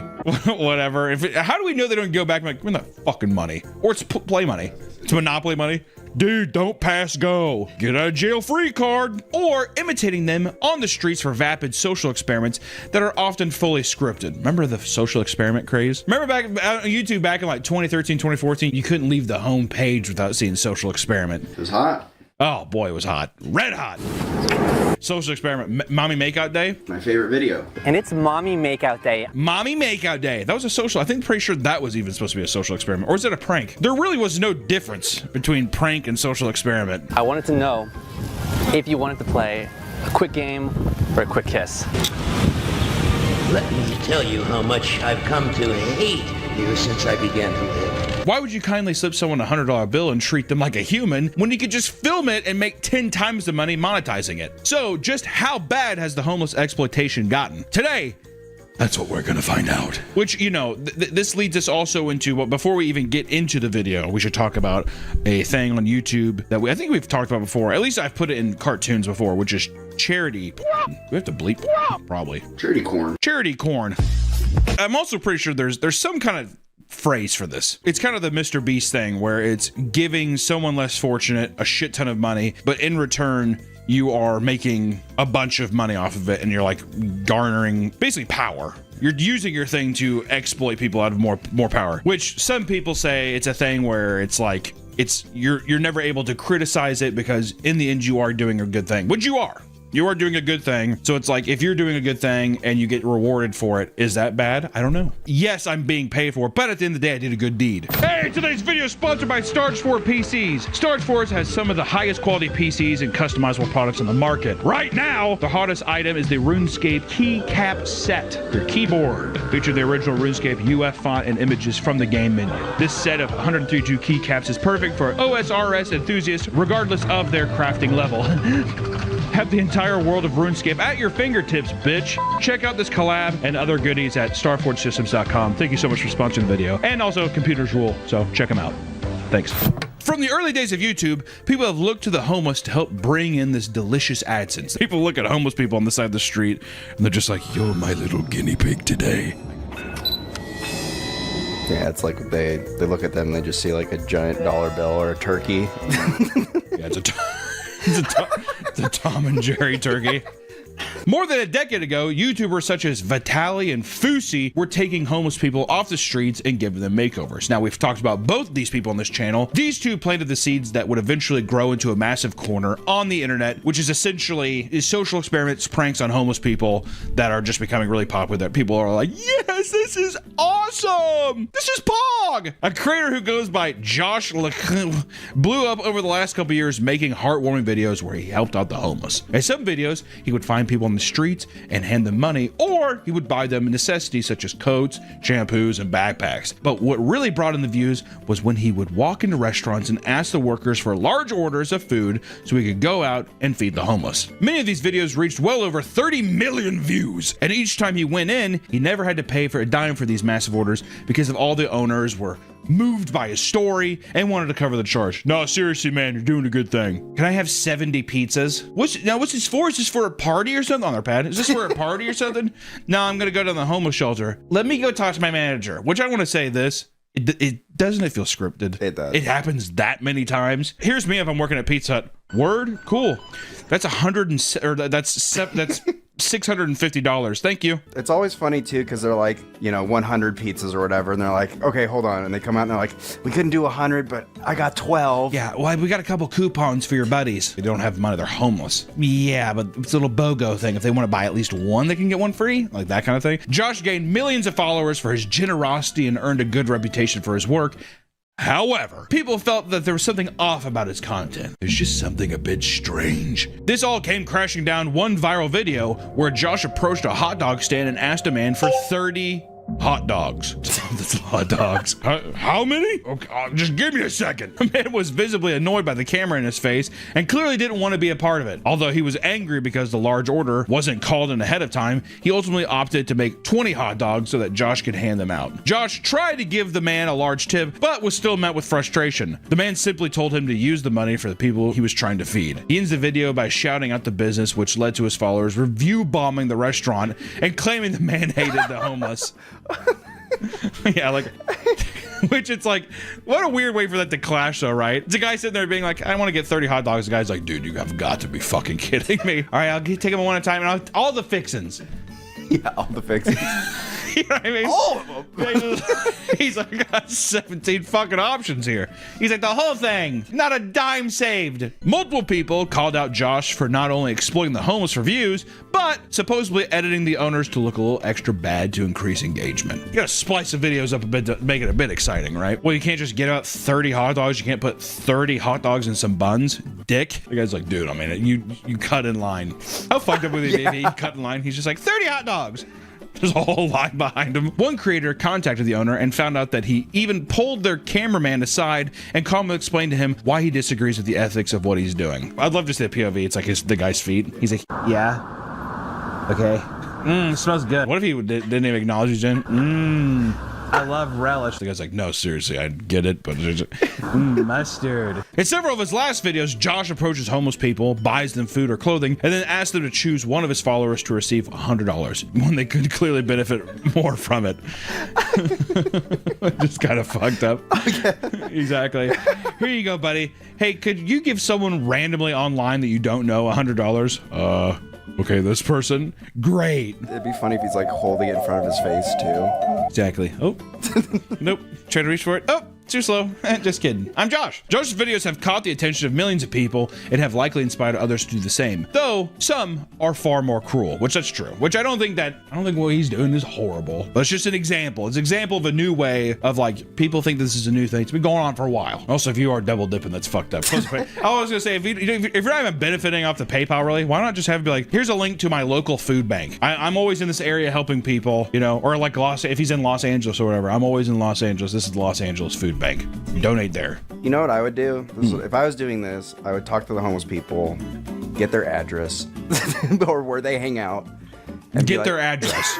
To what home? I'll get their phone number and their Discord. And what I would do is... You would get their phone number and Discord. Okay. What I would do, I'd put them in my video, and then I would say, hey, percentage of these, like the profit I make off this, I will give back to you. You wouldn't do that. But that's how, I'm saying, if I did this... Even if it was something like, I'm giving you 10% of the thing. Just something where it's just so however many views this gets, he gets 10% of the thing. I think that's fair. Why not? All right, so I'm taking the 10% clause back. I worked fucking hard on this video. Come on. But people do exploit the shit out of this kind of method where Josh isn't as bad. He does get exploited, right? Like in Malaysia. Where a group of 3 Instagram influencers went to KFC, recorded themselves eating chicken, and then went out and gave the bones to a homeless man. You know what that is? That's cruel. And also that person should have their leg broken. For every bone they gave, whatever, that's how many bones you break. They should get their, the meat ripped off and eaten. I would be superstitious. If I was in Malaysia, I'd be superstitious. The white ghost is coming. It's the fucking colonel, rises from the grave. To their arms. Yeah, how sick would that be? The colonel's ghost has risen from the grave once again. Would the colonel like eat your meat too and like make you boneless? Oh, dude, that'd actually be like a swarm of locusts, but they're in the shape of Colonel Sanders. Colonel! Oh, Colonel! And they go all around him.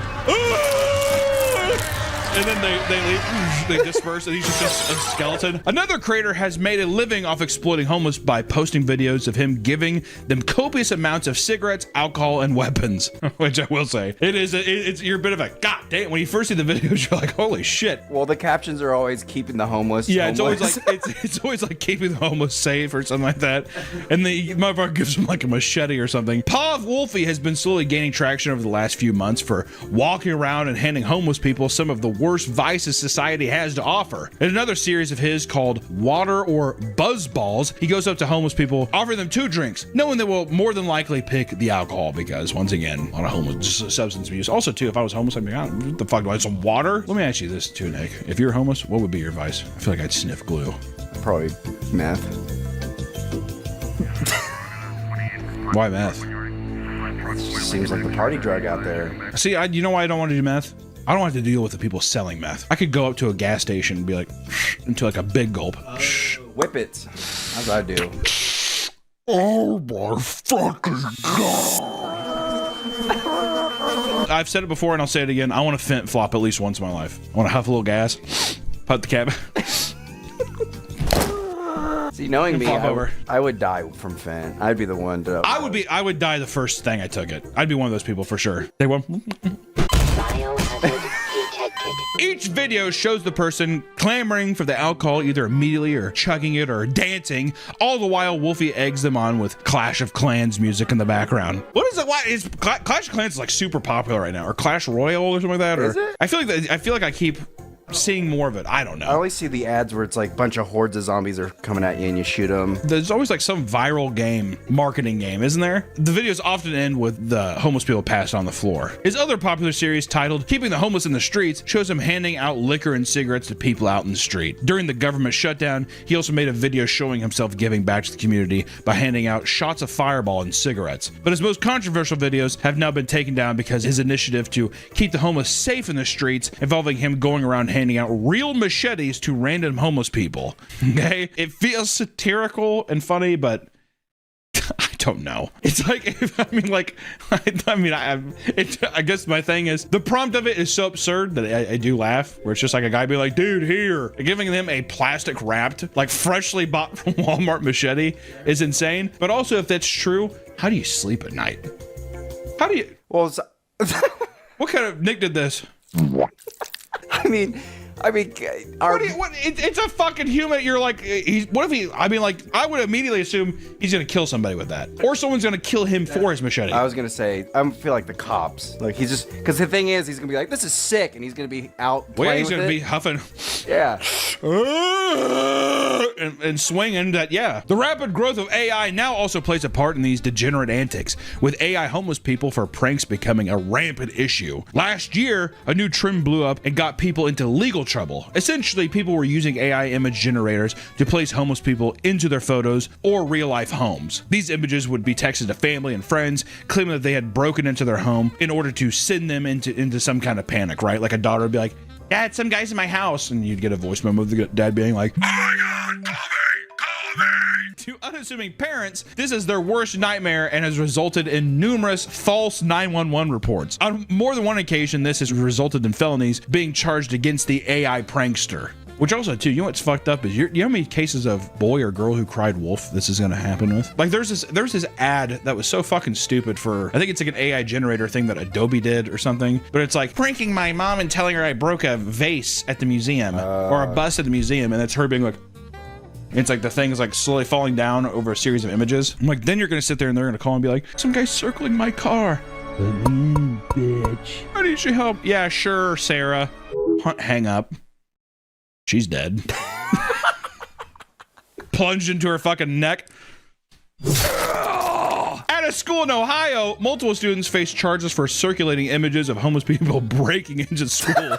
People fucking generating homeless people breaking into their school. Why would you do that? Dude, they're so funny. And just a few days before this, 2 other Ohio teens were arrested and charged with false reports because of the similar AI homeless pranks. Hey kids, don't fucking fake police charge that homeless people are breaking into your school. What the fuck is this? It's one thing to use homeless people as a prop in your content, but many throughout the years have taken things to the next level by engaging in straight up harassment, which I would say is probably the most common. Some of the most infamous examples include the famous Bum Fights video series, if anybody remembers this, and it was in Vegas. Trevor, my buddy Trevor, just every time he passed a landmark, he's like, yep, that's where they film bum fights. Very excited about it. But it was created by a group known as in decline in 2002, where crew would convince struggling or mentally ill people on the Las Vegas Strip to perform dangerous stunts and even fight other homeless people for money. It's like it's like snuff. It's like almost like snuff porn, basically. It's humiliation, blah, blah, blah. You know, it's all the bad shit. The first volume had sold well over 300,000 copies. Okay,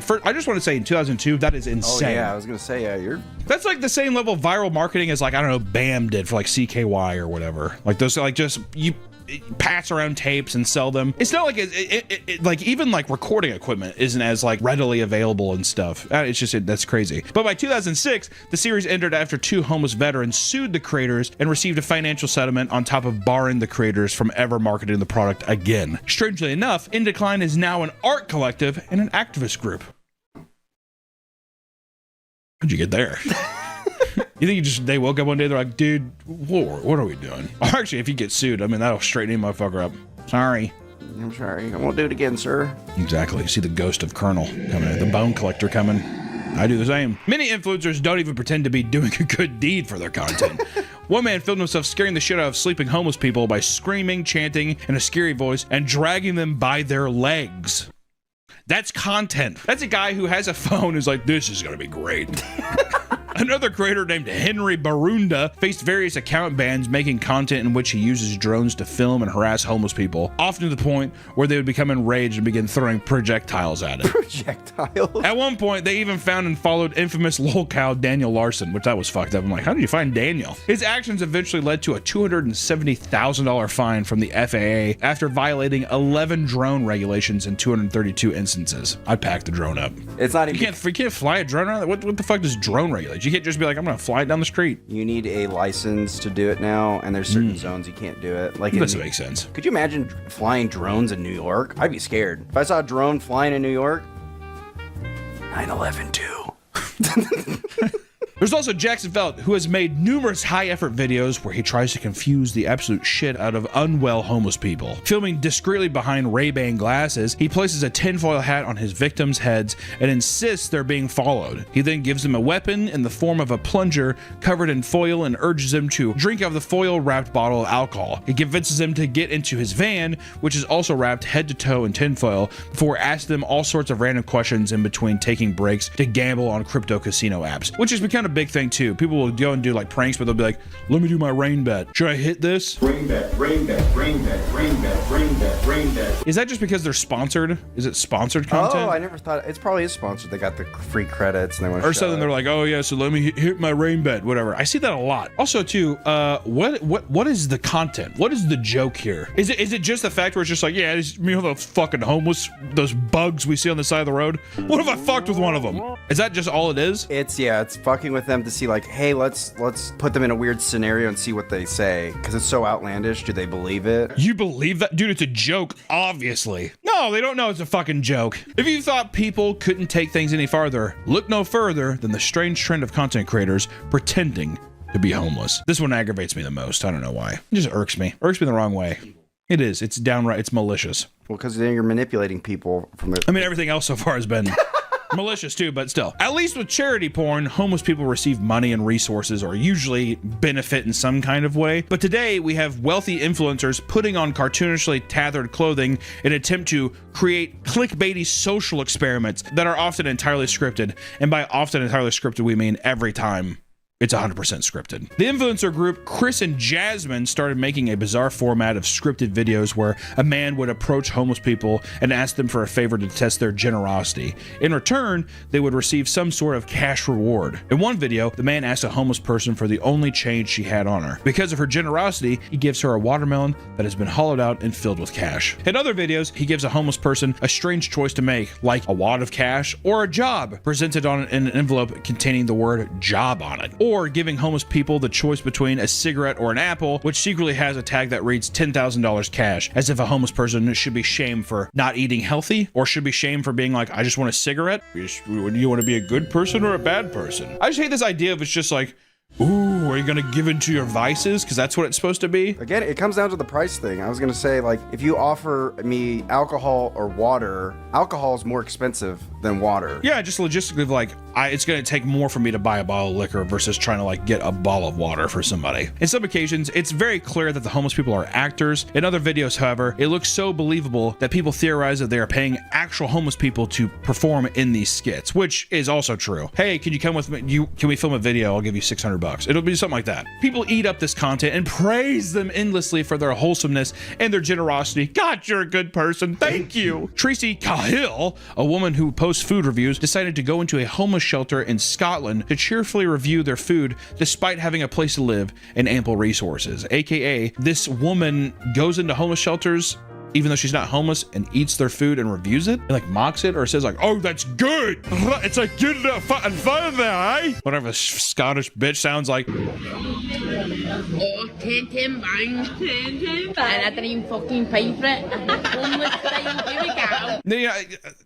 Why? Also, it's just like, this is bad. It's a homeless shelter. We're probably doing like a big mass, like, you know what I mean? It's not going to be a fucking gourmet meal, dude. Maybe she's like trying to keep them honest. Like, oh, the positivity of like, well, these are good meals. Well, then they too, if it's just a thing where it's like, what's a free meal? It's like, well, this isn't as good as you said it was going to be. Sorry. She received criticisms from Homeless Project Scotland for wasting donated food to promote her TikTok account, all while bragging to the camera about how she ate for free. Okay, there you go. Scumbag. No, you said you liked her. Tracy isn't the only person to take resources from actual homeless people. In September of last year, Elijah Wong Chen posted a short YouTube series in which he attempted to be homeless for a week to save money. I hate these videos where it's a young influencer person saying that a social experiment of like, I'm going to be homeless to save money. What's it like being homeless for a week? First off, I hate this because what are you actually planning on learning in a week? Yeah, being homeless sucks. I got dirty. Yeah, that's like, you know, you're role playing. Yes, well, all of it's role playing because they know that they have the comfort of like, well, it's just 6 more days. Yeah. And they get to go back to my bed and all that stuff. It's bullshit. Anyways, my boy Wong Chen is seen cooking and eating ramen noodles in an empty classroom and sleeping in various locations over sad music. And at one point, he even takes advantage of food and groceries found on his college campus, which are specifically meant for students that are homeless or struggling with food insecurity. On YouTube, this is advertised as social experiment. On TikTok, however, it's played off as if he is actually homeless, which is why these videos racked up millions and millions of views doing that, which is disingenuous. I think it's kind of scummy. And I think even if I think you just need to make it more well known that's like, this is a bit. Because also you can't just say anything, it's obvious. People will believe anything. Like, I mean, look at Facebook. People will fucking believe anything they see. AI generated things of like legless veterans. You're riding the line in an inappropriate way. The world of exploiting the homeless has gotten so lucrative that people are finding all new ways to make content out of it. In fact, it's starting to get weirdly meta. Now, instead of going out and interacting with real homeless people, some creators have resorted to filming fake scenarios of influencers filming homeless people. One influencer with a bio that reads, content with underlying messages to start combos, posted a video where a man in his car films a woman who is filming herself throw money at a homeless person.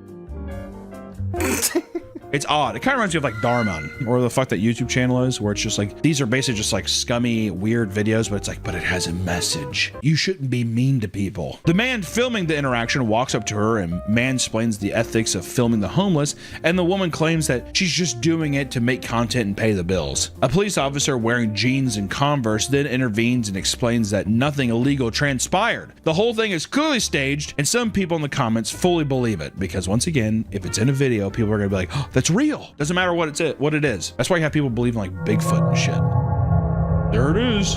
You know, that's all people need sometimes.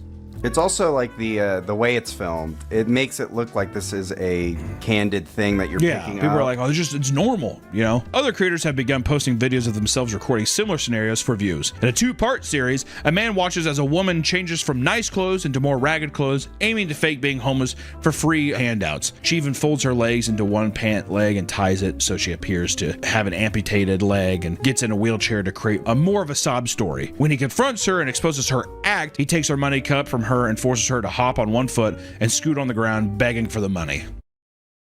It's art. I hate that this is like the first video we're recording this year. I feel fucking gross. This is all going down in public, and bystanders in the background can be heard chiming in, telling her to stop acting and stand up. The skit ends with her amputation being exposed as a fake, and another influencer gained some brownie points. People in the comments did not believe the act and instead were plugging their Cash App to buy Wingstop. If you're looking to grow and become a content creator, there are tons of fun and creative avenues you can take to reach your goal, but exploiting the homeless should not be one of them. Most people watching this video will never know the mental and physical toll that homelessness can have on a person. The last thing people should be doing is poking and prodding at people who are already at rock bottom and just trying to survive, right? And I don't fucking know. None of us know, right? Mom might have a little taste of something, bouts of shit that happens, I get it, but to truly be homeless would be fucking terrible. Leave them alone. Help them when you can. Doesn't mean you have to be the fucking savior to every person you see, but if you're an opportunity to help somebody, I would try to help somebody while you can. Maybe don't film them. Do it selflessly. Just help somebody, you know? Sometimes not getting anything in return is the greatest reward of all. You help somebody, which is why we have our own. Yeah, donate to us. That's why we're gonna do our food kitchen video. We go and so we're gonna be ranking food kitchens next. In solidarity of the Scottish woman who did that as well. So thank you for the content idea. If you are ever actually doing stuff and you think, let's record the homeless, just don't do it. In any aspect of your life, just don't do it. Even the person who, like the guy who said I saw shitting, just don't even record him. Just leave it be. Oh, I saw this crazy video of this homeless guy shitting. It looked like it was in like a car wash, but he literally pooped out like a 2 or 3 foot long single I saw that, piece dude. of turd. It's insane. It was legitimately like 4 feet long. Like I was backed up. All right. Bye.